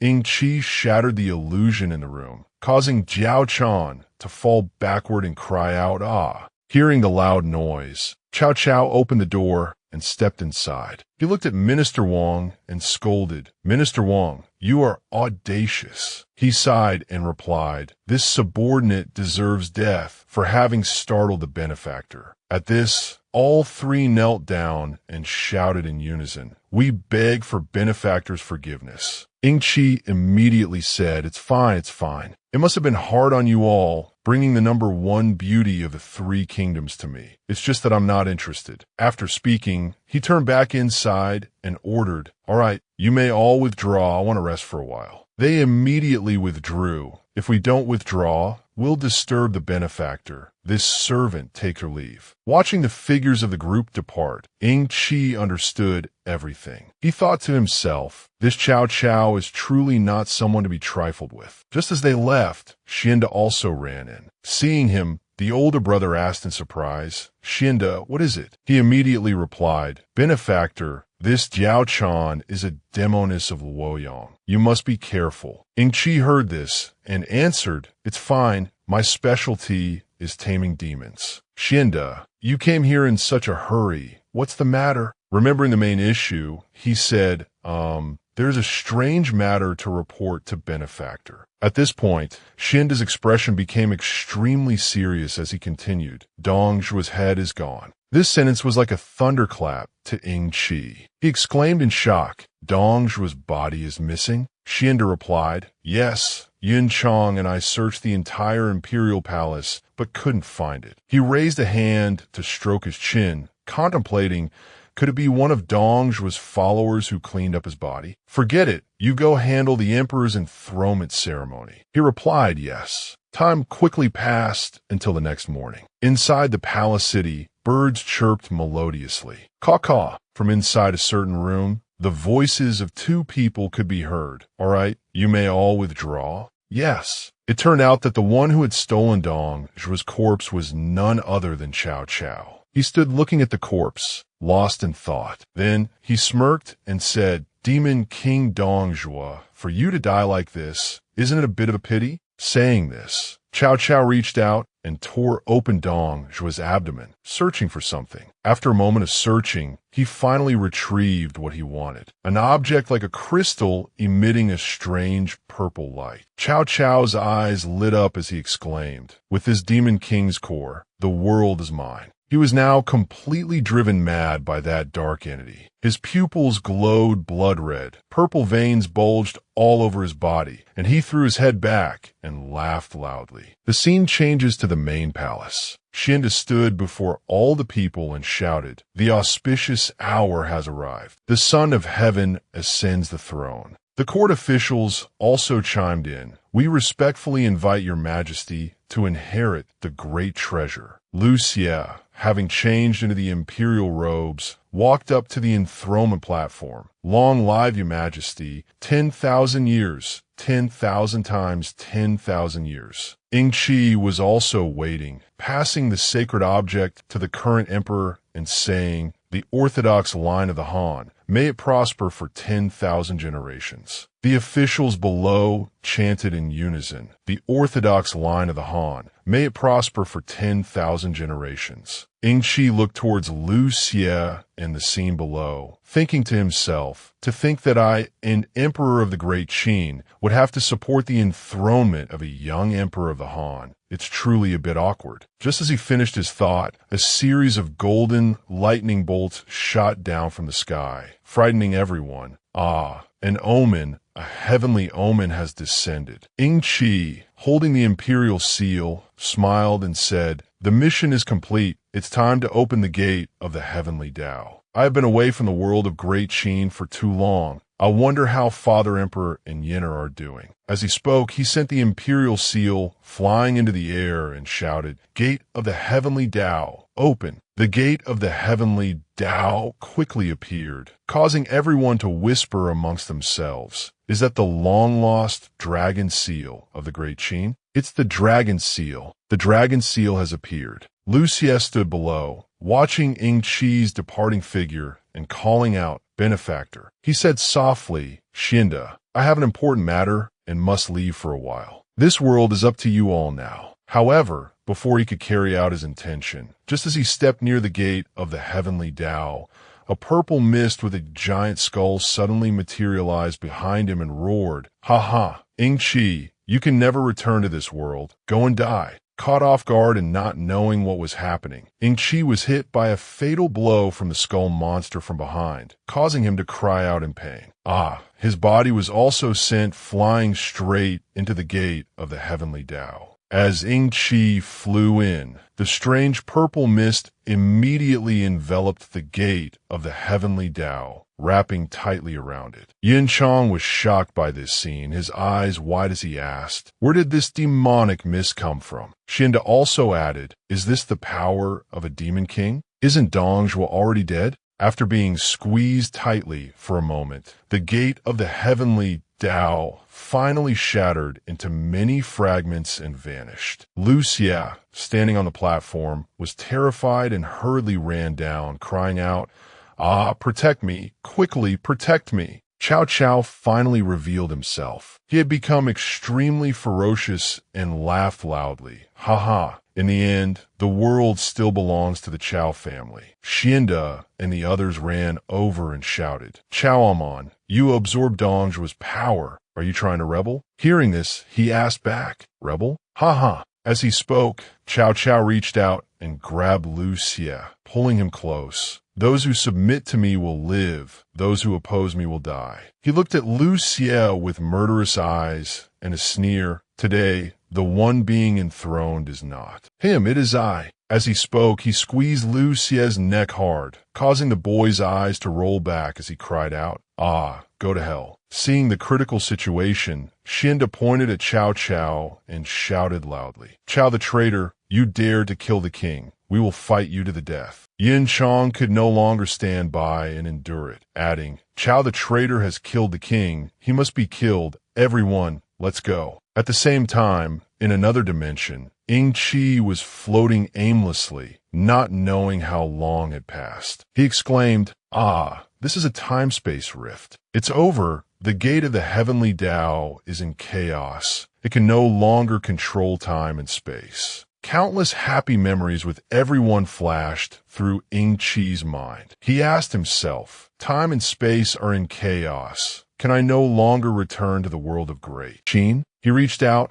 and gently touched a memory fragment with Yen'er, calling Yen'er. While in this emotional state, a dazzling light suddenly shone from nowhere, making it impossible for Ying Qi to see. The space in front of him seemed to explode, creating a violent aftershock. He cried out, "Ah!" A moment later, somewhere in a high, clear blue sky, a flash of light suddenly appeared. From that light, a strange object was released, hurtling straight down into a forest. The person who had just fallen was none other than Ying Qi. He stood up, stepped out of the crater, and scratched his head, looking around in confusion. It doesn't seem to be the world of Great Qin. My power hasn't fully recovered either. While he was still assessing the situation, a loud voice suddenly came from not far away. "Traitor, don't run. I will definitely kill you today." He glanced over there and asked, someone. It turned out a young man was being chased by a group of soldiers, running while looking up at the sky and crying for help. Help! Suddenly, his eyes fell upon Ying Qi standing there. As if grasping a lifeline, he hurriedly shouted, great hero,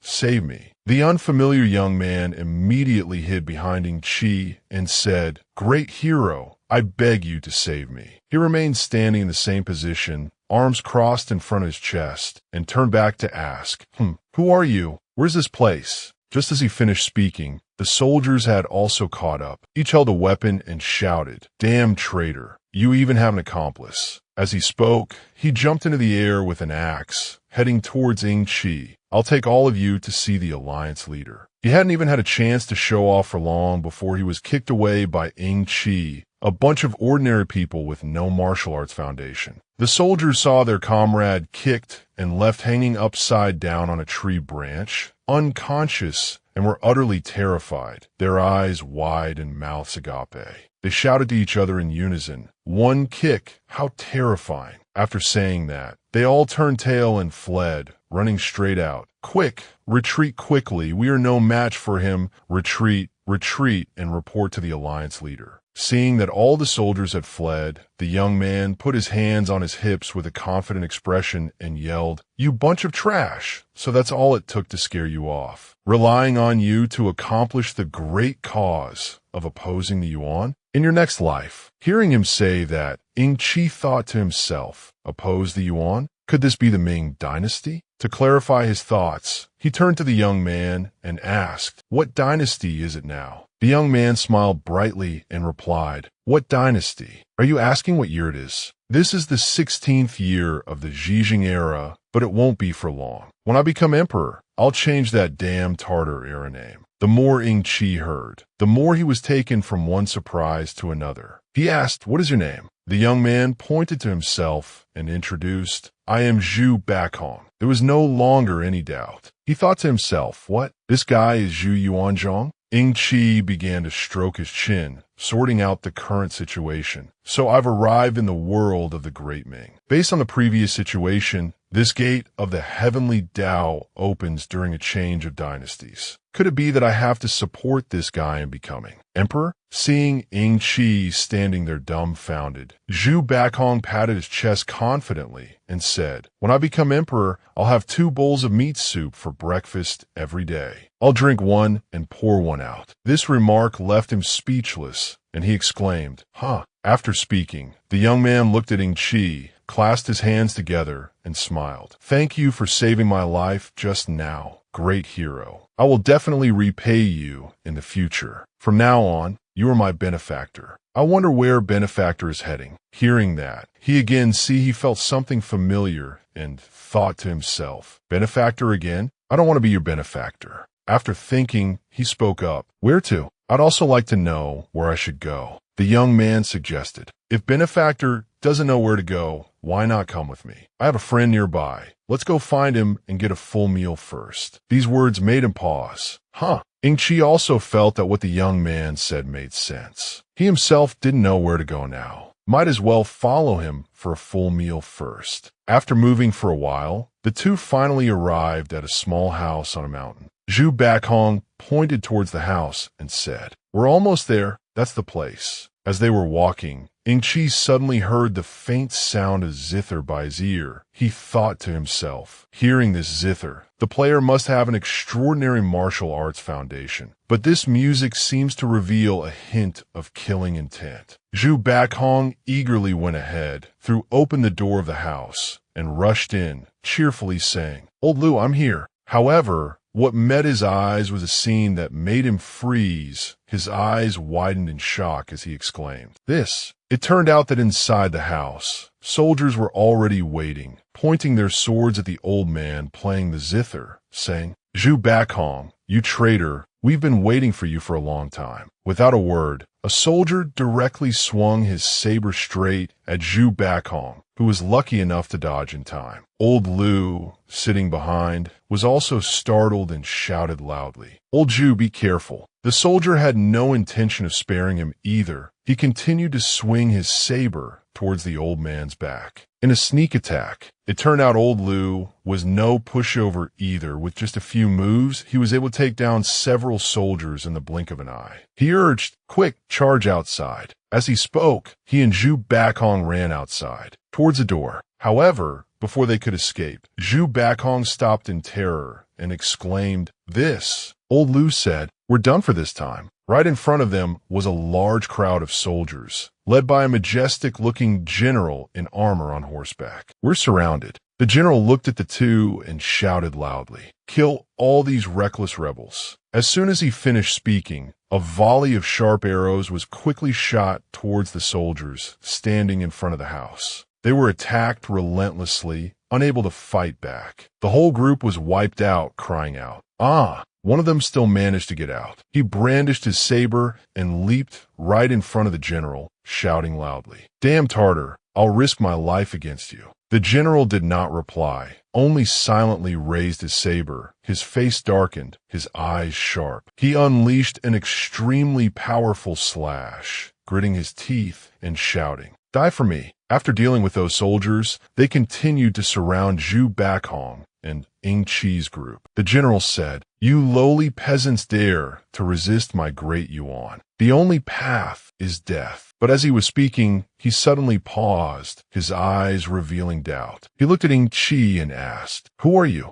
How could you be completely unharmed by a volley of 10,000 arrows?" Old Lu was also surprised and turned to ask Zhu Baihong, "Old Zhu, did you bring this person?" He clutched his injured arm and replied, "Yes, he is my life-saving benefactor." Standing before the general, Ying Qi showed no fear, but instead looked at him with utter contempt, crossing his arms and saying, "I hate you Manchus the most." The general was taken aback by this tone and asked again, "Who are you?" The corner of his mouth curled into a slight smile as he replied, "Who am I? You are not worthy of knowing, because..." As he spoke, Ying Qi, as fast as a flash of lightning, appeared right behind the general before he could even see you are about to become a dead man." The moment the words were spoken, with just a single swing of his hand, he sent the general's head flying from his neck, killing him instantly. Witnessing this scene, Old Liu and Zhu Baihong were also terrified. Their jaws dropped as they exclaimed, "This is too terrifying." The soldiers cowered together, wondering. The general was chopped to death? They quickly took out a signal flare to call for help. Too scary. "Quick, fire the signal for reinforcements." At that moment, not far away, the reinforcement troops had received the signal from the flare shot into the sky. Old Liu said hurriedly in fear, "We're done for. This will lure the main Yuan army. They will surround this entire mountain." The soldiers no longer showed fear. They brandished their sabers and charged towards Ying Qi, shouting, "Just you wait to die." But they were merely flies and mosquitoes to him. He directly unleashed several streams of Tao energy that shattered them, men and swords alike. Wait to die? You could die first. Not stopping there, Ying Qi took out a bow and arrow, used the divine arrow technique, and shot 5 arrows at once. The 5 arrows flew with wind-tearing speed, piercing through the soldiers and killing them instantly. Run. Zhu Baihong and Old Liu, standing nearby, had their minds blown once again. He asked, "Is this martial arts?" "Old Zhu, how did you get to know such a divine being?" He stammered, This." After finishing off the soldiers, Ying Qi walked over to the two of them and asked, "Who are you?" Old Liu immediately clasped his hands together and replied respectfully, "This humble one is Liu Ji. Thank you, brave warrior, for lending a hand." Hearing this name, he thought to himself, "Is it Liu Bowen?"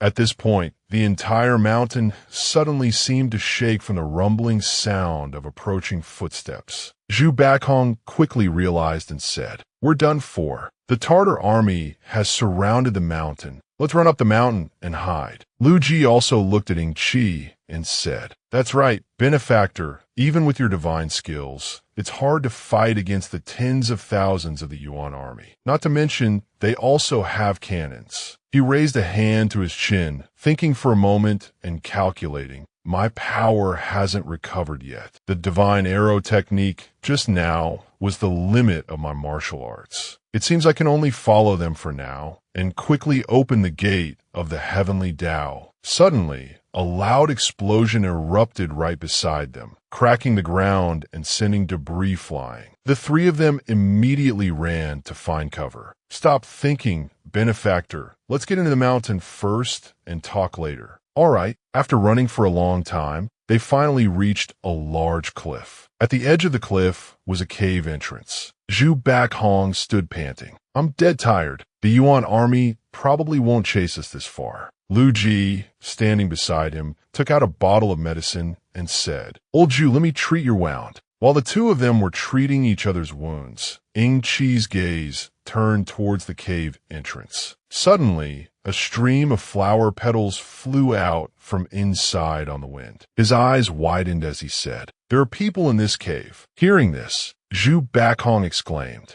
"What?" He looked at the flower petals flying before his eyes and said in surprise, "This is..." After observing for a moment, Zhu Baihong wondered to himself, "The White Lotus Society?" At the same time, inside the cave, a very mysterious ceremony was being held. A crowd of people stood there, and in front of them was a large lotus platform, surrounded by flower petals. They chanted in unison, "Mithriya is born. The King of Light appears in the world. Mithriya is born. The King of Light appears in the world." Along with that chant, a human foot slowly appeared. "Mithriya is born. The King of Light appears in the world." Amidst the cheers of the crowd, a man dressed in white robes, with a golden light radiating from his head, appeared. He was the leader of the White Lotus Society, Han Shantong. He gently raised his arm, and the crowd, understanding, fell silent in an instant. After they fell silent, Han Shantong spoke. "5 stars align. The heavenly dog devours the moon. Mithriya is born. The king of light appears in the world. We have waited too long. Today is the day for us disciples of the White Lotus Society to cleanse this turbid world. Mithriya is born. The king of light appears in the world. In the sky, the moon today was not full, but a crescent that had risen to its zenith, shining its light down into the cave through a hole. Large opening. Han Shanong raised both hands and shouted, "The auspicious hour has arrived. The moon-worshipping ceremony begins." Hearing this, the crowd knelt down on the ground, saying, Mithriya is born. The king of light appears in the world. He continued to look up at the sky to complete the ritual. The disciple Han Shantong respectfully invites the king of light to appear in the world. Grant this disciple the power to cleanse this turbid world. Mithriya is born. The king of light appears in the world. Right at the most crucial moment, Ying Qi appeared, landing right behind him. The crowd kneeling below the lotus platform witnessed this scene and were all bewildered. Who was that person? Ying Qi paid them no mind. He stood in the middle of the lotus platform, absorbing the increasingly powerful energy radiating from it, and thought to himself, "This is the five-star alignment, the power of a celestial phenomenon. I can feel the martial arts power in my body recovering. This scene also left Han Shantong utterly confused. He exclaimed, Who are you?" Everyone's eyes widened as they pointed at Ying Qi and asked, What is happening?" Having absorbed enough spiritual energy, Ying Qi jumped down. Zhu Bakhong and Lu Ji had also entered by now. He asked, "Benefactor, how did you get in from above?" He replied, "It was just faster that way." Han Shantong furiously pointed to the three of them and shouted, "Who are you people to disrupt the sacred ceremony of my society?" The men behind him added, "Audacious madmen, how dare you disrupt our society's ceremony? Kill them, kill them." Seeing that they were being surrounded, Lu Ji said, "This was a bit reckless. What should we do?" Zhu Bakhong also added, "How about we join the society too? Hopefully, we can avoid death." But Ying Qi didn't think so. His face darkened, and the corner of his mouth curled into a smile as he replied, "They're the ones who won't die." As soon as he finished speaking, a large troop of soldiers quickly rushed in through the cave entrance. The crowd immediately recognized them upon seeing them. "It's the Tartars. The Tartars have broken in." They ran towards the soldiers and shouted, "Stinking Tartars! How dare you barge into the forbidden ground?" However, those soldiers showed no mercy, directly raising their guns and giving the White Lotus Society members a taste of lead. Lu Ji watched the White Lotus members running around in chaos and said, "We're definitely dead this time. The Tartars have sent their most fearsome firearms troops." Ying Qi thought to himself, "I didn't expect the Yuan people in this world to be using firearms this early. It's a bit difficult to deal with." Interrupting his train of thought, a bald man walked in, carrying a large axe on his shoulder, and said, "Before I kill you, you must answer a question from this commander." He ordered his men to bring the headless corpse of the general inside, placing it right before their eyes. Then he pointed his axe straight at them and shouted, "Who killed my younger brother? If someone tells me, I can spare his worthless life. He is the great Yuan's right army commander, Nian Manhwa." Hearing these words, the White Lotus members looked at each other, whispering, not understanding what was happening. While they were still confused, Ying Qi spoke up and confessed, "I killed him." With his hands on his hips and a fearless expression, he continued, "I killed your younger brother. He died in just one move from me." Every word that Ying Qi spoke made the White Lotus crowd terrified as well.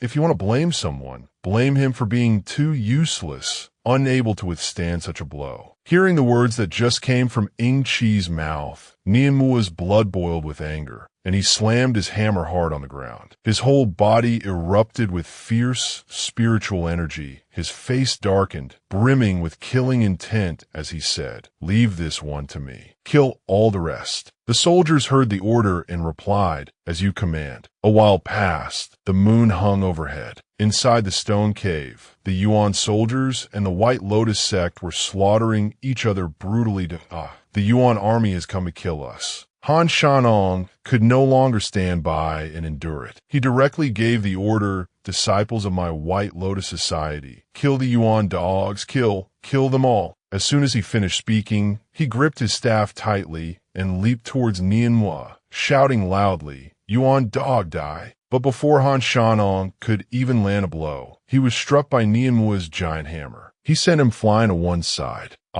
This extremely powerful blow made Han Shanong slam right into the edge of the cliff wall, sending dirt and sand flying everywhere. His eyes were bloodshot as he looked at the White Lotus crowd and said, "Who else?" The two, Zhu Bakhong and Lu Ji, standing nearby witnessing the scene, couldn't help but be terrified. The young man said, just one blow, this strength." The old man immediately replied, "Nianhua, one of the four great fierce generals of the Great Yuan, is truly fearsome as expected." Everyone from the White Lotus Society could not bear this humiliation. They charged forward in unison. "Everyone, let's go avenge the sect leader, kill." If even their sect leader couldn't withstand it, they were nothing to Nianhua. With just a few swings of his hammer, he sent the crowd flying and screaming to his strength is too great. Nianhua roared, "A bunch of lowly ants dare to stand in this commander's way? Go die, all of you, haha." After dealing with that crowd, he walked step by step towards Ying Qi. His body was twice the size of a normal person. With his hands on his hips, he looked down at Ying Qi standing below and said, "Now it's your turn." As soon as he finished speaking, he directly swung his 1,000-pound hammer towards him. "Go die." But he didn't move at all, just stood there smiling. Suddenly, Nianhua was brought to a halt. His eyes widened in astonishment as he exclaimed, Zhu Bakhong and Lu Ji were just as astonished. This. Right before their eyes at this moment, Ying Qi had effortlessly blocked Nianhua's hammer with just one hand, making him unable to move it. Trembling, he cried out, "Ugh." He said softly, "Big guy, you should use some strength." Enraged by these words, he roared furiously, an ant. As he spoke, he swung the hammer straight to another side. "How dare you, But this attack of his didn't touch Ying Qi at all. He had vanished in an instant, then suddenly appeared behind him, launching a kick. "You're not using your strength, so it's my turn now." Before Nianhua could even understand what was happening, he was kicked by Ying Qi, sent flying straight into the stone wall, which exploded. Only his hammer remained in place, falling heavily to the ground. The witnessing White Lotus crowd was also stunned. "Whoa!" Zhu Bachong's eyes were filled with disbelief. He sent Nianhua flying with just one kick. Han Shanong now also stood on Ying Qi's side. He joyfully and excitedly shouted, "Mithriya is born, the King of Light appears." The White Lotus Society members also knelt down on the ground in unison. Facing Ying Qi, they said, "The King of Light has come to save us, the disciples of the White Lotus Society. The King of Light has appeared. The King of Light has appeared." Seeing them do this, he was helpless and didn't know what to say. Where did this King of Light come from? How can these people be so simple-minded? At this point, he slowly approached Nianhua. While he was sitting there, seeing Ying Qi approaching him, Nianhua showed fear. Sweat poured down like rain as he stammered and asked, "Who are you?" Hearing him ask this, he directly grabbed him by the neck, causing his face to turn purple, then said, "You son of a bitch, you want to know who I am?" Just as Nianhua managed to utter the words, "You're not," was when Ying Qi killed him on the spot. Go ask King Yama in the underworld. The soldiers were terrified by this scene and exclaimed, "The commander has been killed. Run, run."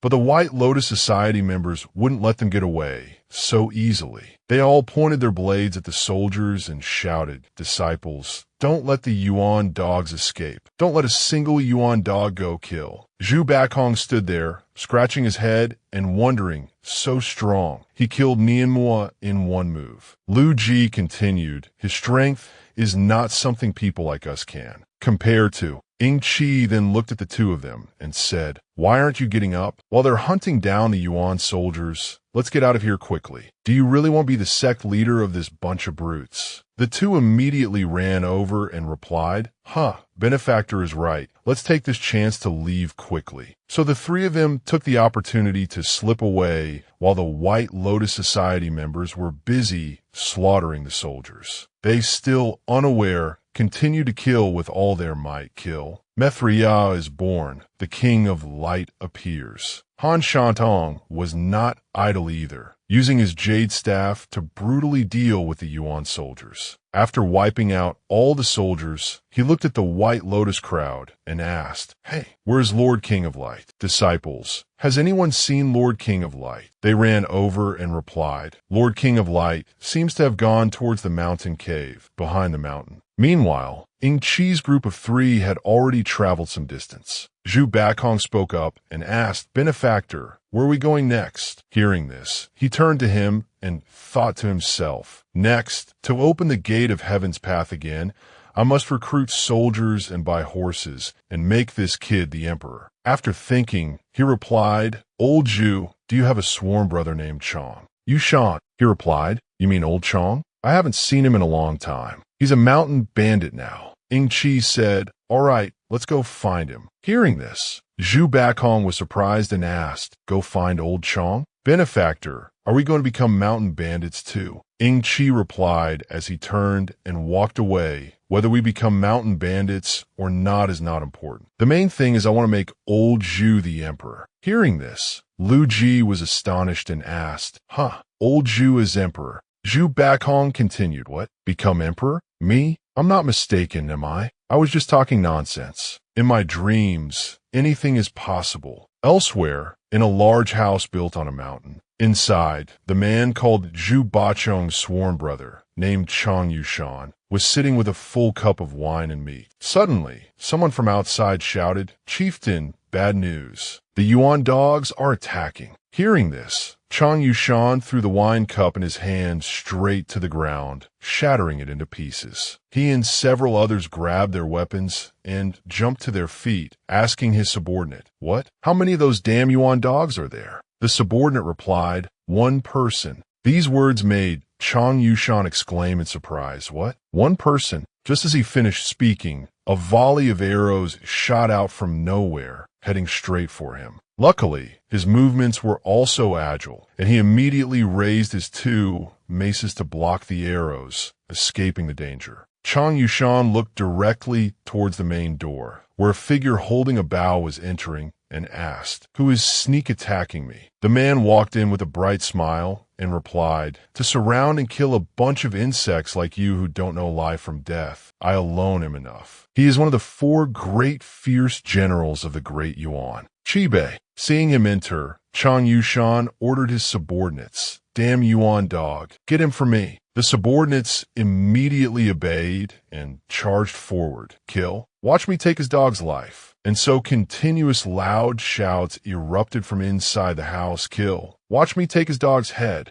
Watching those men rushing towards him, but Qibei didn't move at all. He just stood there waiting. When the crowd had rushed close enough, Qibei's foot stomped hard on the ground, causing it to shatter into many pieces. He raised his bow and shot 5 arrows at once, using the technique Divine Arrow Art. With just these few arrows shot, he took down countless of Chong Yushan's subordinates without any hindrance. They couldn't even react in time and could only cry out in pain.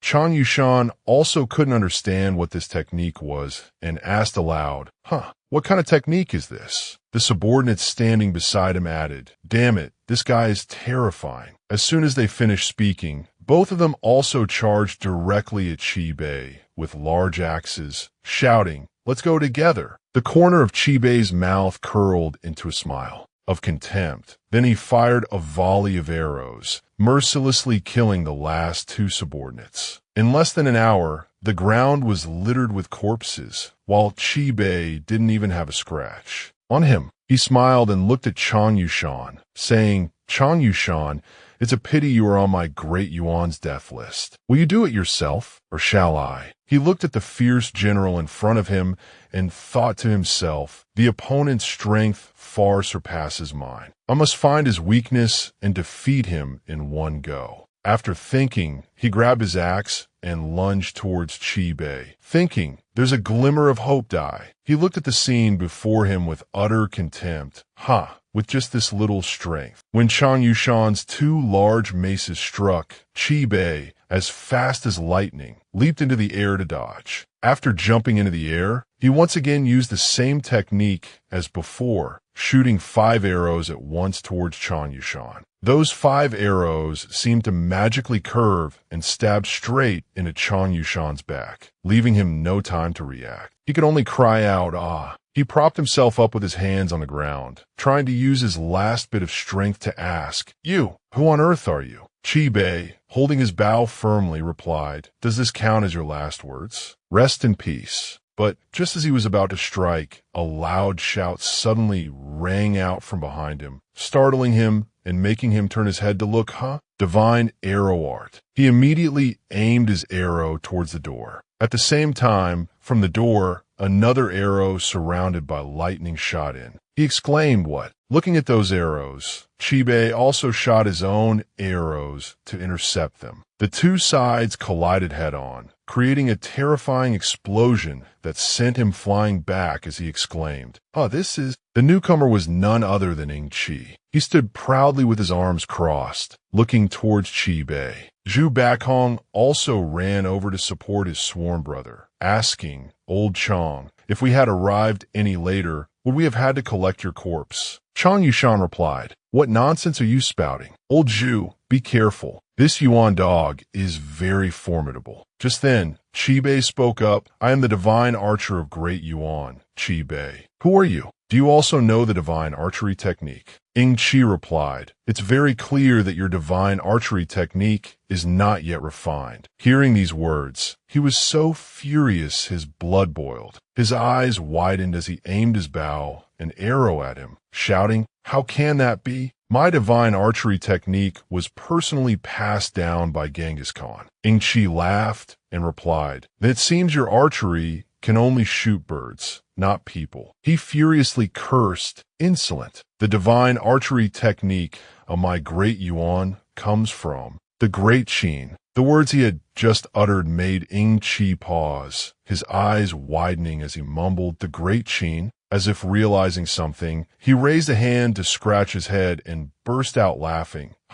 If your archery technique truly comes from the great Qin." At this point, Ying Qi gently raised his hand, gathering a source of blue spiritual energy. As he took the bow and shot an arrow towards him, he said, "Then today, you've met your curse." Qi Bei stood frozen on the spot, his eyes wide as he shouted, "This is this illusory divine archery." Just as he finished speaking, 5 of Ying Qi's arrows pierced through his body, embedding themselves straight into the ground and creating a massive shockwave. Dust and smoke billowed up, obscuring everyone's vision. Chang Yushan exclaimed, Is this a divine being?" Right before Ying Qi's eyes, Qi Bei had collapsed to his knees on the ground. It seemed he knew this was someone he could never confront, completely and utterly admitting defeat from the bottom of his heart. Ying Qi glanced at him and said, "I only used 20% of my strength, and you already couldn't block it. Today, out of respect for your ancestor Genghis Khan, I will spare your life." He mumbled in reply, Thank you." After that was settled, Zhu Bakhong shouted, "Yuan dog, aren't you going to scram?" Qi Bei immediately picked up his bow and headed out. Chang Yushan also walked up to Ying Qi and said, "Thank you, great master, for saving my life." Time passed until the next morning in the great capital city. Inside the palace, a man sat majestically above, surrounded by soldiers on duty. Emperor Ying Zheng, upon hearing his subordinate's report, became extremely angry and shouted, "What? The vanguard of my great Yuan was cut down by one person? Do you take us for a 3-year-old child?" The leader of the 4 great fierce generals of Yuan, Tu Hua, who was standing beside him, clasped his hands and continued, "Your Majesty, please calm your anger. We have come this time precisely to avenge our clan brother." This person must be killed. Hearing this, Emperor Ying Zheng gave an order. I'll have to trouble General Tuobuhua.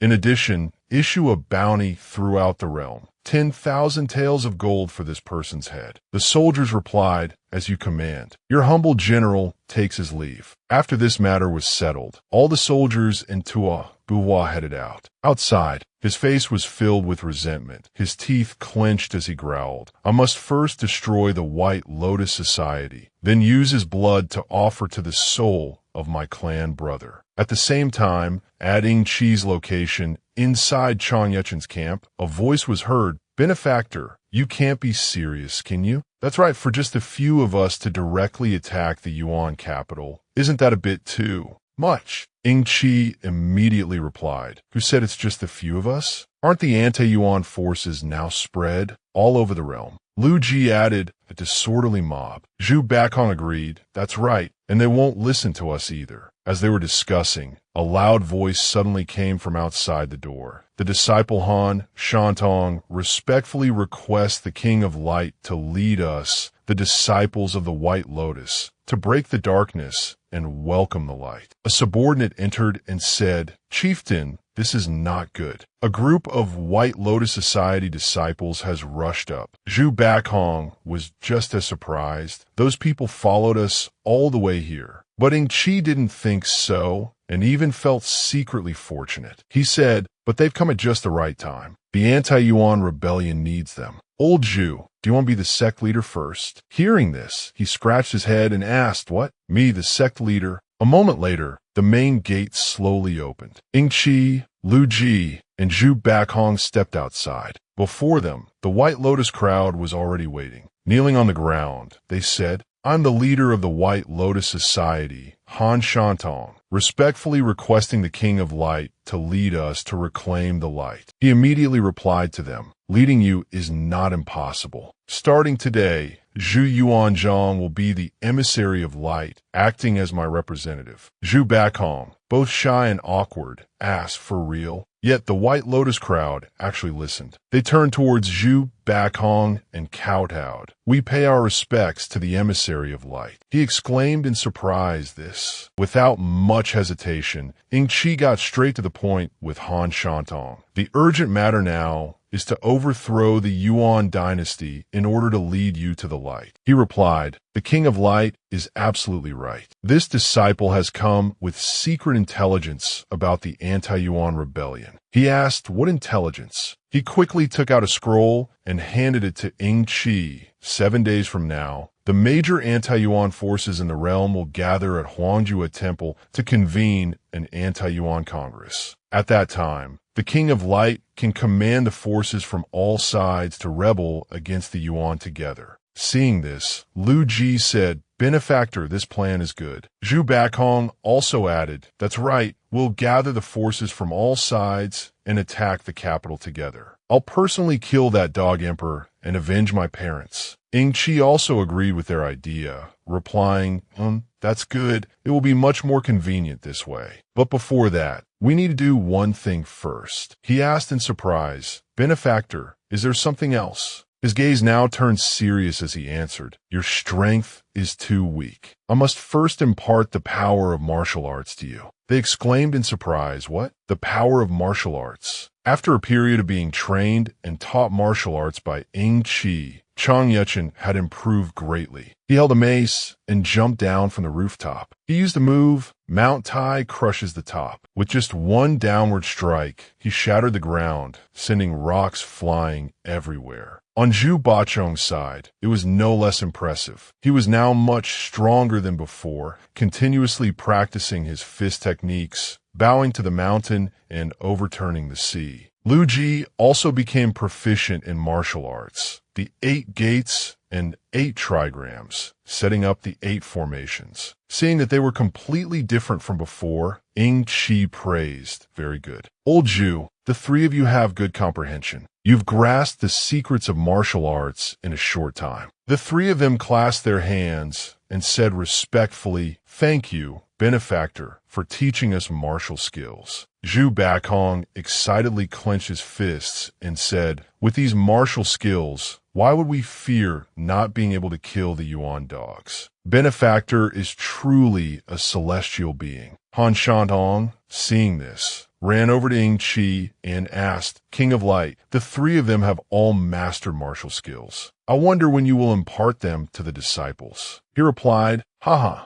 no need to be hasty. The path of martial arts is long and arduous. At this point, Ying Qi stood looking down from the cliff. It's getting late. We still have important things to do. Let's pack up and set off. They replied in unison, yes. All right, we disciples have everything arranged and can depart at any time. Scene changed to a temple in the palace city. Outside, countless soldiers were standing guard. Suddenly, they were startled and turned in another direction, exclaiming, It's Grand Marshal Gua. Grand Marshal Gua has arrived. The person they were referring to was the leader of the anti-Yuan allied forces, Gua Zixing. He entered with his hands clasped and a smile, saying, You have all arrived from your respective paths. I, Gua, have arrived late. An old master stepped forward with a smile and replied, Today, the anti-Yuan righteous armies from all paths have gathered at my Huangjue temple. Leader Gua, as the leader of the righteous army, can be said to play a very important role. Gua Zixing continued, Abbot, you praise me too much. I, Gua, am merely carrying out heaven's will. Suddenly, the person standing next to the old abbot shouted, Leader, my foot, you're just a treacherous villain. He was the leader of the original faction. Suda, hearing these words, Gua Zixing was so angry his eyes rolled back. Suda, you and your brothers,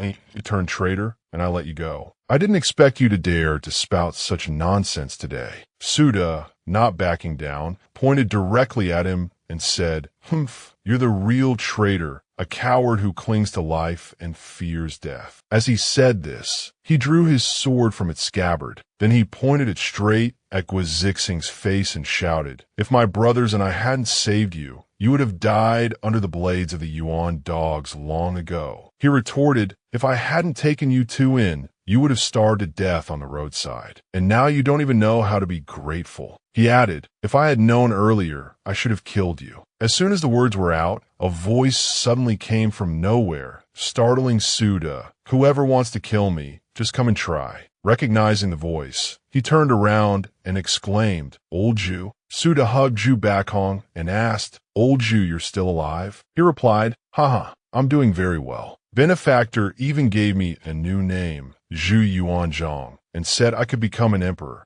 Upon hearing this, Gua Zixing threw his head back and laughed loudly.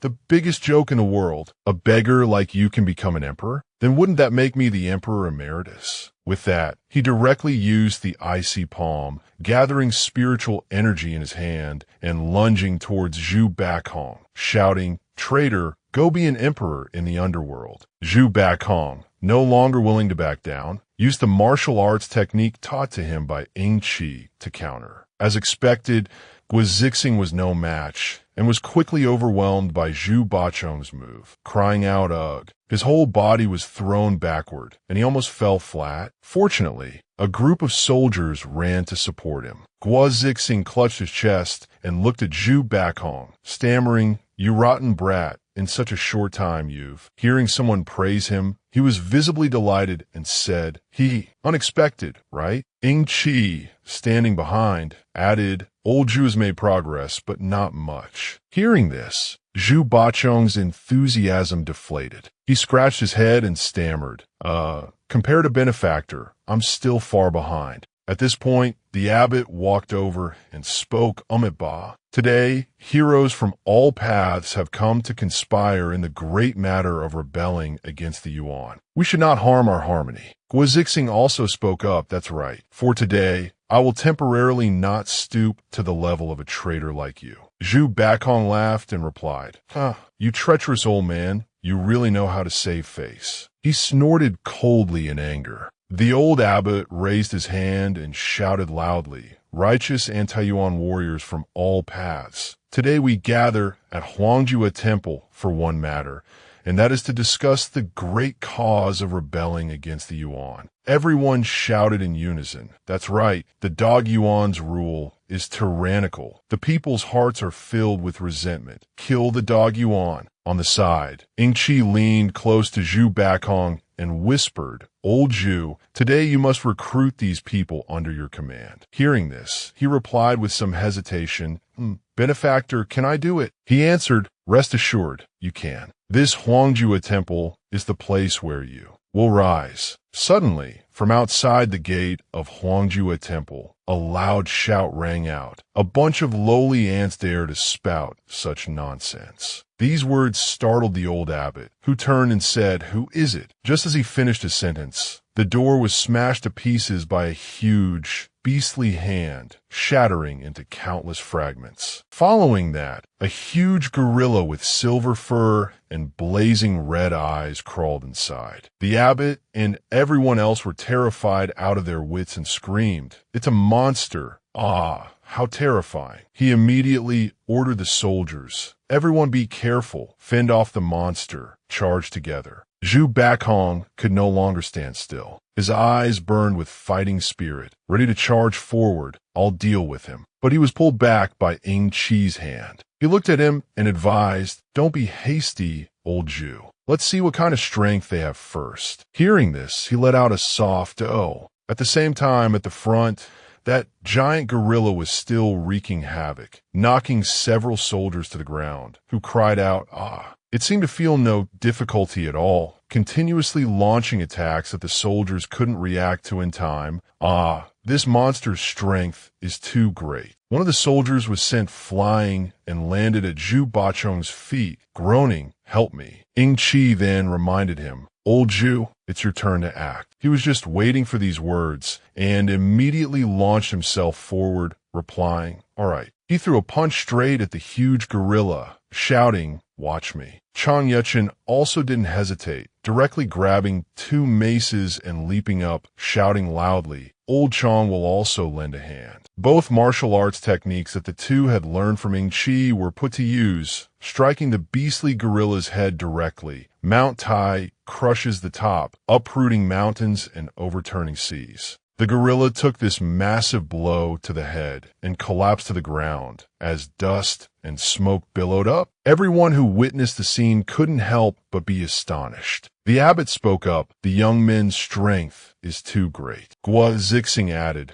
"Which master on earth guided these stinking brats for them to have such a terrifying improvement?" Just as they finished speaking, another person suddenly appeared, standing imposingly on the roof, looking down and laughing loudly. "Haha, you little brats, you think it's over just like that." The soldiers below looked up and asked, "Who is that? When did he get up there?" After observing the person on the roof for a moment, they suddenly recognized him and exclaimed, "That's a dog Yuan." Suda also added in astonishment, It's Tua Buwa." The man named Toa moved his hand sideways, creating a massive stream of spiritual energy, and laughed loudly. "Haha, to kill a bunch of insects, I've never needed to use my hands before." At this point, suddenly, the gorilla lying on the ground started to stir violently, causing the entire crowd to turn and look in astonishment. A strange scent emanated from the gorilla's body, spreading all around, causing the soldiers to whisper among themselves, "Humph, what is that? It has a strange smell." Before they could even adjust, they all simultaneously clutched their throats, their faces darkening as they exclaimed, "Ah, everyone be careful, it's poisonous gas." The poisonous gas spewed out thicker and thicker, and inside the backyard, tragic screams echoed continuously. "Cough, cough, ah." Seeing this, Lu Ji couldn't help but curse angrily. The dog Yuan are too vicious to use poisonous gas. Zhu Bakhong also asked, "Benefactor, what should we do?" Ying Qi immediately raised his hand, creating a protective shield that enveloped everyone inside, and said, "Old Zhu, you guys call everyone into the protective barrier. I'll deal with the big guy up there." He replied, "All right, Benefactor." Heeding the instructions, Zhu Bakhong and Lu Ji shouted with all their might to everyone, "Everyone, come to me. Quick, come here to avoid the poisonous gas." In the blink of an eye, Ying Qi had already leaped onto the roof, standing right in front of Tuo Buhua, and said, "Big guy, where did you crawl out from?" When he saw him, he asked in return, "You're Ying Qi, the one who killed my clan brother?" Ying Qi put on a mocking expression, The corner of his mouth curled up in a smile as he replied, "They were just too weak. I only had to lift a finger and they were dead." Tuo Buhua was enraged by these taunts, his eyes blazing. He pulled a chain from his body and shouted loudly, "Ant, your day of death has come." Finishing his sentence, he directly unleashed a blade strike that flew straight towards Ying Qi, but he didn't dodge at all, instead standing still to receive the blow. With just a raise of his hand, he was able to firmly grasp his blade without any difficulty, and said with a smile, "This blade isn't bad. Leave it for me to chop meat with." As soon as he finished speaking, Ying Qi grabbed the blade and gave it a powerful tug, causing Tuo Buhua to be unable to react in time, his whole body flying up as he shouted, Immediately after, he was flung backwards, smashing hard into the wall, which left a large dent as broken stones flew everywhere. After receiving this blow, Tuo spat blood from his mouth, coughing violently but still couldn't help but wonder in horror. Cough, cough. How is this possible? From inside the barrier, Zhu Bakong shouted loudly, "Benefactor is mighty." He threw Tuo Buhua down with just one hand. The abbot also added, "This person's strength is too great." Knowing he couldn't defeat Ying Qi, Tuo Buhua jumped to his feet and looked towards him, shouting loudly, "Kill." Hearing the command, from outside the gate, hordes of soldiers, some riding wolves, some carrying eagles, ran inside. He pointed towards Zhu Bachong's group and ordered, "Kill all these lowly ants for me." Seeing the soldiers approaching, Zhu Bakong acted without hesitation. Old Lu stopped them. Lu Ji, standing nearby, also immediately used the technique Ying Qi had taught him, setting up Bagua formation to repel the soldiers. Replying, "All right." At the same time, Ying Qi jumped down in front of Tuo Buhua and said, "I thought you really had the guts to come alone, but it turns out you also brought a bunch of helpers." As soon as he finished speaking, he launched a kick that sent him staggering back. Luckily, he managed to raise his hands to block the blow in time. Tuo Buhua glared up with eyes full of hatred and said, "I must exterminate you ants." Finishing his sentence, he looked towards a cage being pushed forward by the soldiers and ordered, "Release the bloodthirsty beast." They immediately replied, "Yes, sir." Immediately, the cage door was opened. From within the dark space, two glowing, blazing red dots were clearly visible. Seeing this beast, the abbot was also terrified, his whole body trembling, and sweat poured down like rain. The dog Yuan have actually tamed such a fearsome beast. After being released, that ferocious beast immediately charged out frantically. It didn't distinguish between friend or foe, directly attacking anyone in its path, causing the terrified soldiers to scream, run. Suddenly, a loud shout rang out from behind it, causing it to startle and freeze. Blood Tiger. The one who had just called it was none other than Ying Qi. He continued, "Blood Tiger, it really is the Blood Tiger." Hearing this, the ferocious beast immediately rushed towards Ying Qi, causing Zhu Bakong and Lu Ji to say in alarm, "Benefactor, be careful." Old Zhu, quickly go protect the benefactor. However, things went contrary to their thoughts. The ferocious beast did not harm Ying Qi at all. It rolled back and forth in his arms. Ying Qi happily stroked its head and asked, "Blood Tiger, why did you appear here? Did they capture you?" Tuo Buhua, Zhu Bakong, and the abbot, all three had their faces turned pale, their eyes went wide, and their mouths hung open as they exclaimed, "What? This ferocious beast was trained by this young man.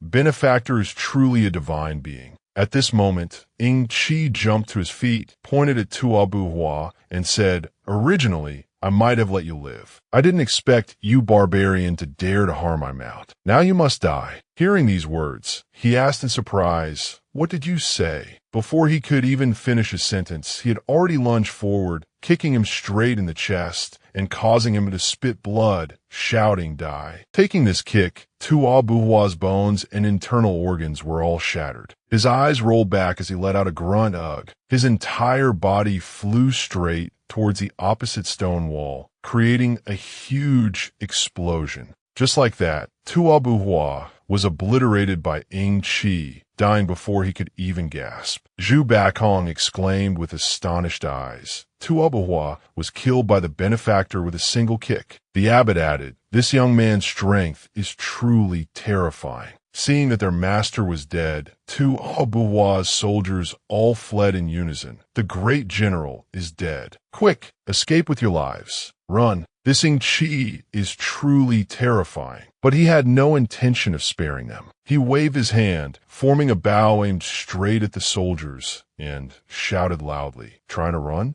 I already said, you all must die." With just a few skillful shots, Ying Qi directly took down countless soldiers, causing them to scream in pain, "Ah, ah." He bravely raised his hand and ordered, "Warriors of the anti-Yuan forces, follow me and charge. Attack the great capital, slaughter the foreign tribes." Hearing this, everyone unitedly raised their blades towards him and shouted loudly, "Attack the great capital, slaughter the foreign tribes, kill." After moving for a while, they finally reached the city gate. Loud shouts of "kill" echoed from within. The soldiers of the anti-Yuan army poured inside, mercilessly slaughtering the Dazi soldiers, not giving them a chance to recover, attacking into the city. Zhu Bakong and Chang Yuchen, the two brothers, reunited, fighting side by side, routing the Dazi soldiers, kill. As they were moving, suddenly right in front of them, a series of massive, earth-shaking explosions rang out, causing them to stop. Zhu Bakong exclaimed, "Ah, it's the Yuan army's cannons." Only then did Ying Qi remember, and he said softly, "I almost forgot, the Yuan army's weapons are also powerful." However, it was nothing to him. He directly leaped into the air, firing 5 arrows at once, and shouted loudly, "Let me take care of those cannons." The Yuan army's cannons were quickly shattered to pieces by Ying Qi's arrows. The Dazi soldiers shouted to each other to hold the city gate, quickly defend the main gate, absolutely do not let them break in. However, just as he finished speaking, the gate was shattered by a powerful force, flying into pieces. Leading the anti-Yuan soldiers were Zhu Bakong and Chang Yuchen, who charged in, shouting loudly, "Charge into the imperial palace. Kill the dog emperor of Yuan. Charge, kill." At the same time, inside the palace city, a group of soldiers rushed in and knelt before Emperor Ying Zheng, reporting, "Your Majesty, the rebel army has attacked the capital city. Your Majesty, the rebels will soon attack the imperial palace. Please flee with us." The great king was extremely shocked at this moment. "I can't believe even Tuobuhua was killed by him. Ying Qi must be the one from the legend." A man asked, confused, "I wonder which legend your Majesty is referring to." He also explained that is a royal secret left behind by the ancestor of the great Yuan. "Follow me." Arriving at a certain place, he pressed his hand against the wall, revealing a secret chamber. As they entered, the subordinates were surprised. "I had no idea there was such a secret passage in the imperial palace. May I ask where this secret passage leads, your Majesty?" He did not answer, only replying, "We're almost there." Inside, on both sides, eagles and wild wolves were staring at them. A subordinate asked worriedly, "Your Majesty, where exactly is this place?" On the stone platform before them, something was emitting a dark aura. The great king said, "Back then, before the ancestor passed away, he passed down this skull, instructing future generations that if a mortal with the surname Ying appears and changes the foundation of the great Yuan, use this skull to activate the otherworldly gate." A subordinate was astonished. "An otherworldly gate? Then how do we open it?" The other one also asked, "What will happen when the otherworldly gate is opened?" However, the great king's face darkened as he took out a knife and said, "I don't know either, but since the ancestor instructed it, I must follow his command today." Then, without hesitation, the old man swung the blade and slit the throats of his 2 subordinates. "You are all loyal subjects. Only the blood of loyal subjects can be used as a sacrifice for the skull." They died without a chance to gasp, only letting out a single cry. The blood of these 2 men flowed out, and a formation array appeared. At that moment, the skull seemed to be activated. Its 2 eyes shot out bolts of lightning. Instantly, a circular portal opened. The great king cheered joyfully. "It's open. The otherworldly gate will save my great Yuan. Very quickly, from within, a horse's head slowly emerged. Then, Xiang Yu also appeared, riding on a large warhorse, and said in a loud voice, "Where is Ying Qi?" Seeing him, the great king was terrified. "Huh? This is a demon." Xiang Yu, with his terrifying purple eyes, asked again, "Ying Qi, where is he?" Outside the main hall, the shouts of "kill" echoed continuously. Ying Qi's group also quickly advanced into the palace. "I must charge into the palace and behead that dog emperor of Yuan." In the midst of their fervor, everyone noticed a black aura rising to the sky. Look quickly, what is that? Ying Qi looked over and had a vague realization. This black bone, it's so familiar. Could it be? The soldiers buried by the black bone screamed in terror and fled. "It's a monster!" At the same time, from within the black aura, Xiang Yu rode out on his horse, accompanied by Jiangshi. "Oh no, the Jiangshi are charging over here." Seeing this, Zhu Bakhong shouted, "Everyone, hold the formation." As soon as Xiang Yu saw our hero, he immediately charged over on his horse. "Ying Qi, there you are. I want your life." Seeing this, he was startled. "What? Xiang Yu, you're not dead." He quickly jumped onto his blood tiger and asked, "Xiang Yu, why have you appeared here?" He swung his sword to slash and said, "I came here to take your life." Ying Qi quickly raised his hand to create a shield to block it. However, this extremely powerful strike sent our young man and his blood tiger flying far away.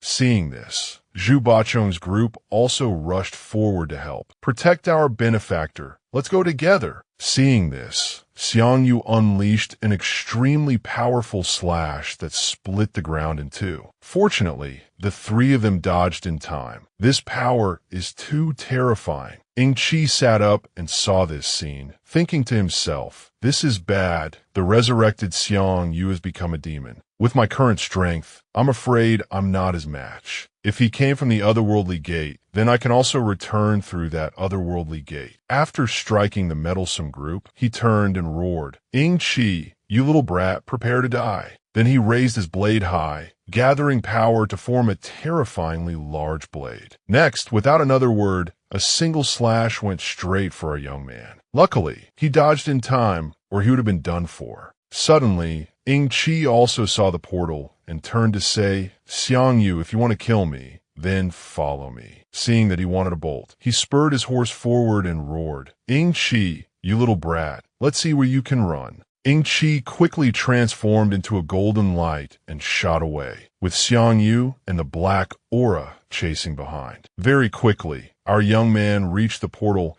As long as I can pass through this gate back to the world of Great Qin, I will definitely kill these demons and monsters. Father Emperor, Yenner, wait for me. Very quickly, Ying Qi rushed through the portal. Xiang Yu also charged forward, preparing to enter. "Ying Qi, no matter where you go, I will take your life." After Xiang Yu entered, the gate gradually closed. While inside the passage, Ying Qi clutched his head in extreme pain. The black aura and Xiang Yu's voice still echoed from behind. "Trying to stop me?" "Wishful thinking," our young man muttered. "Father Emperor, Yenner, I'm coming to save you." The scene shifts to the world of Great Qin at the peak of Mount Tai. The mountains and forests were lush and green. From the sky, a ray of light shot down. After the dust settled, it was our young man. Ying Qi, have finally returned. However, there was a commotion from the gate above. Ying Qi heard it and immediately recognized it. And the one who appeared was none other than Xiang Yu. "Let's see where you can run now." Without hesitation, Ying Qi took out his bow and took aim. The arrows flew, but they were all dodged by Xiang Yu and his black horse. Ying Qi immediately jumped onto his blood tiger and drew his sword. He said with a smile, "Run? Now that my martial arts power has been restored, killing you will be as easy as flipping my hand." Xiang Yu was not afraid and still shouted, "Ying Qi, I must kill you." Then the two charged at each other, starting a great battle. The clash of their swords was extremely fierce, emitting sparks of lightning. Ying Qi said contemptuously, "Xiang Yu, you are too weak. No matter how many times you die, you are still too weak." Then he gave a powerful flick, sending Xiang Yu's sword flying. At the same time, he unleashed a divine slash and shouted, "Di!" Xiang Yu took this slash, and the sword in his hand also broke into several pieces. Then he was struck down to the ground, creating a shocking explosion. Ying Qi gave him no chance to fight back, immediately rushing down to deliver another thrust into the middle of Xiang Yu's chest. His face showed no pain as he said, "Ying Qi, do you think you've won? Look again at your world of Great Qin. Everything you have is about to cease to exist. Ha ha ha. Nonsense, go to hell." Then he unleashed his power, causing Xiang Yu to dissolve into dust. After finishing off Xiang Yu, Ying Qi also broke out in a drop of sweat. He looked at the surrounding scenery. The trees were withered, and the ground was covered in bones. The surrounding scenery was utterly desolate. This, my great Qin Empire, is now in such ruins. "Father Emperor, where are you all? Your son has returned." The scene shifts to Chongping. A group of Qin people were thrown into a pit by a man in black. He said, "Back then, it was here that you people of Great Qin killed over 400,000 people of Zhao. Today, this will also be your burial ground. Ha ha ha. You demon Yang Dao, bringing chaos to my Great Qin. If my martial emperor were here, he would surely kill you evil demons. Great Qin will not perish." Below in the pit, there were countless Qin people. They huddled together and said in unison, "Great Qin will not perish. Great Qin will not perish." The man in black laughed and replied, "Ha ha, you're about to die, and you're still spouting nonsense." Then he gave the order, "Send them on their way." Immediately, the servants beside him obeyed, shoveling sand, wanting to bury the Qin people alive. Just then, a flag flew from nowhere and planted itself in the pit, emitting a strange purple aura. Meng Tian saw this and recognized it. "This is—" The man in black shouted angrily, "What is this? What is that?" From the flag, a formation array gradually formed, creating a whirlwind. Very quickly, a person stepped out from within,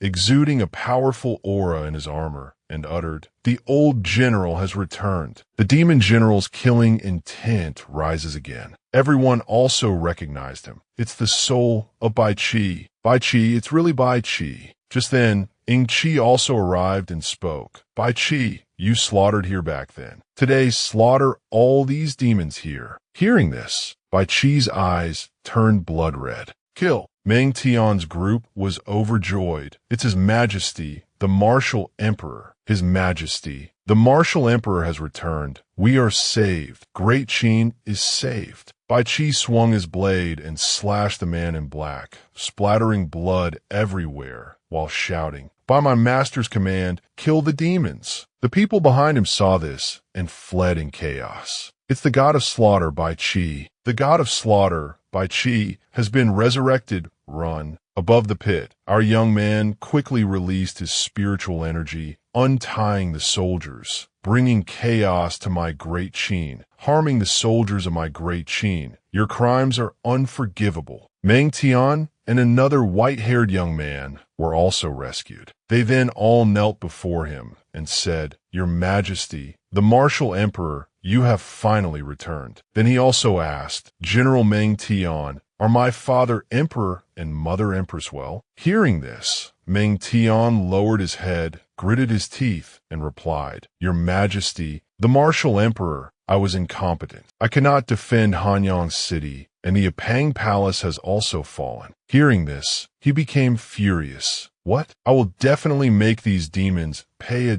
debt of blood with blood. All generals and soldiers, follow me, kill these demons." Immediately after, he led his soldiers, charging forward with imposing momentum. They shouted continuously, "Kill, kill." The people who had fled earlier could not escape and were chased down and killed by the soldiers. Ying Qi approached the man in black, pointed his sword, and asked, "Where is your master?" He replied, "Ying Qi, you can't save this world. You can't save anyone. Ha ha ha." Seeing this man spouting nonsense, he beheaded him with a single stroke. "As long as I, Ying Qi, am here. My great Qin will never be destroyed. At this moment, the morale of the men soared as they chanted, Great Qin will not perish. Great Qin will not perish. Meng Tian then said, Your Majesty, the martial emperor, Hanyang City has been occupied by demons. The soldiers of the 5 great battalions have also scattered everywhere to fight. He then said, Find a way to summon the scattered soldiers of the 5 great battalions, and also find any trace of Tuoraw. I believe they're definitely still alive. Then he raised his hand and ordered, With the fastest speed, summon the men and horses. The army will set out for Hanyang, exterminate the demons, and rescue the Father Emperor. After hearing this, the men replied, Understood, exterminate the demons, rescue the first emperor. In Hanyang City, thunder rumbled in the sky.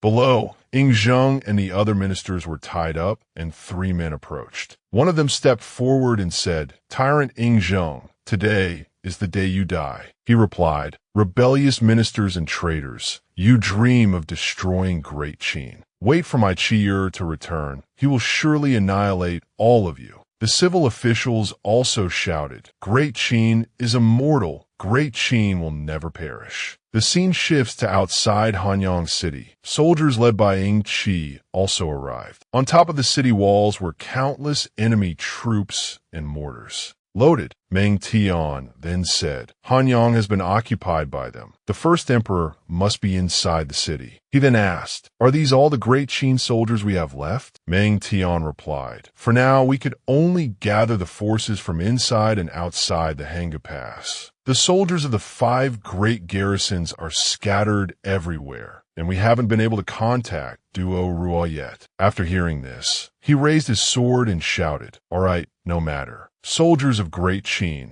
before us is the royal capital of our Great Qin, now occupied by demons. They have imprisoned my imperial father. This battle concerns the survival of Great Qin. Follow me, charge into the city, and kill the enemy. The soldiers roared, Kill, kill, kill. Then he led the charge. Follow me, kill all the demons, and reclaim the royal city of Great Qin. The soldiers also shouted, Reclaim the royal city of Great Qin. On the other side, the enemy soldiers with blazing red eyes also growled, readying their weapons. Ying Qi rushed forward and swung his sword. To think they could create such a terrifying army. Die for me. A single sword strike shattered all their weapons. Meng Tian also took action, shooting out 2 streams of power. He shouted, Use the power of martial arts. Kill all these demons. But other soldiers were continuously stabbed to death by these zombies.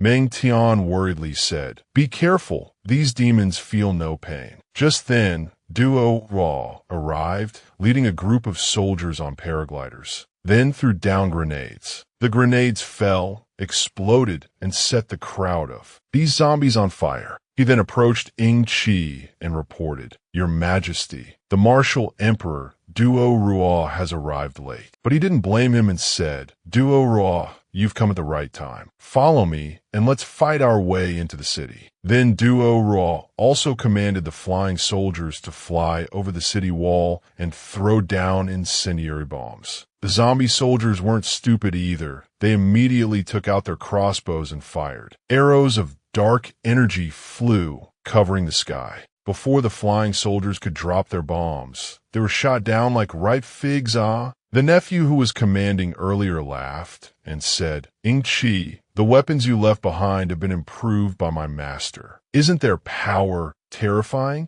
Ha ha. His voice continued to echo. Ying Qi, your imperial father is in the city, but unfortunately, you cannot save him. I'll give you the time it takes for an incense stick to burn. If you're any later, you can come and collect his corpse. Ha ha ha. Meng Tian, hearing this, also became angry. Damn it. Soldiers of Great Qin, follow me. Charge into the city and rescue the first emperor. From atop the city walls, the enemy's cannonballs were now also being fired. A series of explosions occurred, blowing the Qin army to pieces as they screamed in agony. Ying Qi then leaped up, raising his hand to summon a bunch of grotesque demons, dreaming of destroying my Great Qin. How ridiculous. Very quickly, from above the clouds, a black dragon tore through them and swooped down. He spoke, "Even if I have to destroy this Hanyang city, I must save my imperial father. As long as I live, great Qin lives." Then he stood on the black dragon and ordered, "Bai Qi, break down the city gate for me." Bai Qi appeared and immediately replied, "This humble general obeys the command." Then he said to Meng Tian, "I will go in first to save my imperial father. Meng Tian, Duo, lead our great Qin soldiers to attack the city." They immediately replied, "Yes." Then the black dragon flew over the city, giving them a gift of fire along the way. The guy immediately raised a protective barrier. He smirked and laughed. "Ying Qi, things are different now. You can't save anyone." He paid no attention and said to himself, "Imperial father, hold on a little longer. Your son Qi is coming to save you." At the execution site, flames were lit as if to burn the great Qin court officials alive. They still shouted, "Great Qin will not perish. Great Qin will not perish." At this moment, Ying Qi's voice rang out, "Imperial father, your son has come to save you." "Ah, it's Qi." The court officials rejoiced. "Ha ha, it's His Majesty the Martial God. It really is His Majesty the Martial God." Ying Zheng said, "Sure, you've finally come." He quickly jumped down, extinguished the flames, and then cut the binding chains. Rescuing his father with ease, he said, "Imperial father, your son has returned late, allowing our great Qin to be invaded by demons." He replied, "Sure, it's all right. As long as we, father and son, are still here, we can kill all the demons." As they were having a heart-to-heart, the nephew from before, along with a few men in black, approached, laughing loudly. "Ha ha ha, how ridiculous." Then he revealed, "Ying Qi, you've fallen into a trap." Instantly, the four surrounding pillars formed an array, trapping Ying Qi's group inside. "Ha ha ha. This is the great demon-trapping array that my master specially created for you. Today, you will die without a burial place." Very quickly, from within the great array, a purple mist began to spread. Our young man was also astonished. "The great demon-trapping array? The martial arts power in my body is draining away. I can't use it at all." Immediately, he ordered the black dragon to break the array. The black dragon immediately spewed fire, trying to break the great array. Seeing it was ineffective, he gritted his teeth. Even the black dragon's breath couldn't break the barrier. It seems this is no ordinary barrier. Outside, that nephew stretched out his hand and laughed maniacally. "Ha ha ha. Ying Qi, did you think you could control everything? You are gravely mistaken." Then, souls began to appear within the array. That nephew gave the order, "Vengeful spirits, devour them for me." Seeing this, he told everyone to be careful. Ying Zheng worriedly told him, "Cheer, while you still have strength, go on your own, break out, and leave us." The court officials also agreed, "That's right, your majesty the martial emperor, leave us, break out on your own." But he didn't care. While slashing at the vengeful spirits, he replied, "No, imperial father. Since your son has returned, I must protect you all completely. If I cannot protect you, how can I protect the world of great Qin? We advance and retreat together." Hearing this, Ying Zheng stopped trying to persuade him and said, "All right, sure, then let's break through the barrier together and protect great Qin." The people beside them also replied, "We subjects will risk our lives to help your majesty break through the barrier." All right. They plunged his sword into the ground, a continuous stream of power flowing out. "Want to capture me? It's not that easy." Then he shouted loudly, "I use the national ley line of Great Qin to awaken the 100 rivers and mountain forests, the myriad creatures of the 9 provinces, to help me break the barrier, eliminate the demons, and protect Great Qin." The people around also roared in support, "Eliminate the demons, protect Great Qin." Seeing him and his group shouting so loudly with no result, that nephew laughed heartily. "Ying Qi, you and your remnant officials should just give up. Don't struggle in vain." As he was speaking, he sensed something and turned his head. In the distance, a flame erupted. Seeing this, he couldn't help but break out in a cold sweat. In that flame were many fire phoenixes flying towards them. Our young man saw the birds approaching and continued to shout loudly. I used the national ley line of Great Qin to awaken the 100 rivers and mountain forests, the myriad creatures of the 9 provinces, to help me break the barrier, eliminate the demons, and protect Great Qin. Then the fire birds also flew and crashed into the barrier to break it. That nephew, worried, attacked the firebirds while giving orders. Quick, use fire arrows, use fire cannons, use whatever it takes. Get rid of these things for me. Hurry up. The masked people also quickly obeyed and ran off. As they were running towards the city gate, a blood tiger's paw smashed the gate open. Following that, a horde of ferocious beasts rushed in. Seeing this, that nephew became even more terrified. Where did these wild beasts come from? Drive them all away from me. The firebirds also attacked the masked men, burning them to a crisp. Our young man was overjoyed. They heard it. The 100 rivers and mountain forests, the myriad creatures of the 9 provinces, the nature spirits all heard it. My great Qin will not perish. My great Qin will not perish. The battle around them was extremely chaotic, with the wild beasts continuously pinning down and attacking the zombies. But the nephew in command seemed to have some strength. He continuously slaughtered the beasts. Kill, kill, kill, kill them all. Very quickly, Meng Tian's group entered the city. Kill. Rescue the first emperor and his majesty, the martial emperor. Bai Qi, from high above, also gathered power into his thunderfire halberd. Then he guided a bolt of lightning to strike the barrier. Instantly, the barrier was shattered into pieces. Bai Qi then knelt down. This humble general has arrived late. Please punish me. He laughed loudly and said, "Haha, not late at all. You've come at the perfect time." Then he raised his sword to the sky and said, "Now it's time to see the sun." The stream of power he shot out pierced through the layer of black, dark clouds. Next, he approached that nephew, who was utterly terrified. "How is this possible? How could you break the barrier of my master?" He then said, "For causing chaos in my great Qin, for bullying my imperial father, for killing my subjects, I must kill you." But the nephew was not afraid, instead laughing loudly. "Ha ha ha, Ying Qi, you think you've won? Dream on." Then he asked Liu Bang, "Tell me where Yenner and my mother are, and I will grant you an intact corpse." But the nephew didn't answer and just kept shouting, "You can't win, Ying Qi, you can't win, ha ha ha." Seeing this guy was all talk, he immediately took his head, putting an end to his nonsense. The soldiers' morale returned, and they shouted in unison, "His Majesty, the martial emperor, is mighty." A moment later, he approached Ying Zheng and asked, "Imperial father, mother, and Yenner?" He immediately replied, "Cheer. As long as we, father and son, gather our forces, we can definitely save them." Duo Ruo appeared at this moment and reported, "Your Majesty, the martial emperor, the empress, and the others might be imprisoned in a Pang palace." After Your Majesty disappeared, demons occupied a Pang palace, setting up many evil arrays, and even named that place. He hurriedly asked, "What name, what name?"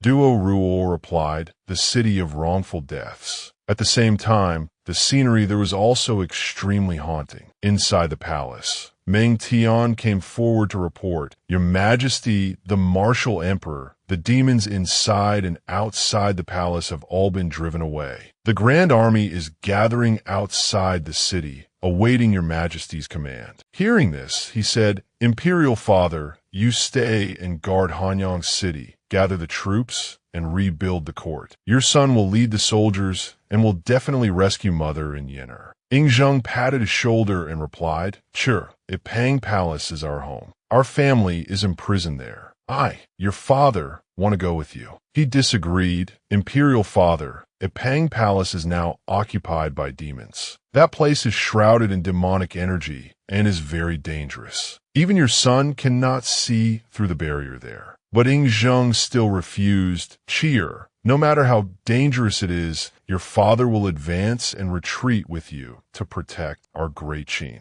At this moment, the soldiers also knelt down in unison and shouted, "We swear to follow His Majesty, the martial emperor, to the death, to protect great Qin." Seeing that no one was afraid of death, he no longer tried to stop them. He shouted loudly, "All right, then we will immediately go to a Pang Palace and eliminate the evil forces." The scene shifts to a Pang Palace. At this time, demonic energy had enveloped the entire vast palace. The soldiers of our young man had also gathered, everyone shouting, "Kill, kill, kill." Suddenly, a wave of black qi washed over them, startling both the horses and the soldiers. "Whoa, this wind is so strange." Meng Tian turned and asked, "Your Majesty, there are gusts of cold wind ahead. I don't know what kind of demonic art this is." The horses of many officers and soldiers have been spooked. He also didn't know and replied, "This qi is indeed very strange. The martial power within our body feels suppressed in the face of this force." Suddenly, Ying Zheng noticed something and pointed. "Sure, look." The palace door was now open. It was pitch black inside, and it seemed to be sucking in this black qi.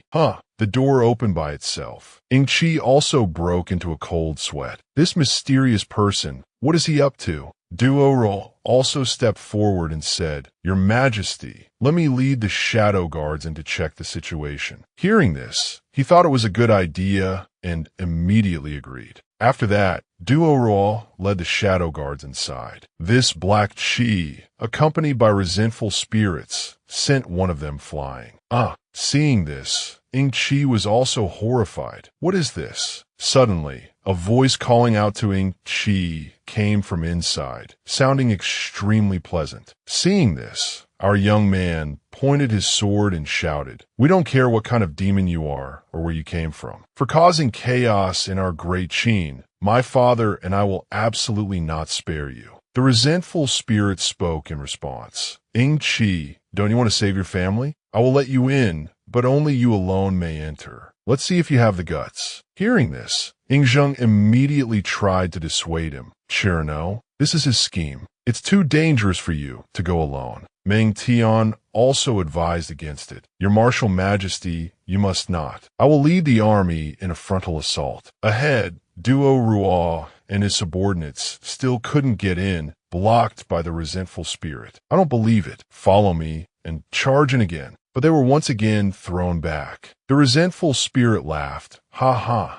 it's useless. No matter how many times you try, the result will be the same." Unable to wait any longer, our young man agreed. "Fine. We agree to your terms. We will go in alone." Ying Zheng and Meng Tian saw this but couldn't stop him. He held out a hand to stop them. "Our mind is made up. The barrier here is no ordinary one. You are the last strength of our great Qin. You cannot throw your lives away recklessly. We will go in alone. Imperial Father, all of you stay outside and look for an opportunity. I will go in alone to see." Ying Zheng had no other choice but to encourage him. "Cheer, be careful." He then proceeded inside. Inside, a crazed laughter echoed incessantly. Ha ha ha ha ha. The sound was grating, making him uncomfortable. Ahead was a house, flanked by pillars wrapped in iron chains.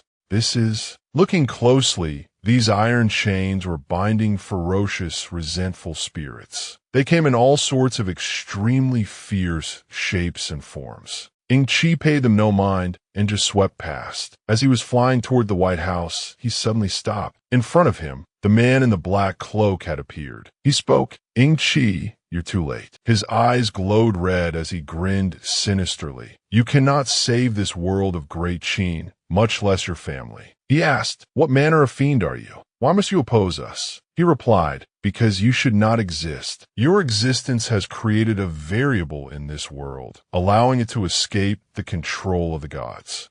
Nonsense.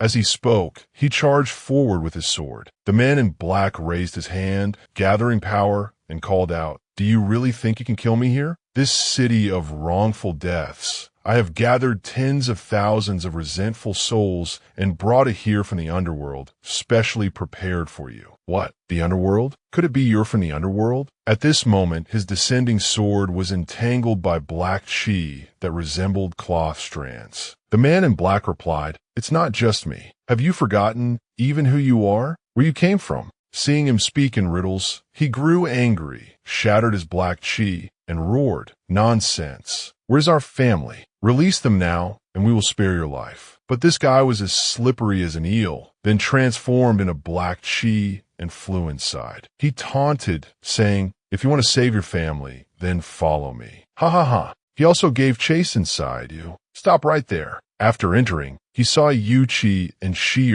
sitting on a bed in front of him. Ying Qi approached and called out to his two children. Yu Qi, "Sure, how are you two? Where are your mother and grandmother?" But at this moment, both kids' eyes were blood red. He kept calling, "Yu Qi, Shi, wake up." Behind him, black qi was gradually converging. It transformed into ferocious, resentful spirits. He turned around and recognized them. These are ancient fierce beasts. The fierce beasts, a black qilin and a white qilin, also appeared, letting out a deafening roar. The black qilin immediately charged forward with a powerful roar. Ying Qi leaped backward to dodge. The four great ancient fierce beasts? How can this be? Then it charged again, forcing Ying Qi to struggle to raise his sword to block. He was sweating profusely and said, "The force of this fierce beast is too wicked." Very quickly, Ying Qi was knocked back by it. Its roar created terrifying sonic waves. While he was wondering how to deal with it, a large foot struck from behind. He immediately jumped away to dodge, and it was the white qilin. The resentful spirit spoke at this moment. "Ying Qi, do you really think you could do whatever you want? Ying Qi, do you really think you can escape the will of the god of death? How ridiculous!" He was now extremely worried and turned back to call his two children. "Yu Qi, sure, wake up quickly and leave this place with your father." But the two kids still didn't respond, their faces still dazed as they looked at him.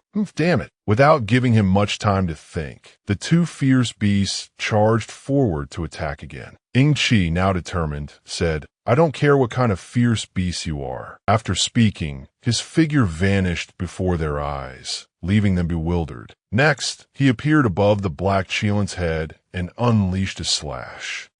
A precise slash hit its back, causing blood to spray everywhere. Yu Qi was also similarly wounded, blood spurting from his back, and he coughed up blood incessantly. Seeing this, he was utterly stunned and called out worriedly, "Yu Qi, what is this? Why is it that when I strike the fierce beast, the one who gets injured is Yu Qi?" The resentful spirit chimed in, "Ha ha ha, go on, kill them. Kill your own son and daughter with your own hands." Could it be? Without thinking further, he grabbed the two kids and fled. "Damn it, I'm not playing with you anymore. I'm leaving." After running for a distance, he suddenly saw something and stopped. What's that? The man in black was outside, casting a spell. On either side of him were staffs made of stacked skulls. He laughed viciously. "Ha ha ha, Ying Qi, how is the power of my curse technique?" He raised his sword to the sky, gathering power, and roared, "Despicable villain. Yu Qi, Shi, your father will definitely save you." Immediately, thunder and lightning crashed in the sky. A bolt of lightning immediately struck the man in black. At this moment, the two kids looked up at the sky as if startled. The two fierce beasts did the same and whimpered. Ying Qi now raised a seal high. "No one will harm our family. Even if you are the god of death, we will slay gods who block our path and kill Buddhas who stand in our way." Instantly, the phantom of a golden dragon swooped down from the high heavens. Seeing this, the man in black was horrified and recognized it. The heavenly Tao divine dragon. The golden dragon then charged straight at the two fierce beasts. With a loud bang, the two fierce beasts were obliterated. He then turned back and asked his two children, "Yu Qi, sure, wake up." The two of them did not disappoint him. Their eyes returned to normal, and they called out, "Imperial Father." That's great. Finally, you too. But the man in black was still laughing. "Ha ha ha, interesting. Struggle, Ying Qi." Then he gathered power in his hands and said, I enjoy watching you struggle before you die. Ha ha ha. Seeing the demonic Qi converge into a massive ball of energy, he couldn't help but exclaim, such powerful demonic Qi. Very quickly, from within it, the man in black summoned an extremely ferocious Tao Tai. Ying Qi was utterly shocked. This is a Tao Tai. Without hesitation, he took out a talisman. Soldiers of our great Qin, tens of thousands of martial souls, help us slay this fiend and exorcise this demon. Immediately, Bai Qi appeared, leading the soldiers, and said, Demon General Bai Qi, at your majesty's service to slay the fiend and exorcise the demon. The soul soldiers also chanted in unison, at your majesty's service to slay the fiend and exorcise the demon. Then Bai Qi led the charge, kill, kill, kill. Seeing this, the Tao Tai opened its large mouth wide. Then it sucked all the soul soldiers into its mouth as food. Bai Qi wasn't sucked in and instead charged forward, slashing it a few times. Beast, spit out the soldiers of our great Qin. Ying Qi found it even more unbelievable. Is this an illusion? That fierce beast seems to have grown several sizes larger than before. The two kids were terrified. Imperial Father, the ground is shaking. He immediately reassured them. You Qi, sure, don't be afraid. Your father is here. The man in black laughed again and said, ha ha ha, Ying Qi, can you feel it? Can you feel your own weakness and helplessness? Shier's face turned pale as she said, Imperial Father, I'm so scared. He looked at the ground and discovered a Pang Palace seems to be rising. Outside, Ying Zheng and the soldiers also saw this scene. Ah, a Pang Palace is flying into the sky. Cheer! Is Cheer in danger? Then, Ying Zheng wanted to charge in. Charge. We must save Cheer. But Meng Tian immediately stopped him. First Emperor, your majesty, you must not. It's too dangerous. Then he gave the order, catapults, fire arrows, fire. Duo Ruo shouted, Shadow Guards, follow me and charge in. Rescue the martial emperor, his majesty. Then, a barrage of fire arrows and the Shadow Guards also flew up after Epang Palace. Epang Palace flew high up, seemingly reaching the clouds, as lightning struck chaotically. Ying Zheng, meanwhile, called out worriedly, Chair, you must come back alive. Inside, the Tao Tai still had its massive mouth wide open, sucking in the heroic spirits of the soldiers and feasting on them. Ying Qi had no way to stop it and could only comment. This ancient Tao Tai could devour heaven and earth. Beside it, Bai Qi was still relentlessly attacking it. Demon General Bai Qi, slaying the fierce beast for his majesty. But at this moment, the Tao Tai also counterattacked, firing a beam of energy that sent Bai Qi flying. Bai Qi fell headlong to the ground. He called out worriedly, Bai Qi. Seeing this, the man in black became smug again. Ying Qi, how does it feel to be helpless? Next, the Tao Tai will swallow all of you whole. Ha ha ha. As soon as he finished speaking, the Tao Tai turned its mouth towards him and the two children and began to suck them in. Inside its mouth was an energy that seemed to devour everything. Seeing that he wasn't being pulled in, it used its ultimate move, devour heaven and earth. The surrounding earth and rocks were also sucked up. He stabbed his sword into the ground, tried to hold on, while the two kids held on to him. He reassured them, don't be afraid, your royal father is here. Bai Qi had also managed to sit up by now. He was also propping himself up with his spear on the ground to avoid being sucked in. Then, Bai Qi shouted again, Demon General Bai Qi, powerless to protect his majesty, today I will sacrifice my martial soul to die together with you fierce beasts. General of Qin, Bai Qi, swears to kill the fierce beasts even in death. As he spoke, he charged towards the Tao Ye's mouth, while his body radiated a terrifying energy. After the Tao Tai swallowed Bai Qi, its belly swelled up as if it were about to explode. However, the man in black remained unfazed and said, You think you could defeat me like this? Ying Qi, truly wishful thinking. The gate to the other world has opened. This city of wrongful deaths, I will surely take it. As soon as he finished speaking, a portal seemed about to open high in the sky, as if wanting to swallow Epang Palace. Seeing this, Ying Qi was terrified. "This is bad. We're about to leave this place." Then he pulled the two kids and ran outside. Looking down from above, he said, "Father and children, we can only give it our all this one time." With that, he hugged his two children and jumped down. Yuchi, sure, hold on tight. Yes, just when they didn't know what to do, the black dragon arrived in time. It's the black dragon. Catch us. Very quickly, the three of them landed safely on the black dragon's head. Sheer asked worriedly, "Royal father, what about grandmother and royal mother?" He replied, "Sheer, rest assured, your father will definitely save them, so our whole family can be reunited." Below, Ying Zheng and his subordinates were overjoyed. "It's sure, yes, it's His Majesty the Martial Emperor. Look, and the prince and princess." Very quickly, the three of them landed safely on ground. The two children rushed towards Ying Zheng,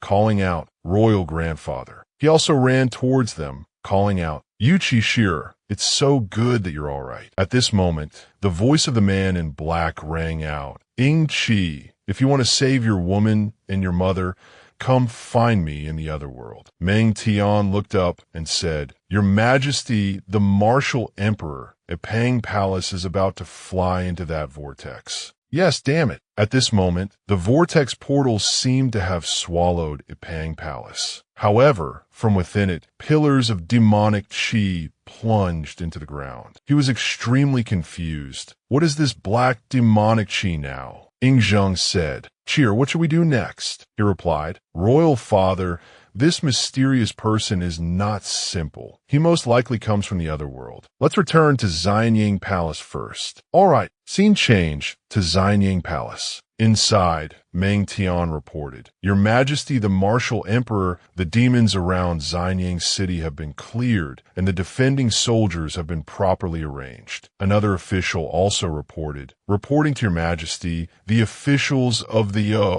officials of the various commanderies and counties have also been properly arranged. The government affairs of the 100 officials can soon be restored." Hearing this, he thought it was good and said, "Good. General Meng Tian, arrange for the soldiers of the 5 great battalions who have a foundation in martial arts. Go to various places to suppress the strange beasts and comfort the people." Hearing this, Meng Tian also clasped his hands. This subject obeys the command. Then he gave another order, "Duo Ruo, lead the shadow guards to investigate all over the 9 provinces. Report any abnormal demonic chi immediately." This subject obeys the command. As soon as he finished speaking, a soldier ran in breathlessly, "Reporting to Your Majesty, there is an urgent military situation." He immediately asked, "What military situation? Report it quickly." He said in a panic, "A report from outside Hanga Pass says that demonic chi has recently appeared in Xuantu."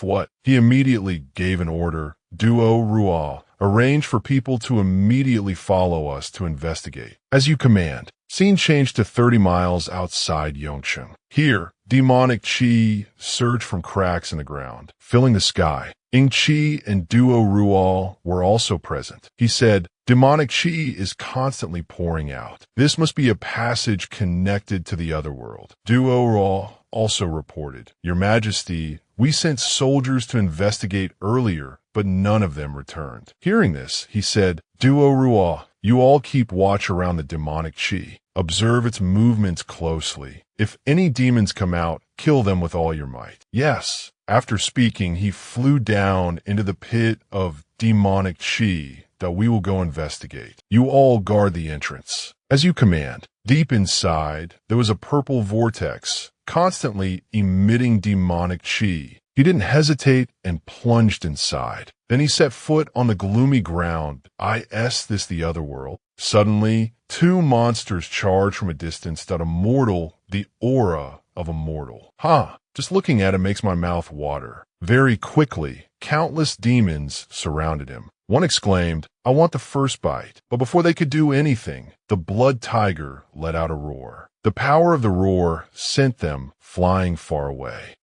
Ying Qi didn't stand still either, using his sword to cut them into many pieces. Limbs and bodies flew everywhere. Suddenly, a monster was missed. It ran for its life, screaming, so scary. Our young man quickly dashed forward, stopping him. The monster stammered in fear. Don't.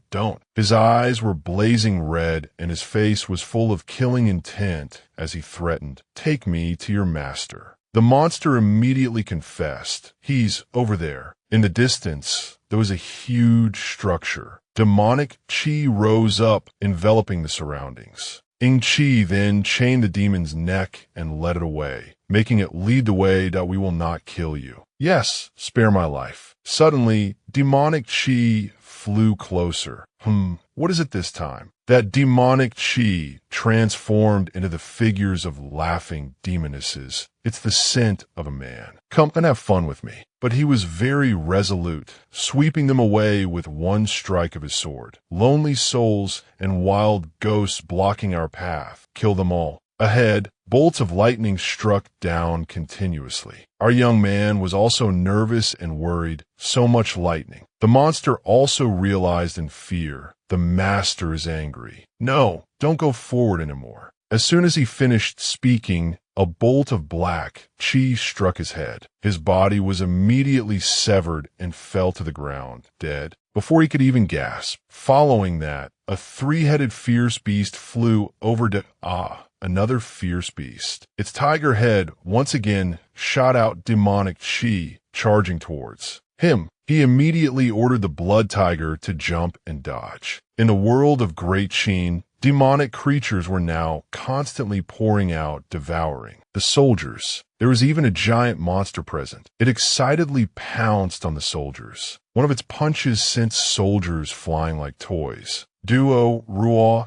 immediately commanded, "Retreat, retreat. Immediately fire the signal arrows. Call for reinforcements." Fireworks were also shot into the sky as a signal. Back in the other world, Ying Qi was now facing Yen'er. She approached, calling, "Brother Qi," but he remained very rational. "No, you are not Yen'er." With that, he didn't hesitate to shatter the illusion with a single sword strike. Very quickly, demonic Qi gathered again from above. A demoness appeared before him. He also realized, indeed, everything that just happened was an illusion technique. Then he pointed his sword at the demoness and shouted, "Evil demon, cut your tricks and tell me where your master is." Hearing this, she smirked, "Ha." Then she unleashed her power, a giant illusion appearing behind her. "Leave your soul behind first." He also summoned the illusion of his divine soul, god of slaughter's advent, exterminate gods and demons. As soon as the illusion appeared, it immediately swung its sword to strike. Seeing this, the demoness was terrified. How is this possible? With just one sword strike, the demoness illusion was slashed apart. At the same time, the demoness was also sent flying into a wall. She said in disbelief, "Impossible, a mere mortal. How can he have such power?" Our young man advanced, pointed his sword at her, and asked, "Our words are a heavenly command. We give you a chance. Will you speak or not?" She immediately begged, "Please don't kill me, I'll talk." Then, clutching her chest with one hand, she said, "I don't know where your family is being held, but if you want to find the person you're looking for, you must kill the 3 gods.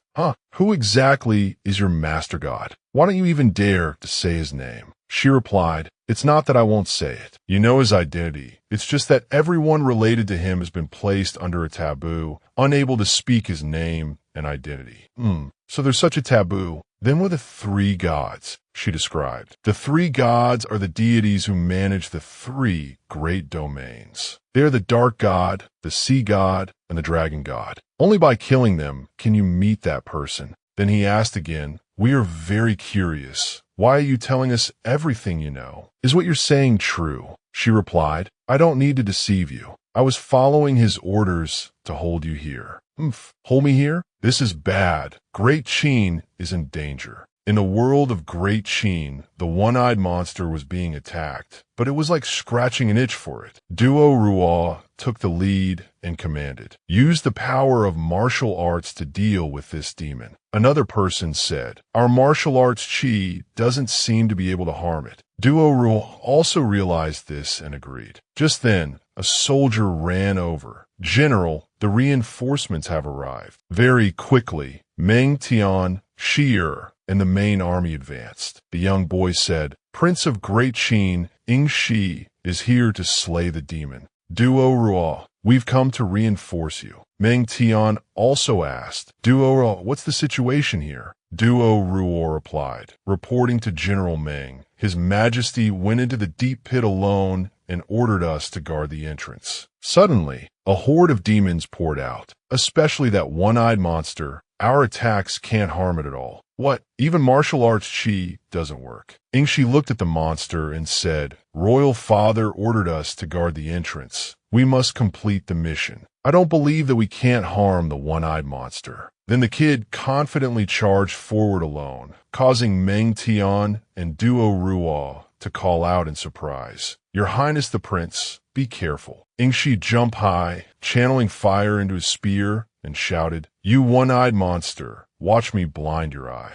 Then he unleashed the move, White Rainbow Pierces the Sun, and the spearhead was right at the monster's eye. You'd think this kid was being reckless, but surprisingly, he succeeded. The Cyclops cried out in pain, "Ow, ow, ow." Then it swung its arm and knocked the little boy away. Duo Ruo called out worriedly, "Your Highness the Prince." Meng Tian gave an order. "Quickly, go save His Highness the Prince." Yingxi was thrown to the ground, creating a small crater, but he seemed to be fine. The monster then pulled out the spear, and blood splattered everywhere. It growled towards Yingxi, making him extremely scared. Then it raised its hand high, forming a fist, and without hesitation, brought it straight down on the boy. The punch caused the ground to sink deep. The boy's figure also disappeared, but its eyes seemed to have regenerated. Everyone called out worriedly, "His Highness the Prince." Li Feng was also horrified. His Highness the Prince was hit by that monster. Meng Tian also ordered, "All soldiers charge." But they were also startled by something they saw. "Look quickly." As the dust and smoke cleared, the boy was seen holding up both hands, having blocked that devastating punch. He said clearly, "I am the Prince of Great Qin. How dare a mere one-eyed monster be so arrogant? That lowly creature destroy it for me." And at the same time, a phantom fire dragon erupted from him. The phantom immediately rushed forward and burned the monster.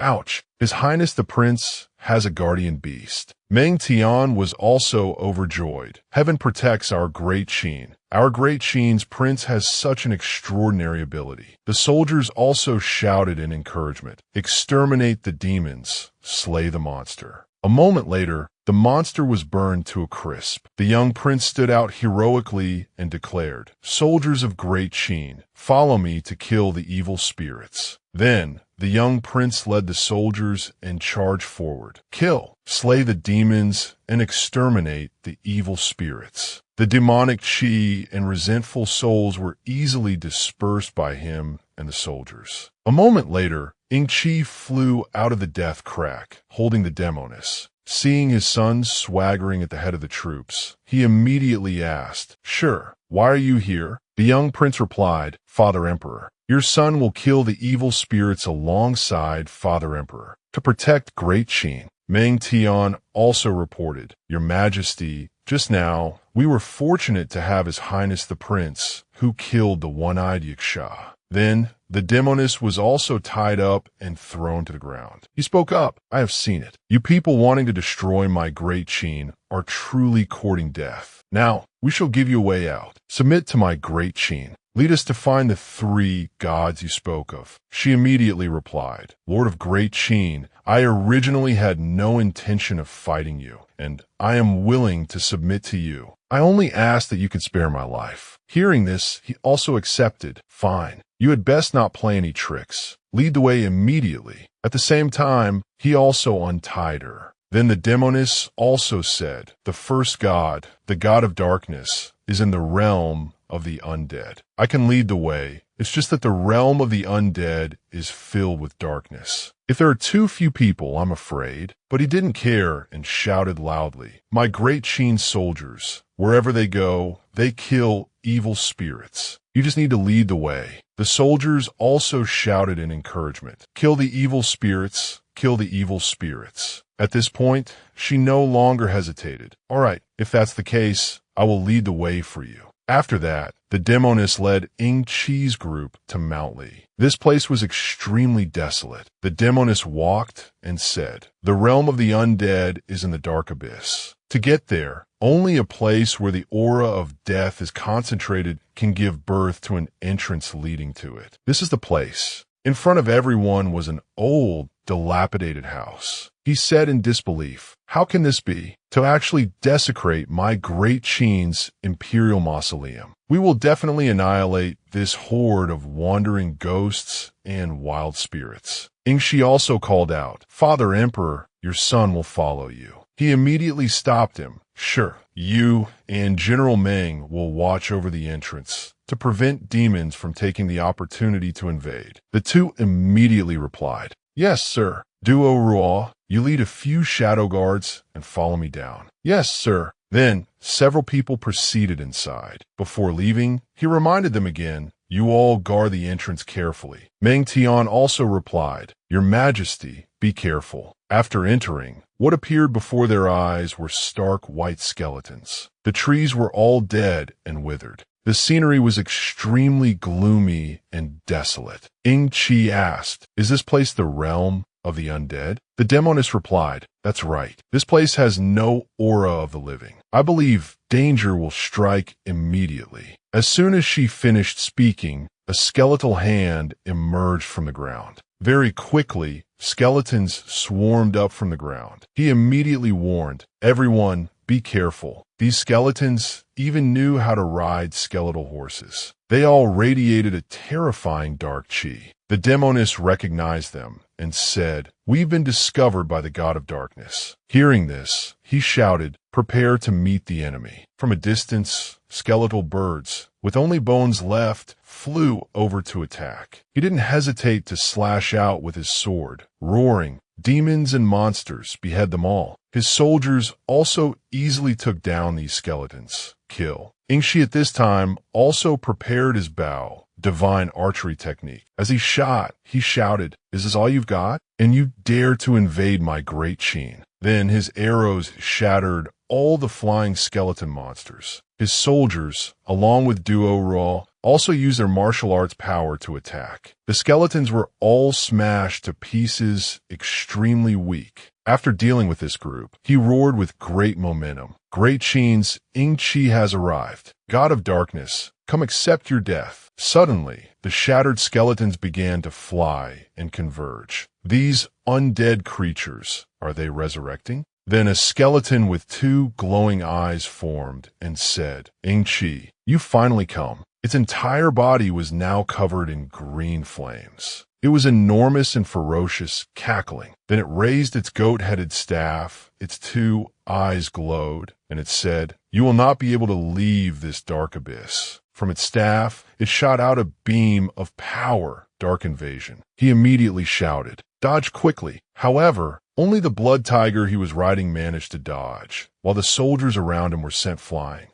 Next, he also counterattacked, flying up, "Lord of Darkness, let's see what power you have." An extremely powerful sword strike was swept out by him. However, the Lord of Darkness immediately activated a shield around his body to defend. Seeing this, he was startled and horrified. "It can actually block my sword chi so easily." The demoness immediately said, "It's useless. This is the dark abyss. The power of darkness is controlled by the god of darkness." Next, the dark god lord raised his staff and drew a summoning circle. "Descend, fear from the depths of darkness. This place is under my control." Immediately, another dark god lord appeared. Duo Ruo exclaimed in fear, "Another one." The two dark god lords now unleashed their attacks at the same time. "Damn it, not good. Everyone be careful." Unable to block the terrifying power, our young man jumped high into the air to evade. At the same time, he approached one dark god lord and slashed. He slashed it once. It screamed in pain, but then it continued to replicate, becoming three. "You can't kill me. In this world of darkness, I am the only master." It's turned into three now. Very quickly, he came up with an idea and pulled the demoness to run. If this isn't the main body of the Dark God Lord, it seems the only way to defeat him is to find his true form. Hearing this, the demoness guessed, the main body of the Dark God Lord is very likely at the very bottom of the abyss. Hearing that, he immediately said, lead us to find his main body. The Dark God Lords continued to attack relentlessly. Ying Qi's group fled like dogs with their tails between their legs. However, of the soldiers who followed, only Duo Ruo, our young man, and the demoness were left. After running to a safe place, he immediately instructed, Duo Ruo, you all be careful and stay safe. We're going to find his main body. Duo Ruo immediately replied, yes, your majesty, be careful. A moment later, the two of them arrived at a pit. Looking down, the demoness said, deep in the darkness, that is where the god of darkness hides. But he immediately asked, but what? She replied, the deeper into the darkness, the stronger the god of darkness's power becomes. Suddenly, he saw something and exclaimed, that is, below.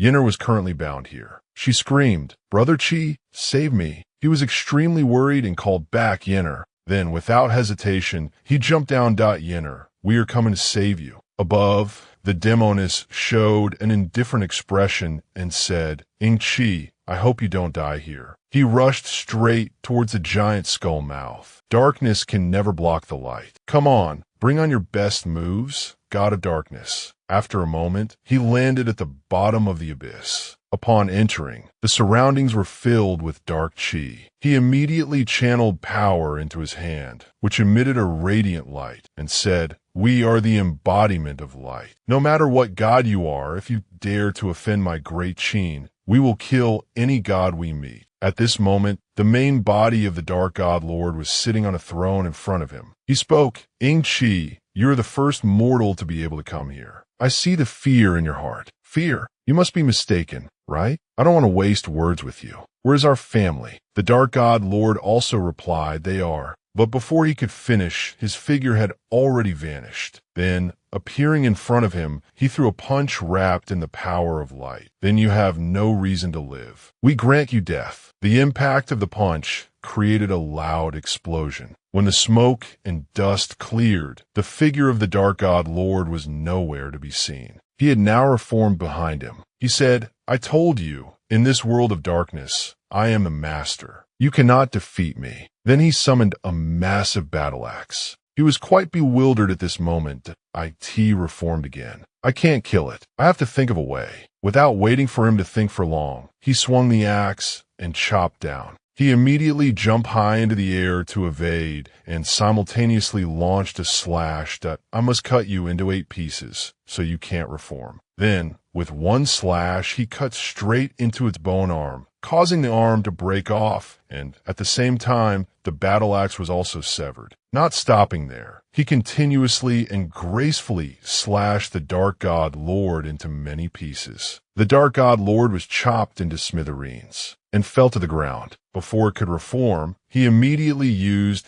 the forbidden demon arrow that let's see how you resurrect now. The skeletal hand was immediately struck. Then, a star-shaped sealing circle appeared, sealing it and preventing it from reassembling. He continuously fired sealing arrows at every piece of the Dark God Lord's body. Finally, almost all of its bones were sealed. Having finished, Ying Qi landed on the ground with a sense of relief. Then he approached and said, come on, let's see what other tricks you have. Why can't you move anymore? The head at this moment also spoke up, you despicable mortal, do you think you can conquer darkness just like that? Hearing that, he asked, can I? Not wanting to waste more words with it, our young man stepped forward and raised his foot. Ha, shatter. Then, with one stomp, he crushed the skull. Suddenly, a stream of dark qi continuously flew out from it, leaving him utterly confused. What is this? That mass of dark qi gathered into a spectral skull and spoke, you despicable mortal, you have angered the God of Darkness. You must be buried with the God of Darkness. Then the skull opened its mouth and began to suck voraciously. Ying Qi was also pulled up.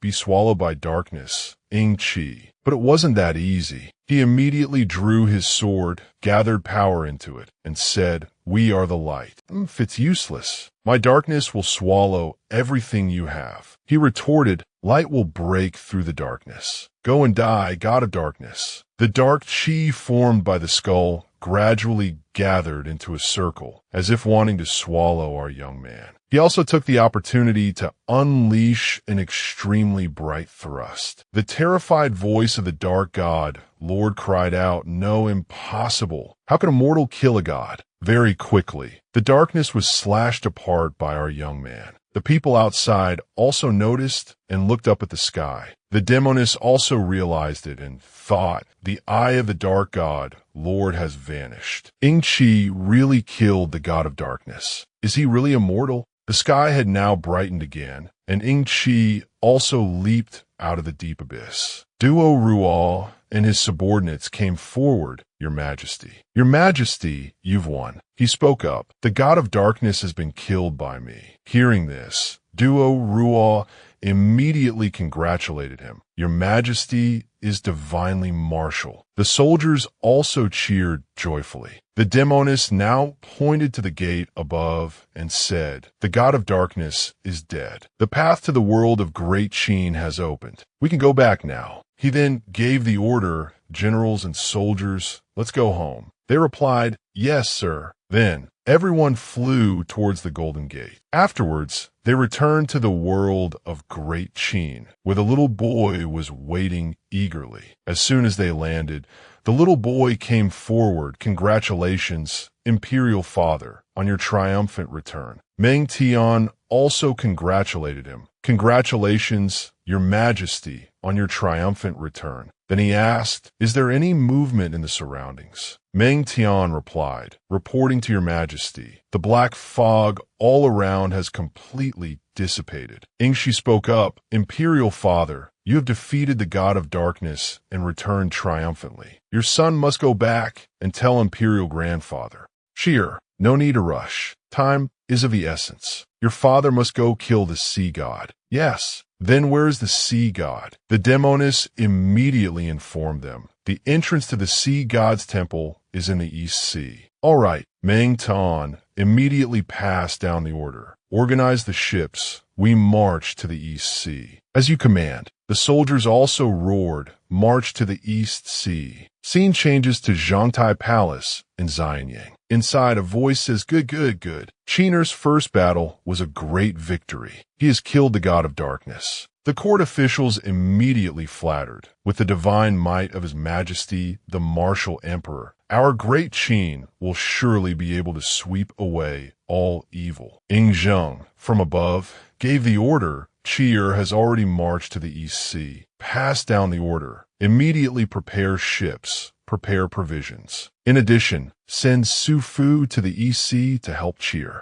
"As you command, Your Majesty." In the East Sea, there was now an enormous whirlpool. Ying Qi and his subordinates were already here, observing these whirlpools. Meng Tian spoke up, "Your Majesty, on the East Sea, the waves are towering. I'm afraid our ships." The demoness also informed them, "That is the mighty wave of the sea god. Beneath the whirlpool is the location of the sea god's temple." Hearing this, he immediately ordered, "Prepare a large ship. We will personally see how he stirs up these waves." A subordinate immediately replied, "Yes." A moment later, he and the soldiers had set sail. He stood at the bow of the ship and directed towards the whirlpool, full army forward. Suddenly, a high wave crashed towards them. Duo Rual warned, "Your Majesty, be careful." He also immediately ordered, "Quickly stabilize the ship." Duo Rual and the soldiers also used the power of Mount Tai to protect the ship. Their power converged into a barrier, preventing the waves from hitting the ship. Just then, a shark fin glided towards them under the water surface. Duo Rual ordered, "Be careful." "What is that?"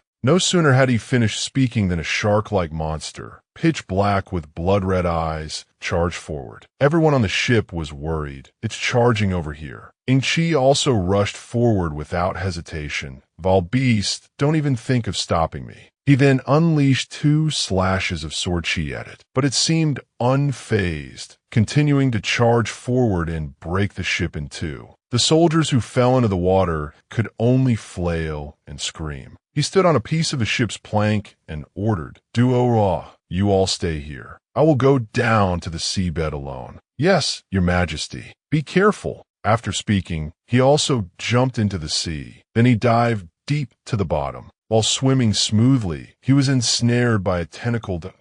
Where did this monster come from? Before our young man appeared a hideous face full of jagged teeth, and it was a monster octopus. At this moment, he also unleashed his power, shattering its tentacle and breaking free. Still dare to be insolent? Watch as we roast and eat you. Hearing the threat, the octopus immediately scurried away. Our young man paid it no more mind and dived deeper down. A moment later, a sparkling palace appeared at the bottom of the sea that the lair of the sea god. Just then, the palace gate opened. From inside, a beam of light shot out as a voice shouted, "Trespassing into a forbidden land, you're seeking death." Immediately after, 2 water monsters holding tridents appeared. "How dare you, a mortal, set foot in here?" He said, "I've come to take your lives." The 2 monsters also charged forward to attack. Kill this mortal. But however they imagined it, he just lightly glided past, leaving a few slashes that chopped them into pieces like braised fish. "You dare to block our path with just the 2 of you, vile beasts." Afterwards, Ying Qi also went inside.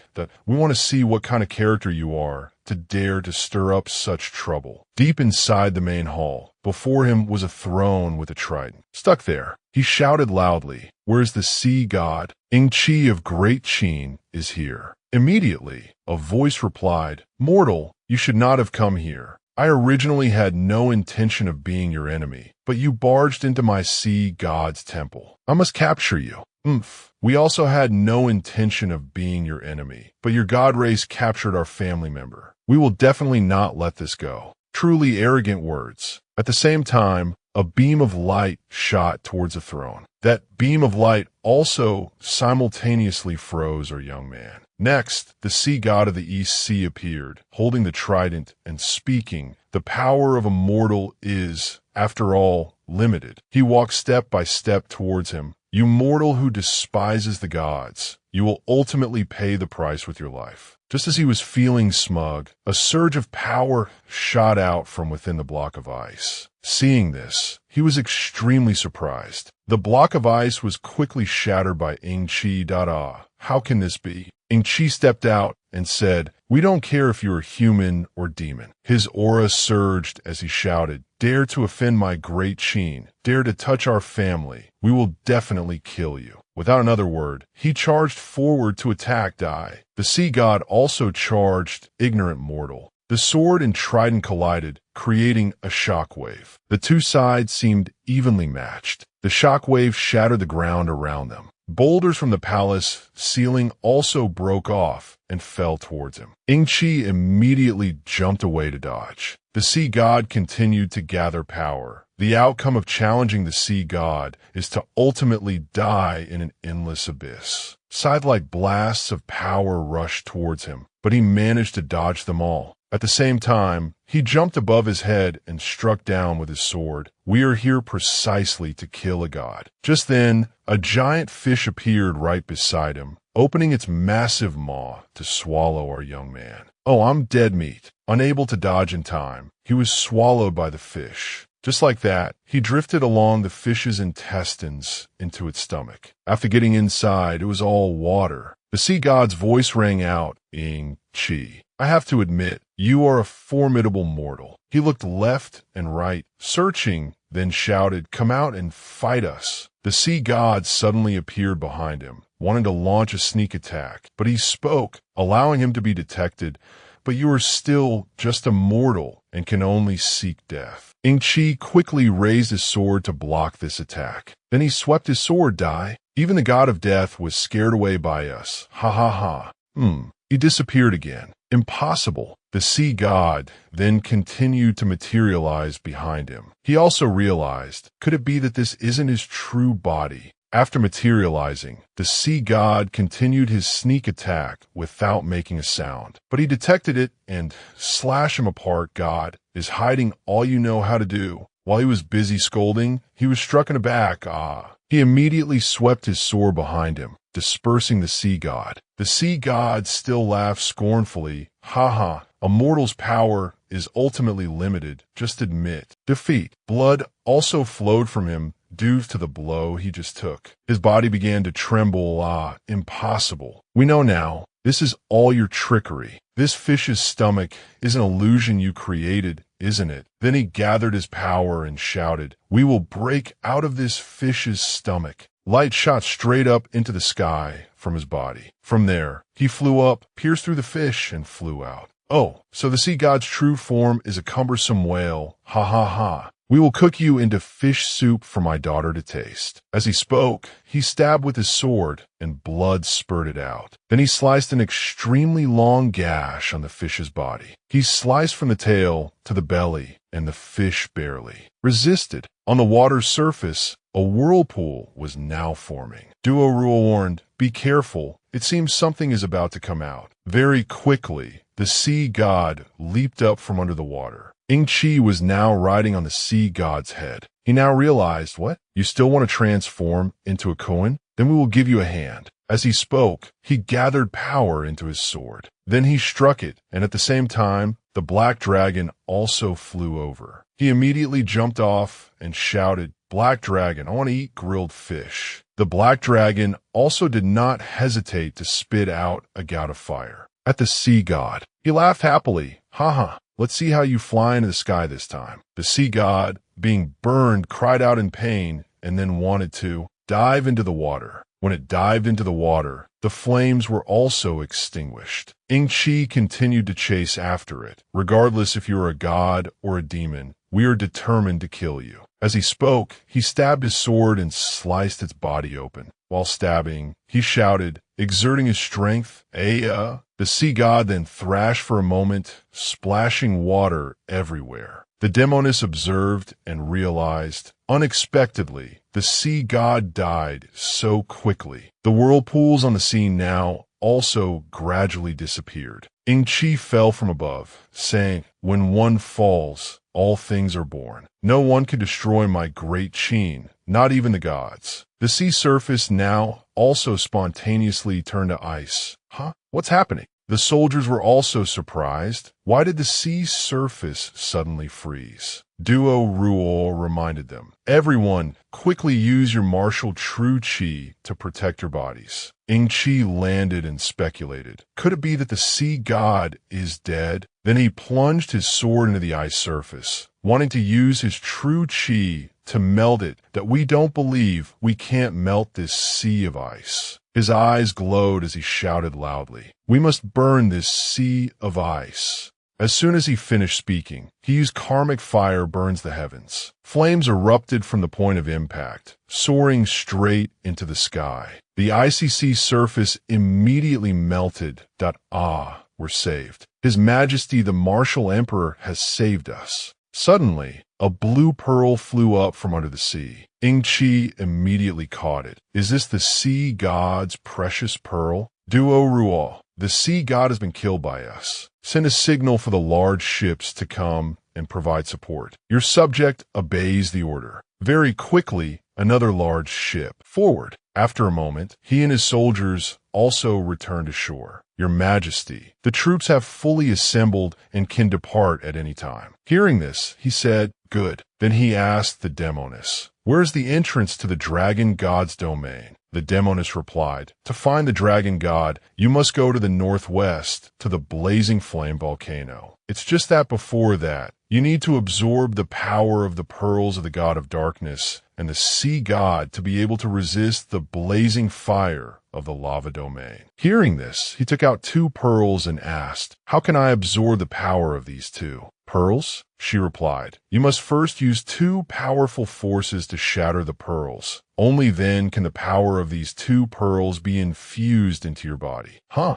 In that case, it would require at least 3 people to accomplish? Her eyes looked cunning as she replied, "That's right. It seems I must return to Xianying to think of a way." Duo Ruo set out for Xianying. Yes, the scene changes to Xianying City, Changtai Palace. Ying Zheng asked, "Sure, as you said, you must quickly absorb the power contained within these 2 pearls before you can go to the dragon god's domain." He replied, "That's right. so I need Father Emperor to lend me a hand. All right, I, your father, will help you shatter the pearl, but have you thought of the second person yet? He shook his head. Your son has not finished thinking. In terms of martial arts power, I'm afraid only General Meng Tian can handle it. Ying Zheng then said, not necessarily, sure. I, your father, recommend someone to you. Hearing this, he immediately asked, who is it? He replied, it's Xi'er. Huh, Xi'er, you don't even know your own son's true strength? Come, seeing is believing.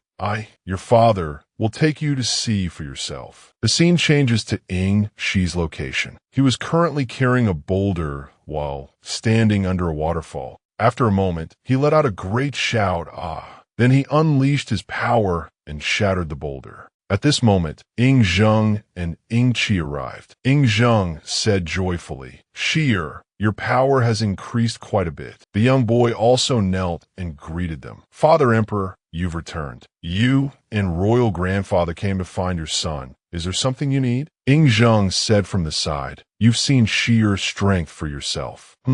I didn't expect it at all. Xi'er's martial arts power has already reached such a level. Come and lend your father a hand. Then he took out the 2 pearls and said, Father Emperor, Xi'er, let's exert our power together to shatter the pearls. All right, when the pearls shatter, both streams of power will be channeled into your body. Sure. Ying Shi also said, Father Emperor, royal grandfather, rest assured, your son will definitely do his utmost. Very quickly, the 3 of them channeled their power into the 2 pearls. They very quickly began to crack. Ying Zheng said, Xi'er, the pearls are reacting. Then, the 2 streams of power were also released. Ying Qi did not delay and immediately absorbed them. A moment later, his eyes turned a strange blue and purple. Haha, the pearls have been successfully shattered. Lava domain, I am coming. 7 days later, at the blazing flame volcano, the scenery here was extremely scorching. There were whirlwinds of hot dust and lava spiraling up into the sky.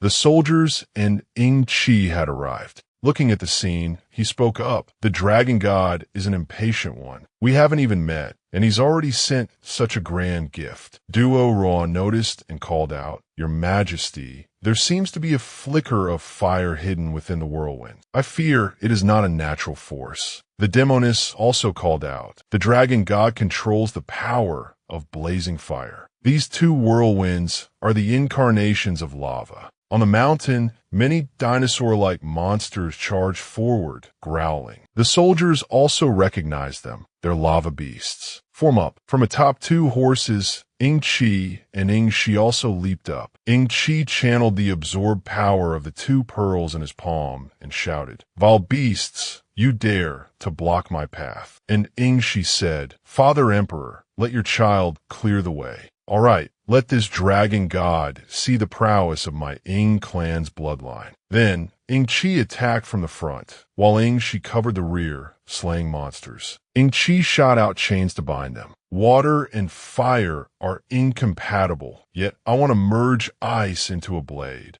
The twin pearls ice and fire dragon quickly muzzled all the lava beasts. Just then, 2 fire dragon heads lunged out to snap at the 2 of them. Oh, this is bad. He immediately executed Abyssal Ice Barrier, Seal. The column of fire spewed by the fire dragon head was blocked by the ice. Shield. The soldiers were also sweating profusely. Ah, it's so hot. It's blocked, as expected of His Highness. The dragon god spoke in a loud voice. Mortal, no, Godslayer, you should be buried in a prison of fire. He pointed his sword and replied, The world belongs to Great Qin. It's not for a god to point fingers. Today, I will take your dragon head to consecrate my banner. Hearing this, it roared in anger, and then it gathered power into its foot. He said contemptuously, Is this all the skill you have? I will crush the armor all over your body. Then he leaped up and unleashed a sword chi slash. This sword is for slaying gods for the people of the world. As soon as the slash was unleashed, the volcano erupted at the same time, spewing lava. Seeing this, the soldiers panicked. The wind is too strong. The dragon god, having taken the last blow, counterattacked by slamming its lava-covered foot down, and be buried in a prison of fire. My life is not yours to take. At the same time, he flew up, drew his bow, and took aim. See God's power, divine arrow technique. A single shot fired by him successfully pierced through that giant lava foot. The dragon god roared in pain.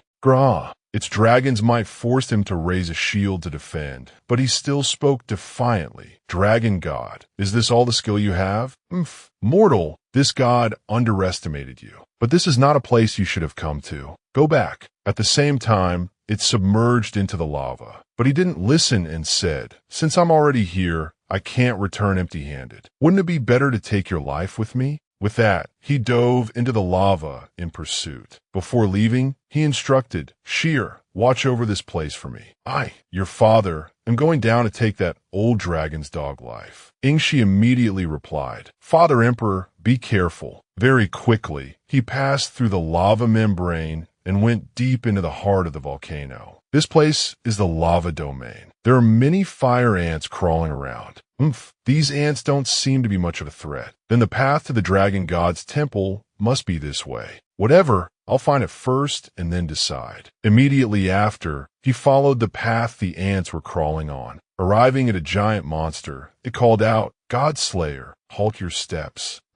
A stone wall dares to block my path. Without another word, Yingshi immediately leaped up and gave it a taste of his blade. But it was completely unaffected. Blazing fire is inextinguishable. My body is immortal. Immediately, he shot out 2 streams of power from the pearls. I want to see how many times you can be reborn. Those 2 streams of power struck the mountain, blasting a hole through it. The monster was unharmed and roared. Taste the flavor of the devouring blaze. Then it unleashed flames that transformed into dragon heads and charged at him. Truly child's play. Then he used a technique, Power of Darkness, devouring abyss vortex, and very quickly dispersed all the fire dragon heads. Seeing this, the fire god became even angrier, stomping heavily on the ground, causing it to crack, fall. He didn't have time to jump up and fell along with the fissure. The fire god continued to speak. Use the blood of the god slayer to consecrate the dragon god's temple. Falling below, there was another stone pillar sticking down the middle. Seeing this, he speculated, so you ants rely on this pillar to live. Without hesitation,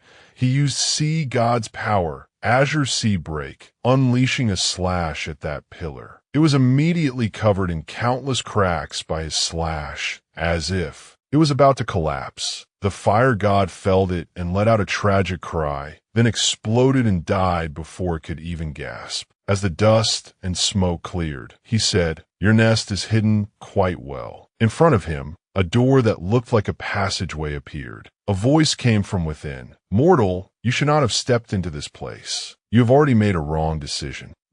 Enough with the nonsense, old dragon. I'm going to take your dog life. But the dragon god still called out, Mortal, this is not a place for you to be. Get out quickly. He replied, Old dragon, hurry up and open the door. I've come to ask for your dog life. Seeing it wouldn't listen, he moved forward to break the door. See God's power. I shatter. Very quickly, the door was smashed to pieces by our young man. Inside, countless dragon heads roared. Trespasser, suffer the trial of 9 deaths and reincarnation. Oh, so many of you came out at once. Just in time for me to take them back and cook a meal of dragon wrapped in banana leaves.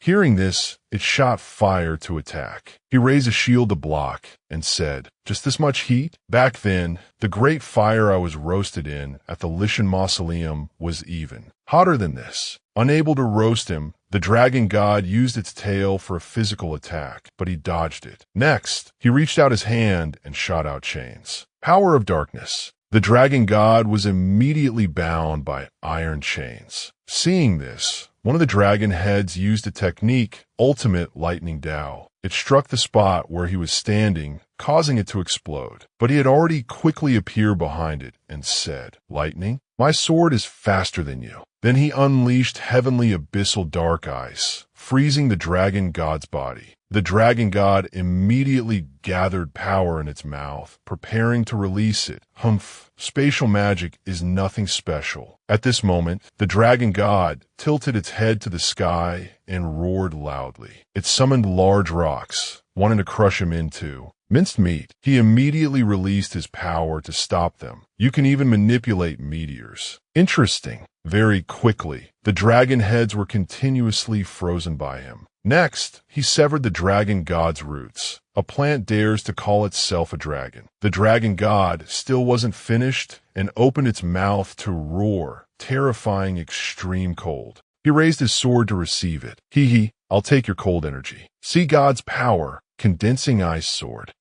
Feel the wrath of the dragon god. Mortal. Immediately after, the dragon god used a technique, world-ending fire ring, breathing out a great deal of fire. Ying Qi at this time also deduced, among these 9 dragons, one must be the dragon god's main body. Then he used a technique, twin forms, reversing yin and yang. After charging the technique, he dashed forward at extreme speed, destroying the dragon bodies in front of him. I don't care which one is your true body, I will kill all of you. Finally, with one head left, he charged forward with his sword to stab it. The dragon head screamed, "You dare to destroy my 9 orifices." Very quickly, he had plunged his sword into the final head. It said in disbelief, "Impossible this is." He gathered his strength and shouted, "Shatter for me." Very quickly, the head also exploded. At the same time, outside, the volcano erupted even more violently. Only then did he realize none of them were the main body. Old dragon, where is your true body? At this moment, in the distance, a dragon skeleton was lying in a magic formation. On its body, a bloody heart was still beating. Well now, so you're the real body. The skeleton dragon then stood up. It roared at Ying Qi.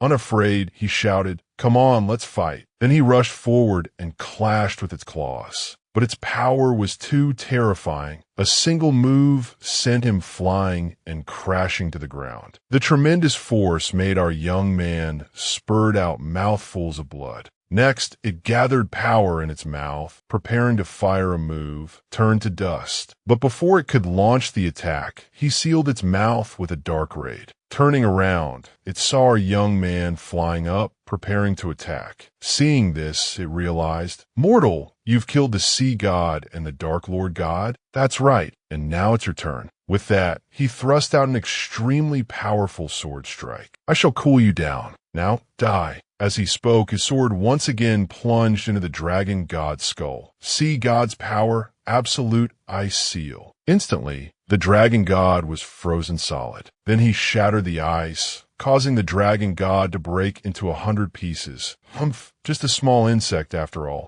At this moment, the dragon pearl also flew out. He immediately collected it.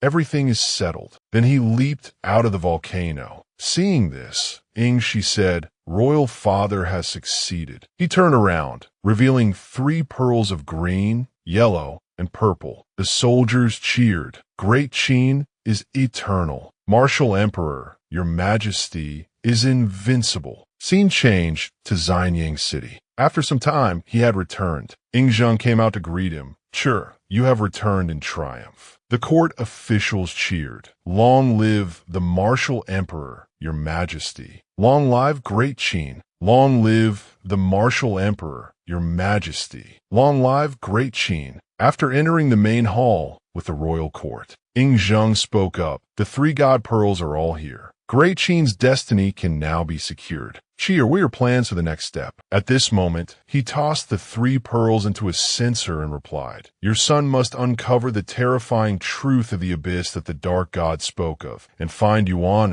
and royal mother. Your son must absorb the power of these 3 pearls. Then go to the domain of the death god to find Yin'er and royal mother." "All right, I, your father, will lend you a hand." Scene changed to a secret chamber. A flame flickered to life. The demoness stood before the 3 pearls and asked, "Are you ready?" "It's about to begin." Ying Qi then said, "Royal father, let us open the martial path and break through these 3 precious pearls." Hearing this, he replied, "All right." Then the 2 of them focused their power. Martial path open. Then the three gods united, transferring their power into the two of them. The three pearls merged into a single golden pearl. The two rejoiced. We succeeded. The demoness pointed upwards. The place where the three god pearls resonate is the ancient sealed land of Buzhou Mountain.